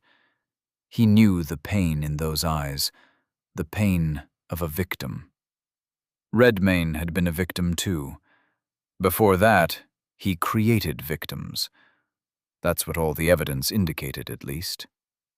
And what if I chose to do something other than eat all of creation, said Redmayne. The priest's smile became sardonic again. You speak as if you understood the nature of your true self. My true self stands before you, said Redmayne. Another laugh. You'll understand in time. I understand already. You wish for the return of a thing from long ago, a terrible thing which nearly consumed the world. But I have no wish to become a mindless destroyer. Then what do you wish for? Asked Pieter. The question gave him pause. He wished for greater power. Even now he could feel the heat of his hunger for it. Not simply physical strength, but wealth, dominion over the land. He wished to hunt, to stalk, chase, fight and slay and feast and rest. He wished to sire children, teach them, shepherd them, protect them from danger until they were strong enough to fend for themselves. He wished for a domain, a home for himself and his family. All these wishes were built upon the first. Power. The power to fight, to win, and to defend those winnings. All fine things, said the priest. Things your foes will deny you at every turn, unless you possess the power to crush them.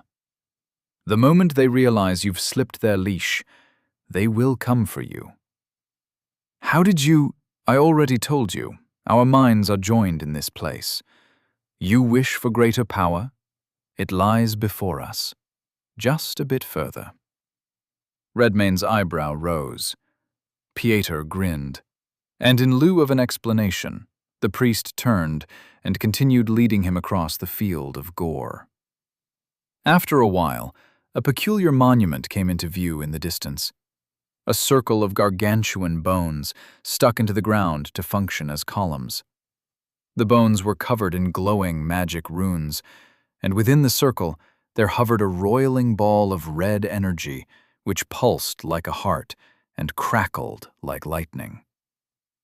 The first seal was most cleverly hidden, said Pieter. Redmayne looked at him. The priest turned and tapped him on the temple.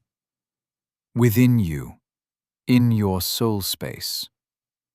Never heard of such a thing until today, said Redmayne. Yes, well, I imagine they didn't let you read books on the arcane world and the nature of the divine in your captivity, did they? Redmayne conceded the point with a shrug. So how do I break it? He said. We must contend with its guardian, said Pieter. We? Redmayne raised an eyebrow again. I thought I told you already. I have no wish to become the terror you worship. Why would you help me? Pieter's answering smile looked a bit deranged, but a bit less pained than the last one. Because I have faith. He didn't know what to say to that. But ahead lay the next test, the next rung of the ladder, and it appeared to be a significant one. Redmayne walked into the circle of giant bones, and the air shimmered and distorted around him as he passed, as if it were a membrane briefly stretching and then relaxing. Pieter followed behind him, the two of them approaching the center of the circle and the ball of flickering, flashing energy. He reached out to touch it, and something shocked his finger. An invisible cylinder of force, briefly revealing itself to repel his hand. It should be making an appearance any moment now, said Pieter. Redmayne was about to ask him what it was, but he didn't have to. It was emerging out of thin air next to them. The thing had the face of a man and a mane and beard of rust-colored hair. It walked on all fours like a lion, and indeed it had a lion's paws, but its tail resembled that of a scorpion, with a bulbous stinger at its end, and it sported a pair of massive draconic wings on its back. The creature was half again as tall as either of them, making its face more like a giant's than a man's. Worse, when it opened its mouth to roar at Redmayne and Pieter, it revealed 3 rows of jagged teeth like that of a shark. The roar went off like a bomb, loud enough to make his ears ring. Ebsiclay, the manticore monster. Type primordial. Level 65. Level 65. Potentially a problem. Blessing of Might, Rockskin. Gnosis, 150. Perhaps that would help a bit. Redmayne felt power flood into his muscles. He felt his skin harden. His heart was already hammering against the inside of his ribs. If it were possible to break out into a sweat in such a state, he imagined he would have done so. When the manticore lunged at them, it was almost too fast to follow. He had half a breath, barely longer than the blink of an eye, to dodge away before a paw the size of his torso slammed down into the corpse pile. Then another came, and another, and a bite. And just when Redmayne thought he'd leapt back to a safe distance, its tail came stabbing at his face from nowhere. But not nowhere. Simply hidden until the last instant. The manticore was clever. It concealed its deadliest weapon well. But Redmayne had tricks too. Its tail darted at him again, and this time he answered with flame breath.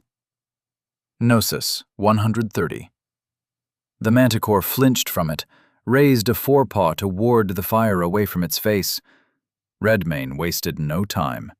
With a snarl in the back of his throat, he streaked forward and savaged the manticore's raised leg with a flurry of claws. He felt its tough hide resist, but it gave, and slash after slash sprayed blood across his face and its flank. The manticore leapt back, swept a claw at his face in return, and he dipped under it and pursued. This time, Redmayne leapt onto the creature's right shoulder, latching on with one claw and striking with the other, and the manticore roared out and reared onto its hind legs, flailing to try and buck him off.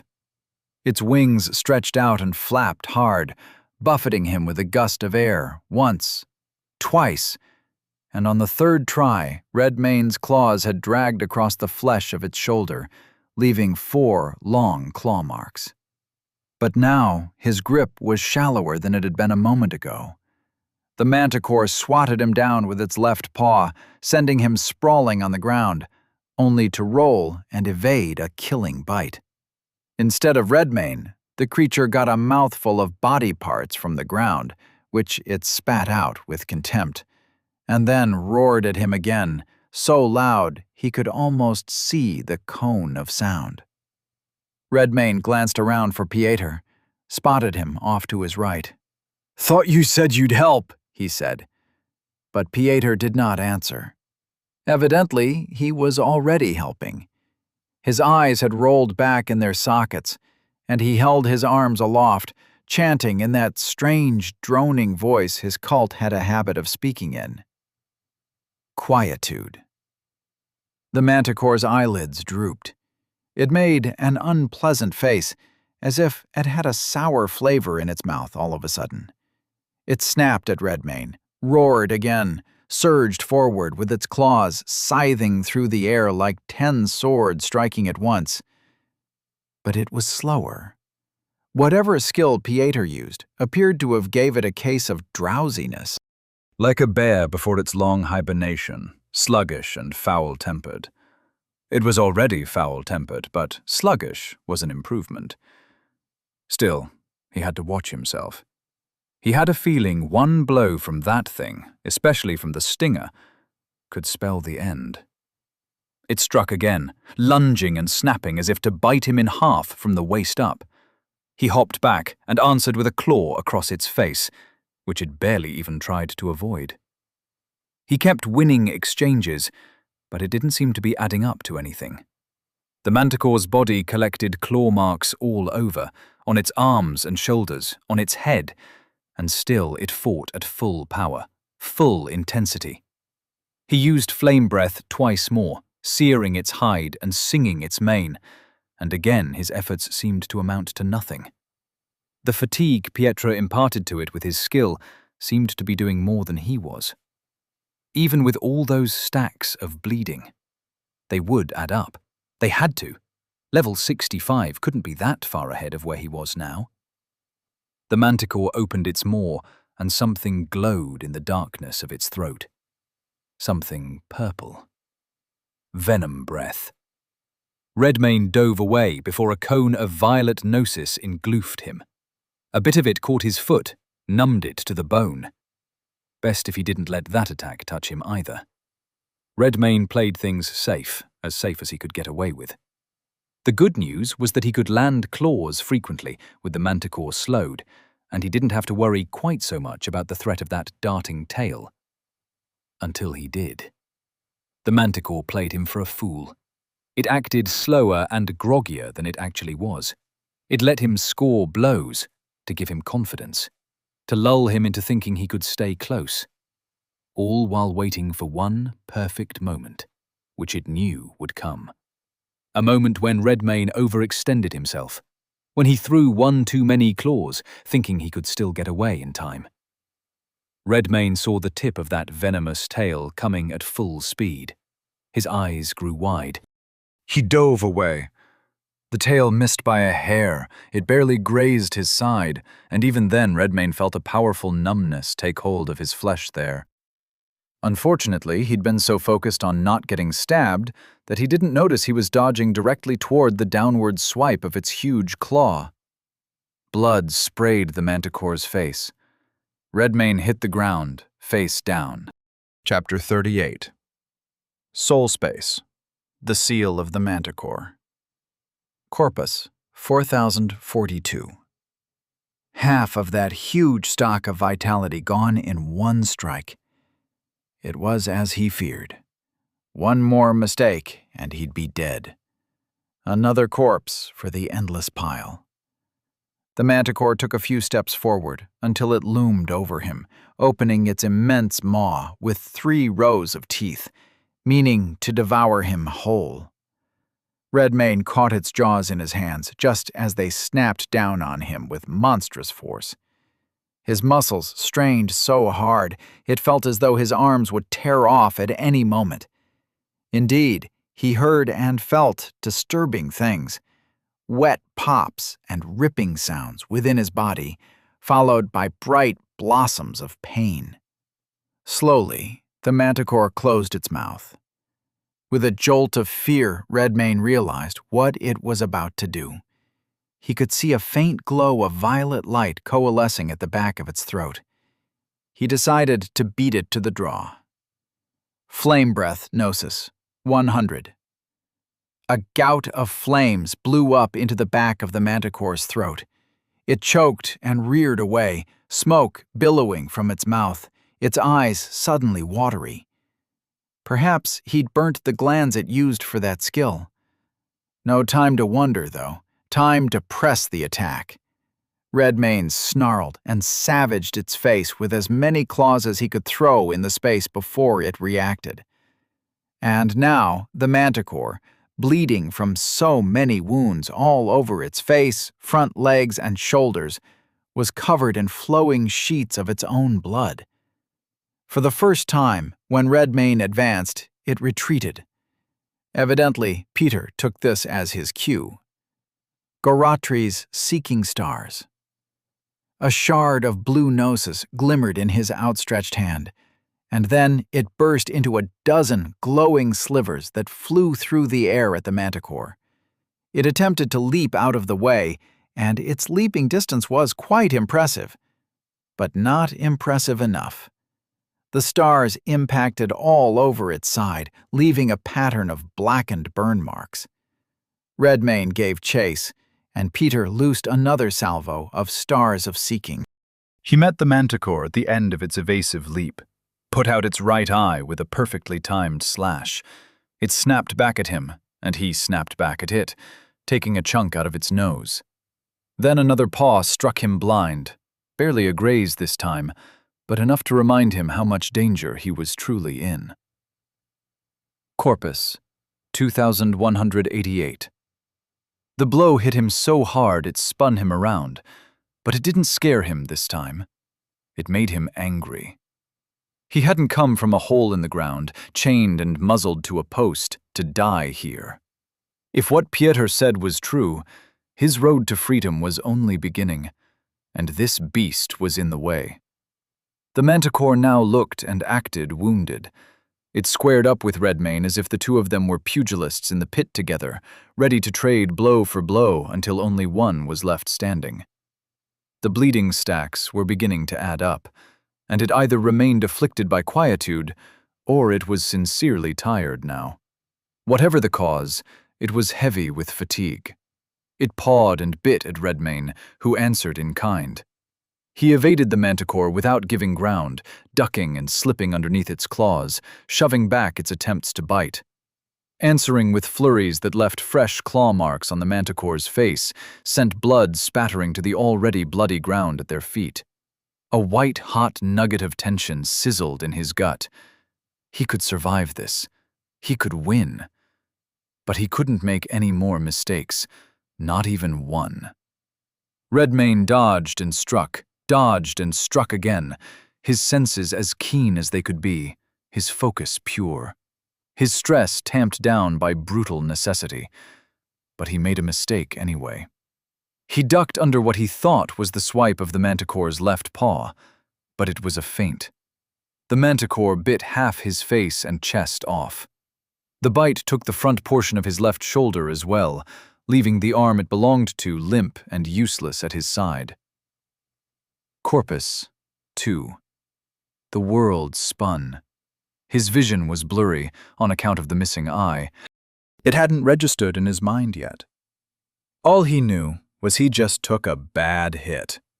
The sudden loss of strength was just as dizzying as the loss of a portion of his head. The manticore opened its maw again, quickly this time, to go for the killing bite. He could react if he were fresh, perhaps, but his body wouldn't cooperate now. Shaman's Heel Corpus, 1002. Suddenly, it could cooperate. Redmane dove away at the last instant, before jaws snapped in the air he'd occupied half a breath ago. He glanced for Pieter, saw the priest doubled over on the ground, breathing heavily. Apparently, he'd given Redmane all his corpus, or almost all of it. He suddenly looked weak and exhausted. The priest was true to his word. He'd given it his all. It was time for Redmane to do the same. He roared, long and loud, and the manticore answered in kind. Lion's Lunge Gnosis, 85. It leapt at Redmane just as he was doing the same. The skill launched him high and with force, like a stone from a trebuchet. They met in midair, and his claw struck true. Gnosis, 80. He followed it with another. Gnosis, 75. And another. Gnosis, 70. And another. The blows landed with extra concussive force, from the skill fueling them. Enough force to make the manticore's body tilt in the air in a way it hadn't intended, making it fall backward rather than leap forward, and Redmane's claws harried it all the way to the ground.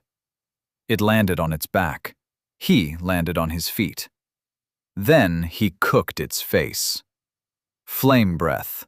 Gnosis, 50. The manticore bleated and writhed on the ground, its paws flailing, eyes blinded by smoke. This dose of fire breath ignited its mane and beard, obscuring its vision even after it managed to roll to its feet and back away. No quarter could be given. But all the same, he truly could afford no further mistakes. Pieter was spent. No more second chances. If he took another wound, it would all be over. Redmane approached cautiously, Eyes fixed on the crouched manticore, still blinking tears from its eyes. It growled deep in its throat when he grew close, swiped at him. He batted its paw away. It roared, snapped at his face. He slid back. It crouched lower and then sprang forward, coming down with both great paws.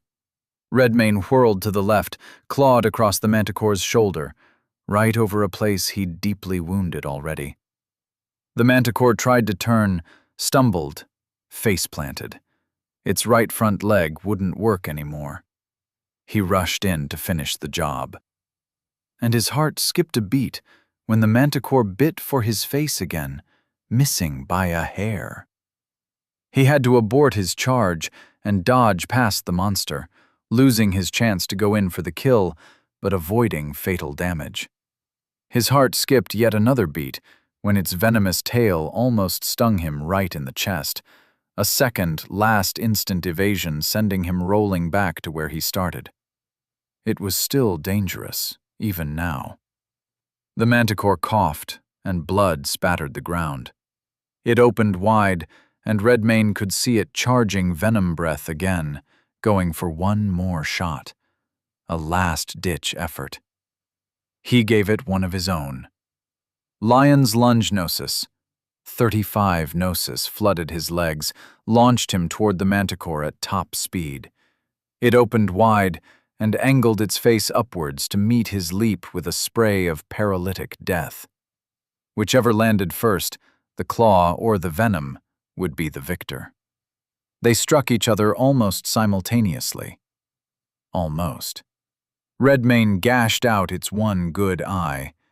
The blow slammed the manticore's head to the ground, making its venom blast uselessly off to the side. It fell onto its side and squealed out with alarm at its now complete loss of vision, kicking and flailing its wings and tail and 3 good legs. Redmane stood over it for a moment, watching, breathing heavily. Then he crouched and dove in, tore into its exposed belly with his jaws, eating its flesh while it still lived. In a moment, its flailing grew listless. In a few moments more, it ceased entirely. Level 48 to level 49. Level 49 to level 50. Level 50 to level 51. Level 51 to level 52. Quality points awaiting allocation, 4. There was another system prompt right behind it, but Redmane ignored it all for the moment. He was famished. The manticore's tail and maw and powerful wings would make carnivorous metamorph all the more useful, and, as he'd hoped, feasting on it imparted something else. Monster skill learned. Venom breath. Bloodline skill. Monstrous, manticore, rank 1. Evolution possible. Active, 25 Gnosis. The monster spews a cone of paralytic venom. This attack has the following weapon profile. Damage plus 18. Armor penetration, 7. Evasion, negation, 10. Spread, 5. Might, damage over time, venom, 5. Grace, damage over time, venom, 5. Venom. If either might or grace are reduced to 0 by this attack, the target creature is paralyzed. Greater ranks increase the dimensions of the cone and the damage and qualities of the venom. Splendid. As for supper, it would do. Corpus, 2,575. It was as good as he'd get in this place. There were body parts all over the ground. The land seemed to be made of them. But just looking at them, Redmayne somehow knew they would provide him no sustenance at all. He'd eaten all those things already, sometime in the past. The system still had a prompt waiting for his review, so he opened it. At level 50, Common Class Imbued may select a second-class archetype or an archetype evolution. Available archetypes. Marksman. The marksman specializes in stealth and archery. Combining a keen eye and steady hand with his ability to mark prey, his skills focus on killing shots from astonishing distances. Trapper. The trapper, the most patient of hunters, is a master of preparation. His skills allow him to construct traps potent enough to capture or slay even the most powerful monsters. Ghostmaster. The Beastmaster prefers to hunt with an animal companion, and as his level grows, so too does the power and intelligence of his bonded beast. Available archetype evolutions: Predator archetype, Feral Stalker. Like a great cat, the Feral Stalker is a solitary hunter who specializes in attacking from stealth with his natural weapons. More than any other archetype, this hunter capitalizes on its knowledge of prey to impair and hinder its quarry to the utmost. Pack Alpha. The Pack Alpha, like the Beastmaster, specializes in animal ken. But rather than bonding with a single, powerful animal companion, this hunter commands and coordinates a pack of beasts to aid his hunt. Beast Disciple. Beast Disciples attune themselves to the beast within and channel its power into brutal combat skills. At greater levels of mastery, they can even manipulate the inner beast in others around them, stoking or quelling their animalistic impulses. Redmayne sat down and stared at the list for a short while. Thought about it. They were all potentially good choices. Adding another normal archetype could make him more versatile. But he was fairly sure Volter and Vengarl had much of those basics covered, so it wasn't strictly necessary. Specialization was a more appealing thought. And of the 3 available archetype evolutions, one spoke to him most clearly. The Beast Disciple. The student of the beast within. He knew a bit about having one of those already. Perhaps it would help him manage it. He made his choice. Archetype evolved Predator, Beast Disciple. Skills granted: Bloodthirst, Uncommon. Class skill: Hunter. Rank 1, Evolution. Possible. Passive: The scent of blood stirs the beast within. The imbued gains a bonus to might and attack speed in the presence of creatures with the bleeding condition. This bonus scales with the number of stacks of bleeding in his proximity. Feral Fleetness. Uncommon class skill: Hunter. Rank 1, Evolution. Possible. Sustained: 5 gnosis per day. When the imbued taps into the beast within, he can cover ground quickly. This skill may not be used in combat, but can aid the imbued in overland travel. For every 5 gnosis spent, the imbued may travel at his highest natural speed, to include such modes of movement as running, climbing, swimming, or flight, for a full day and night without rest. The imbued may utilize this skill for a number of consecutive days equal to his fortitude. Rage-Fueled Might. Uncommon class skill. Hunter. Rank 1. Evolution. Possible. Reactive. 20 Gnosis. The beast within awakens when the imbued is injured and lashes out with all the force it can muster.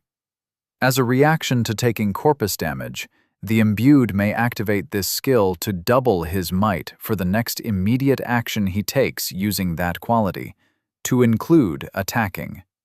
This skill has a limited duration. Further ranks will lengthen the time window of the bonus. Redmane, Beast Disciple. He liked the sound of it, and this was a fine set of opening skills. He looked forward to seeing the rest. As for quality points, he sent all 4 to Fortitude.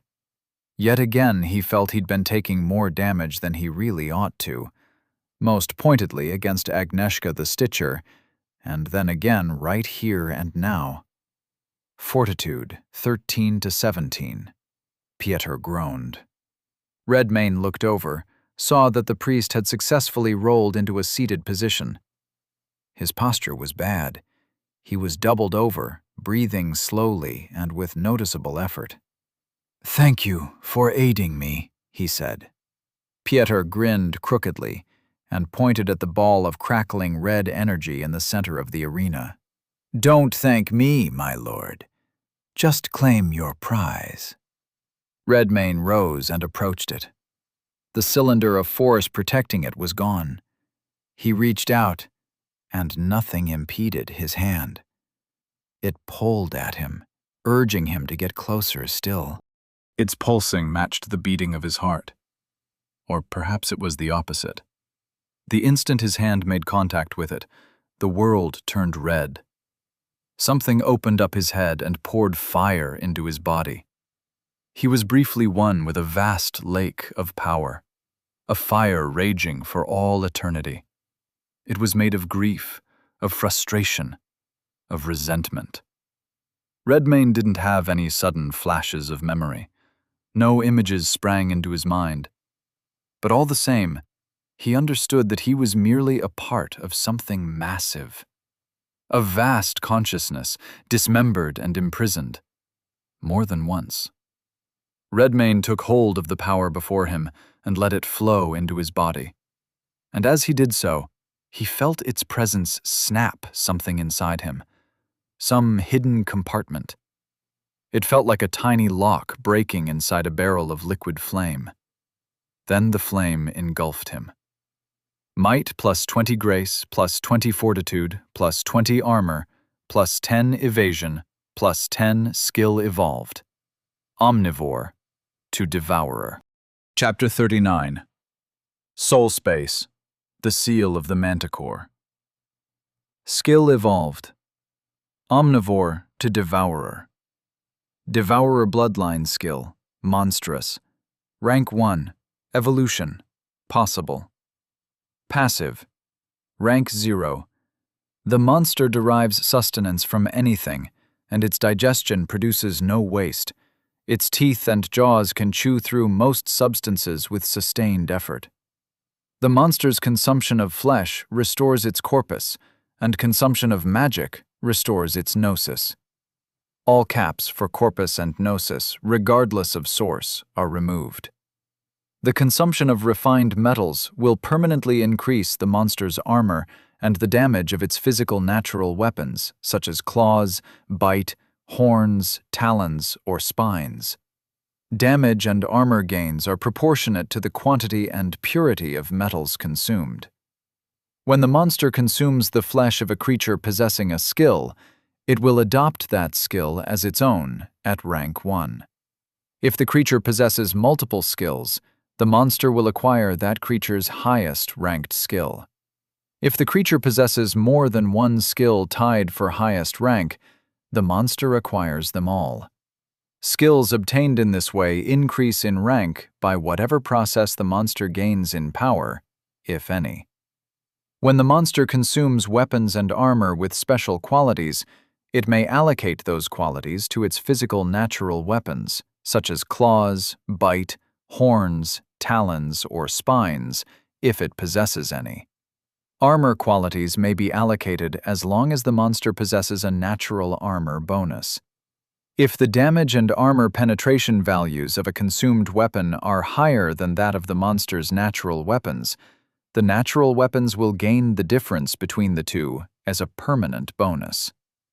The monster may also consume talismans and vestments, thereby inheriting whatever bonuses or special qualities they conferred while worn. Rank 1. The monster consumes the souls of sapient beings it has eaten. The souls of consumed beings take residence in the monster's soul space, and may speak to and hear one another and the monster as if all were physically present. If the monster no longer wishes to speak or listen to souls occupying its soul space, it can block communication from them at any time. If the monster possesses a skill capable of creating a minion, it may imbue the minion with the soul of a being previously consumed by Devourer. The soul retains the ability to use all its skills, provided the form it occupies possesses sufficient gnosis to use them. If the minion in question is slain or dismissed by the monster, the soul returns immediately to the monster's soul space.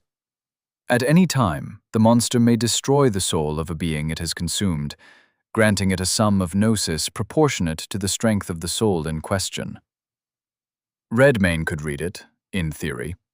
In reality, it was a bit difficult at the moment. His body was full of fire. Every last shred of his being was being remade, reforged. Power flowed into his muscles, reinforced his sinews, hardened his bones, energized organs and tissues, burned away imperfections. It felt like being immersed in a volcano, joining with it, molten energy flooding into every shape, inside and out, immortalizing it in steel. Redmayne immediately identified this as the most painful experience he'd ever had. The pain was transformative. At some point it occurred to him that he hovered in midair. The ball of red and his torso occupied the same space. His vision began to clear, bringing him back from the world of crimson fire to the world of the endless corpse field. Redmayne felt himself slowly descending, to the point where his feet once again stood on solid ground. Echoes of the awesome pain reverberated through his body, but that was nothing next to the exhilaration of its newfound strength. He looked down at himself, at his hands. He'd gotten a bit taller, he thought. Pietro sat where he left him, a rapturous smile on his face.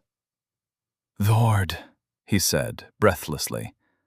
Redmayne found himself feeling much more like a lord now. Now that he was lucid, he called that skill evolution screen back, so he could properly read its description. He looked down at Pieter, priest of Kral. "You said you wanted to become one with your god," said Redmayne. Pieter nodded slowly. "Then rise." Pieter shakily rose to his feet, looking awed. Redmayne walked over to him so they were face to face. They were equal in height now. Then Redmayne bit into his neck, tore his throat out. The priest's eyes went wide. A curtain of blood flowed down the front of his robes as he gurgled and fell limp against Redmayne, who gnawed through his spine, pulled his hood back to seize the hair, and then devoured his head as if it were a piece of fruit. Corpus, 2779. Something came into him with that corpus. It felt like gaining gnosis, but not quite. It felt sort of like eating an enchanted weapon, except the cluster of crystallized energy was far larger and more complex. Pieter's headless body fell to the ground, blood pouring from the ragged stump of his neck. And then, an instant later, his translucent phantom appeared right next to it. I live! Pieter looked around the soul space as if he were doing so with new eyes. He was certainly having a religious experience now. "You were right about that thing," said Redmayne. "But you were wrong about what would happen to me." The priest looked at Redmayne curiously. "What do you mean?" "I feel no closer to this being, Kral, nor the man who came before him, Keralis. I remain who I was, Redmayne." Pieter chuckled, haltingly, incredulously at first, and then he broke out into peals of rapturous laughter. "It scarcely matters what you call yourself, my lord, for you have returned." "Now, how do we leave this place?" "This seal is broken," said Pieter. "Your soul space will no longer be closed to you. Simply focus your mind, and you will return us to the material world." Redmayne closed his eyes. What he said was true. He could feel his physical body distantly, as if it were a spawn. Focusing brought the sensation closer. So close he could feel evening air on his skin, and hear the murmuring of a throng of beastmen all around him. Redmayne returned to his flesh, opened his eyes in the church. Pieter's body fell to the ground, face first. Pieter, High Priest of Kral. Slain. Tasks completed. 4/5 level up. Level 52 to 53. Quality points awaiting allocation. 1. A collective gasp swept through the whole congregation, to include the 2 cultists flanking the now deceased High Priest of Kral. Even Vela, the justiciar in their midst, looked cowed. She stared at Redmayne with the same wide-eyed expression of shock as the rest of them. He had no idea how much time had passed, but it couldn't have been long. The night was just as dark as it was the moment Pieter's skill went off. Just then, Radovid and Irina stormed through the doors of the church, with their weapons readied, their faces flushed from the sprint. But clearly it hadn't taken so much out of them that they couldn't fight, and fight well. If they were arriving now, it meant that what transpired in his soul space had been mere moments in the world of flesh. Redmayne's eyes levelled on Pieter's prone corpse. "I have taken his soul," he said, to anyone who cared to listen. "For he wished to be one with his lord. And I suppose that's me." "You suppose correctly," said Pieter. First he looked at the 2 cultists of Kral, who both took half a step back when his eyes shifted their way. "But I am not Kral, the Devourer. I am called Redmayne. I intend to conquer these lands. If the cult of Kral wishes to be of use to me in this endeavor, you may bend the knee and swear allegiance. I make this offer now, and I shall not make it again." The cultists looked at each other, fear in their eyes. Then they fell on their faces. "We swear fealty," one barked. "We follow Redmayne," said the other. Redmayne let them kneel for a few moments. He turned to address Vela and Radovid and Irina. "The offer extends to you as well," he said. "As imbued, you're welcome to join my faction as your comrades Valter and Vengarl have.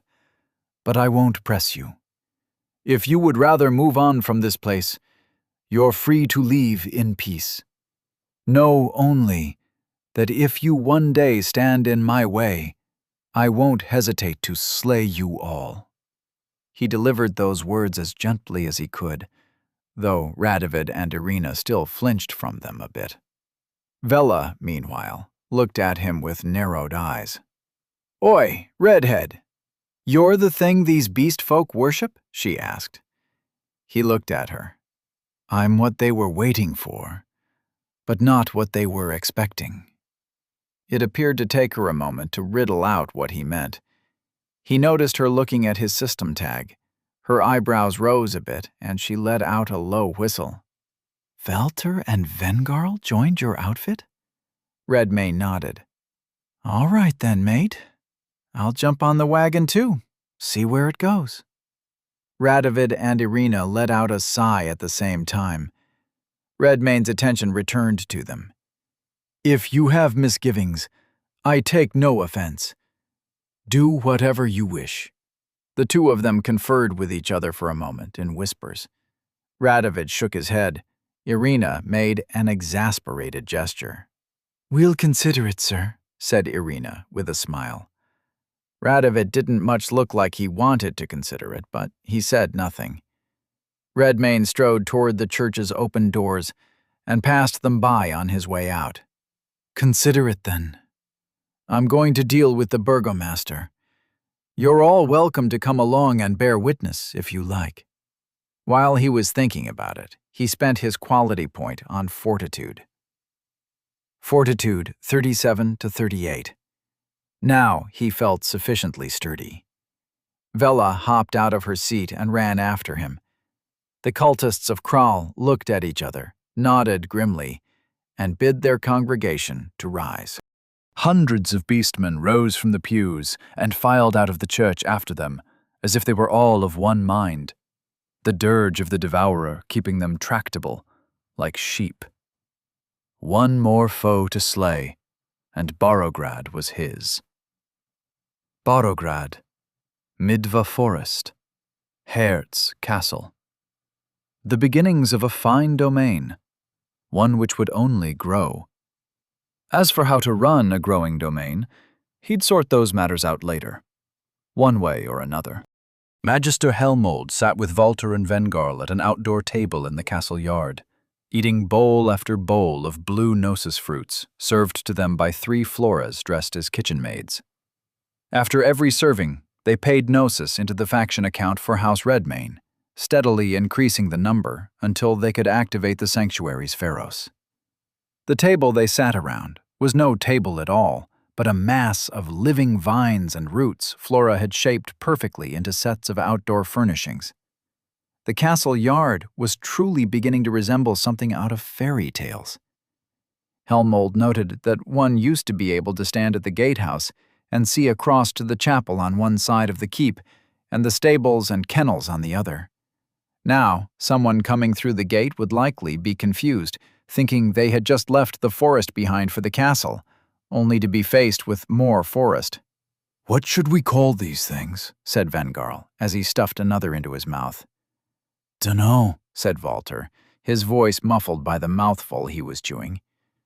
"Do they already have a name?" "Oi, Flora!" Vengarl stopped a passing Flora. She turned and smiled. "How may I assist thee, Sir Vengarl?" "You got a name for these fruits?" The green-haired girl pursed her lips, took a moment to consider the question. "Verily, I cannot recall what they were named, or if I even took the trouble to bestow one upon them." "They're like peaches, but blue," said Vengarl. "Could just call 'em blue peaches." "We could call 'em Flora's fruit," said Walter. Vengarl looked across the table at Helmold, noted his frown and the tension at the corners of his eyes, and smirked. "How about we call 'em Magister's Delight," said Vengarl. Walter laughed and nodded. "Aye, that's a good one. Does it meet with the Magister's approval?" Helmold realized he was being spoken to a bit late, so it took him a moment to nod and smile sheepishly. "You honor me, sirs." "Everything all right there, Helmold?" asked Walter. "You look like you've got something weighing on your mind." "Just anxious to get the pharos working," said Helmold. "The last few days have been eventful. I'd like to see what's become of our surroundings, hear from the other factions around us." Walter's eyes narrowed a bit. Helmold looked away from him, took another fruit from the basket and had a bite, glanced at the system screen to see how much more they had to go. Not much left, but it couldn't come fast enough. Chapter 40. Barograd. Keep Redmayne strode down the broad street leading from Churchtown to Barograd Keep, with his followers behind him. There was the Justiciar Vela, her careworn garments and wild hair giving her the look of the beastmen she'd infiltrated. As she walked along behind Redmayne, she stuck her pinky in her ear and twisted it, flicked away some wax. Next to her, flanking Redmayne on the opposite side, were her coterie mates, Radovid and Irina. The warrior and magister had their weapons in hand, and their eyes on the keep ahead. Behind them came a throng of hundreds of beastmen, shepherded by 2 red-robed cultists of Krawl, who sang the dirge of the Devourer to keep them enthralled. The throng grew as they made their way down the avenue, roving packs of low-level beastmen drawn in by the dirge to join in the shuffling crowd. By the time they reached the walls of the keep, they numbered well over 1,000. The portcullis was down, and the watchtowers over it were manned by 2 musket-wielding beastmen wearing steel helms and breastplates. Redmayne could see the tension in their eyes. He smelled the scent of fear on the air. "Go fetch your master," he called up to them. "Tell him Redmayne comes to claim what is his." "Our master says fuck off," one of the watchmen yelled back. They raised and braced their firearms. A shard of emerald gnosis streaked from the tip of Irina's staff, leaving a sizzling hole in the center of a watchman's helmet. Vela whipped out a sling, whirled, and loosed a shiny rock, and there was an audible ping as it knocked the other one down. Redmayne made a mental note to keep people with ranged attacks around. With those 2 handled, he walked up to the portcullis, crouched down, and grasped the cold iron bars with a wide grip. It was time to find out what 45 might could do. His arms and shoulders flexed solidly. He felt his feet press flat to the cobblestones. He set his jaw and concentrated, willed his arms to move, his heartbeat thundering in his ears. And it moved. He was lifting it. It was easier than he thought it would be. Slowly and steadily he rose from his crouch, taking the portcullis with him, until at last he held it at chest level, knees still slightly bent. He took a deep breath and then shoved straight up with all his strength, sending the portcullis crashing up into its housing. There was a clamor of broken mechanisms inside the gatehouse. It was stuck. Perfect. Redmayne walked through the gatehouse, the imbued a few paces behind him, and the horde of beastmen pouring in afterward. The ensuing skirmish was brief. There were more guards posted along the keep's walls, and a few in the small courtyard itself, but none were a match for the wave of hostility that met them. Radovid cleaved bodies in 2 with his great blade. Irina sniped the ones up on high. Vela drew a curved dagger with a wickedly serrated blade and ripped into them with wild aggression. The ones who didn't fall to the imbued were swarmed over by beastmen under the cultist's thrall. Much as he enjoyed getting his claws wet, Redmayne had to admit that henchmen were a fine thing to have. The front doors of the keep blasted open, and the burgomaster emerged into the courtyard with 2 of his personal guard.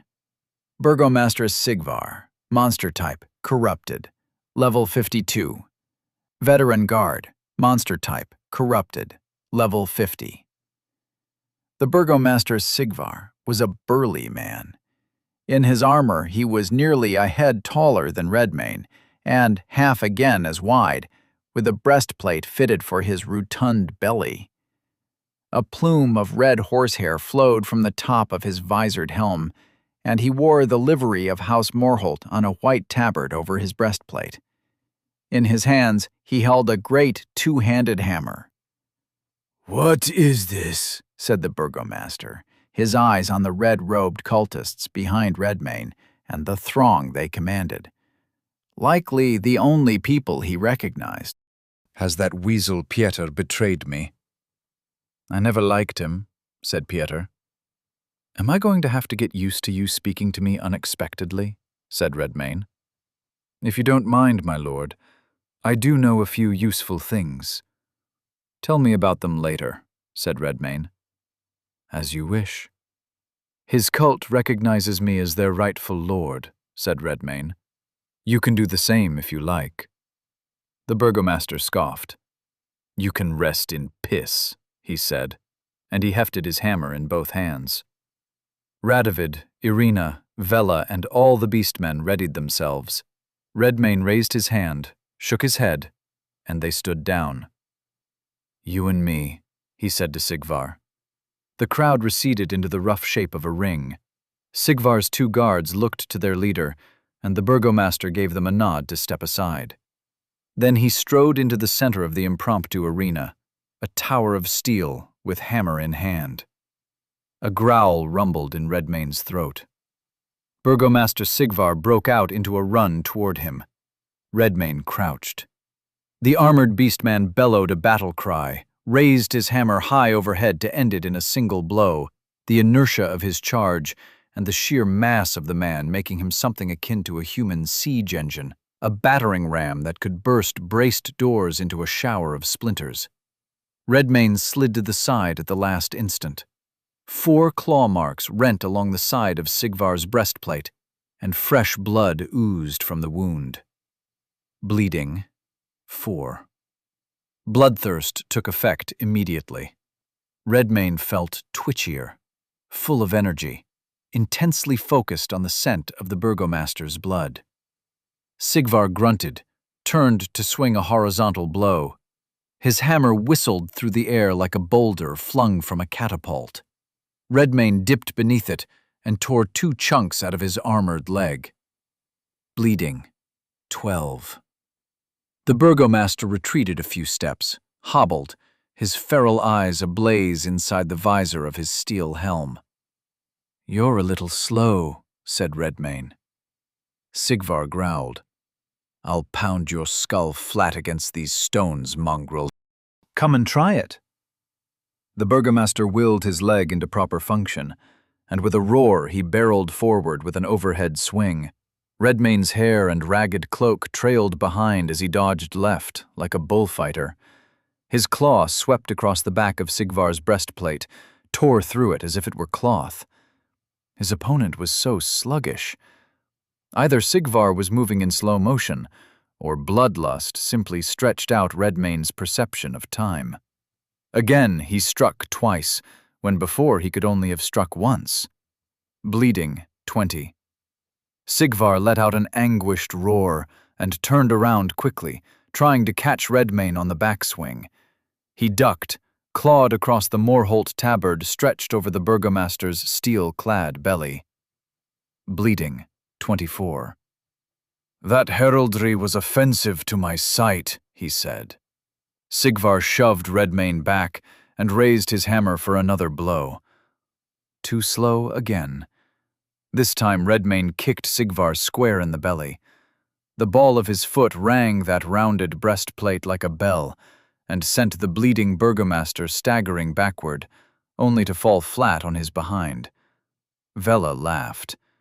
Irina gave her a reproachful look, and the justiciar rolled her eyes. Burgomaster Sigvar breathed in heavy gasps. Sheets of blood ran down his armor, which had been rent in so many places. Redmane waited patiently for the man to get to his feet, grasp the handle of his hammer tight, and advance once more. He had enough room to break into another charge. Redmane watched Sigvar thunder toward him, again raising his hammer high. Only this time, he suspected the burgomaster knew he had no chance. He simply wanted to die fighting. He could respect that. Were he in the same situation, that's what he would want too. Sigvar swung his hammer. Redmane swung his claw. An overhand claw, which swept diagonally from top right to bottom left, shoulder to hip. It cleaved through the haft of Sigvar's warhammer, through his helmet and gorget, through his neck, most of his right vambrace and forearm, and a generous portion of his shoulder. Burgomaster Sigvar's head popped off, and the rest fell into 2 pieces. It wasn't the cleanest separation. The 2 parts were still connected by a flap of blood-soaked skin and steel, but the exposed muscles and organs were a neat cross-section of beastman anatomy. Burgomaster Sigvar slain. Tasks completed. 5 out of 5. Level up. Level 53 to 54. Zone tasks completed. Cleared zone, Barograd. Level up. Level 54 to level 55. Quality points awaiting allocation. 2. This zone will be integrated into the domain of House Redmane. Redmayne slid the 2 points into fortitude. Fortitude, 38 to 40. And then a cheer erupted from the beastmen, their cultist shepherds, and Vela. Irina bowed to Redmayne with a solemn smile. Radovid did so as well, though his bow was stiff and no expression shone on his face. Redmayne wondered if the imbued would someday become a problem. Descentus La Tathval was out for a stroll on the upper streets of Terracon. He passed through a park that smelled of jasmine, with artfully manicured hedges and a central fountain sculpted from flawless white marble.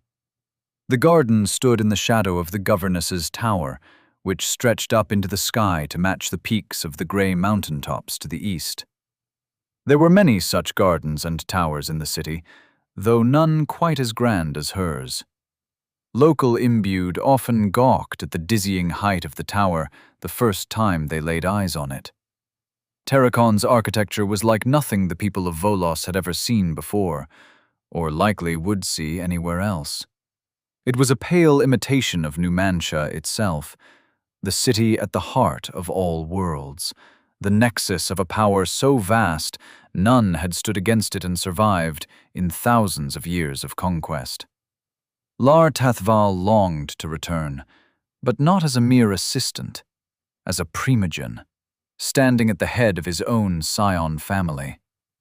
Making his way up the ladder to the Triarchy itself, the highest power in the universe, a state the gods of these backwater worlds couldn't even begin to imagine in their wildest dreams.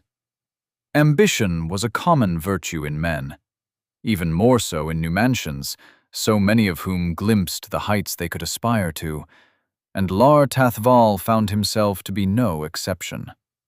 Lar had a seat on the bench in front of the fountain, leaned back and folded his arms as he watched and listened to the trickling water.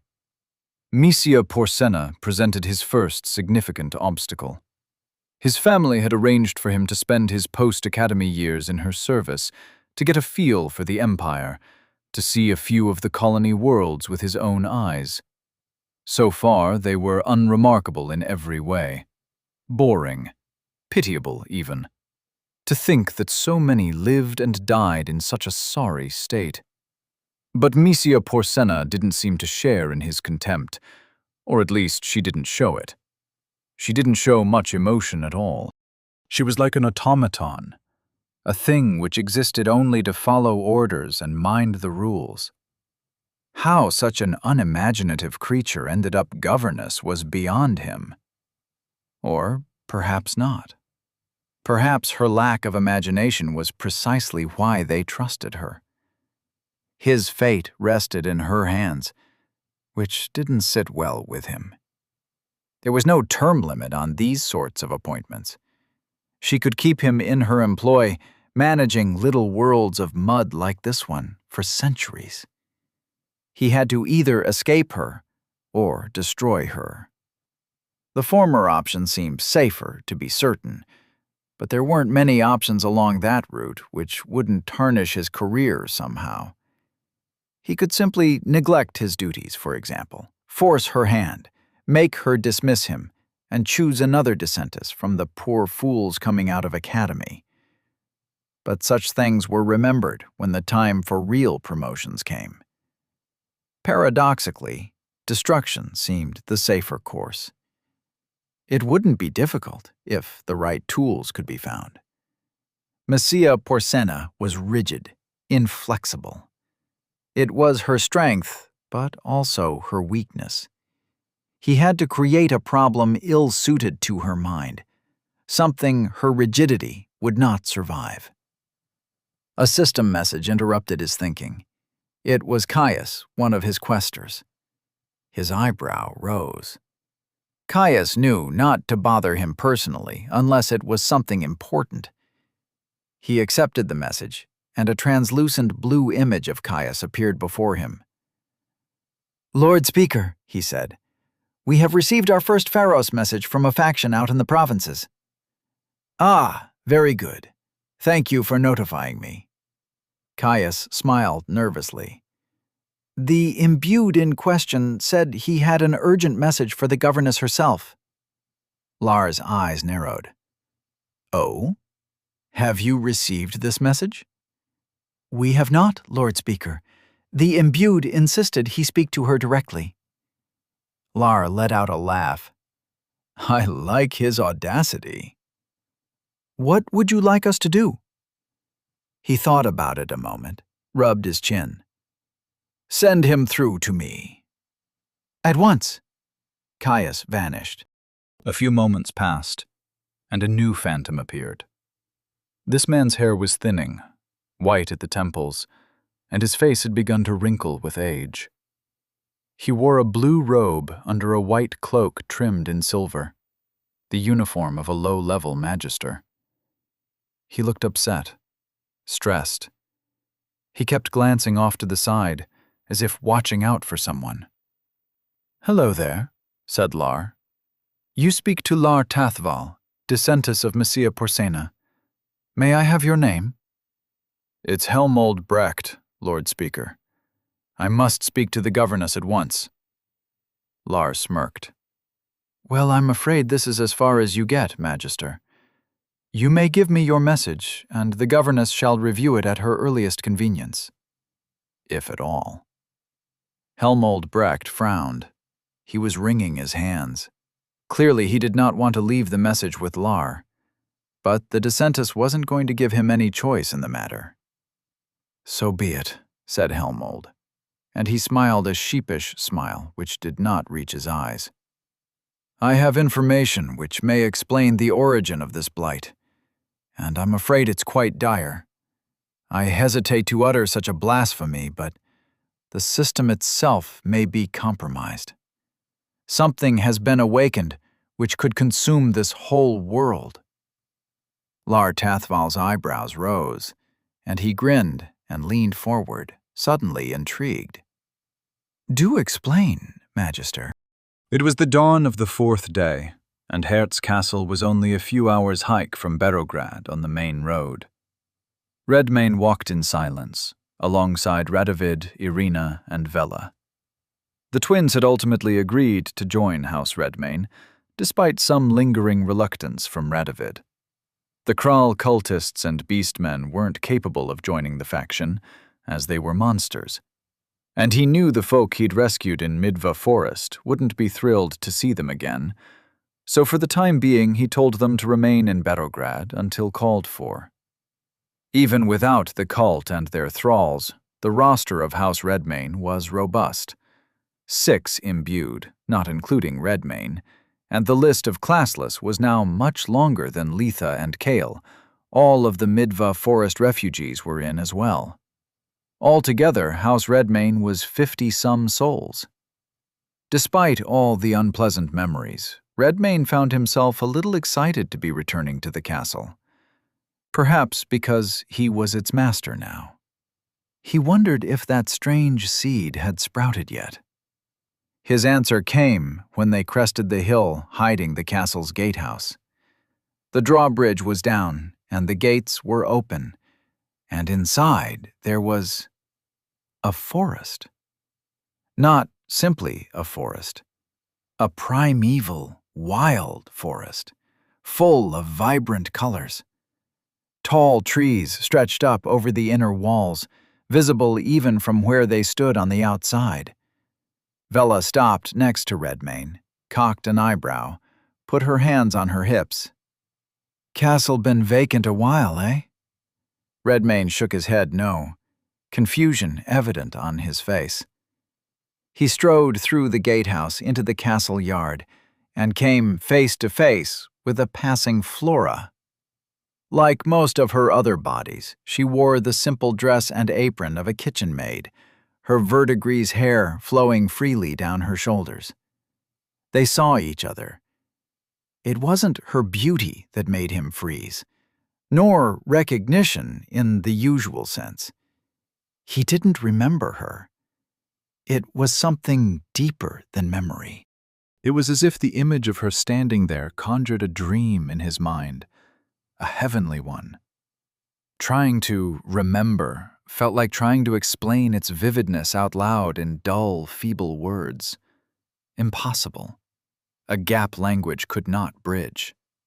Evidently, the green-haired girl was experiencing a similar sense of recognition, because the stunned expression on her face mirrored his exactly. But she recovered from it first. Flora smiled, took the hem of her dress in hand, and curtsied. "Thou must be Redmayne. Welcome home, my lord."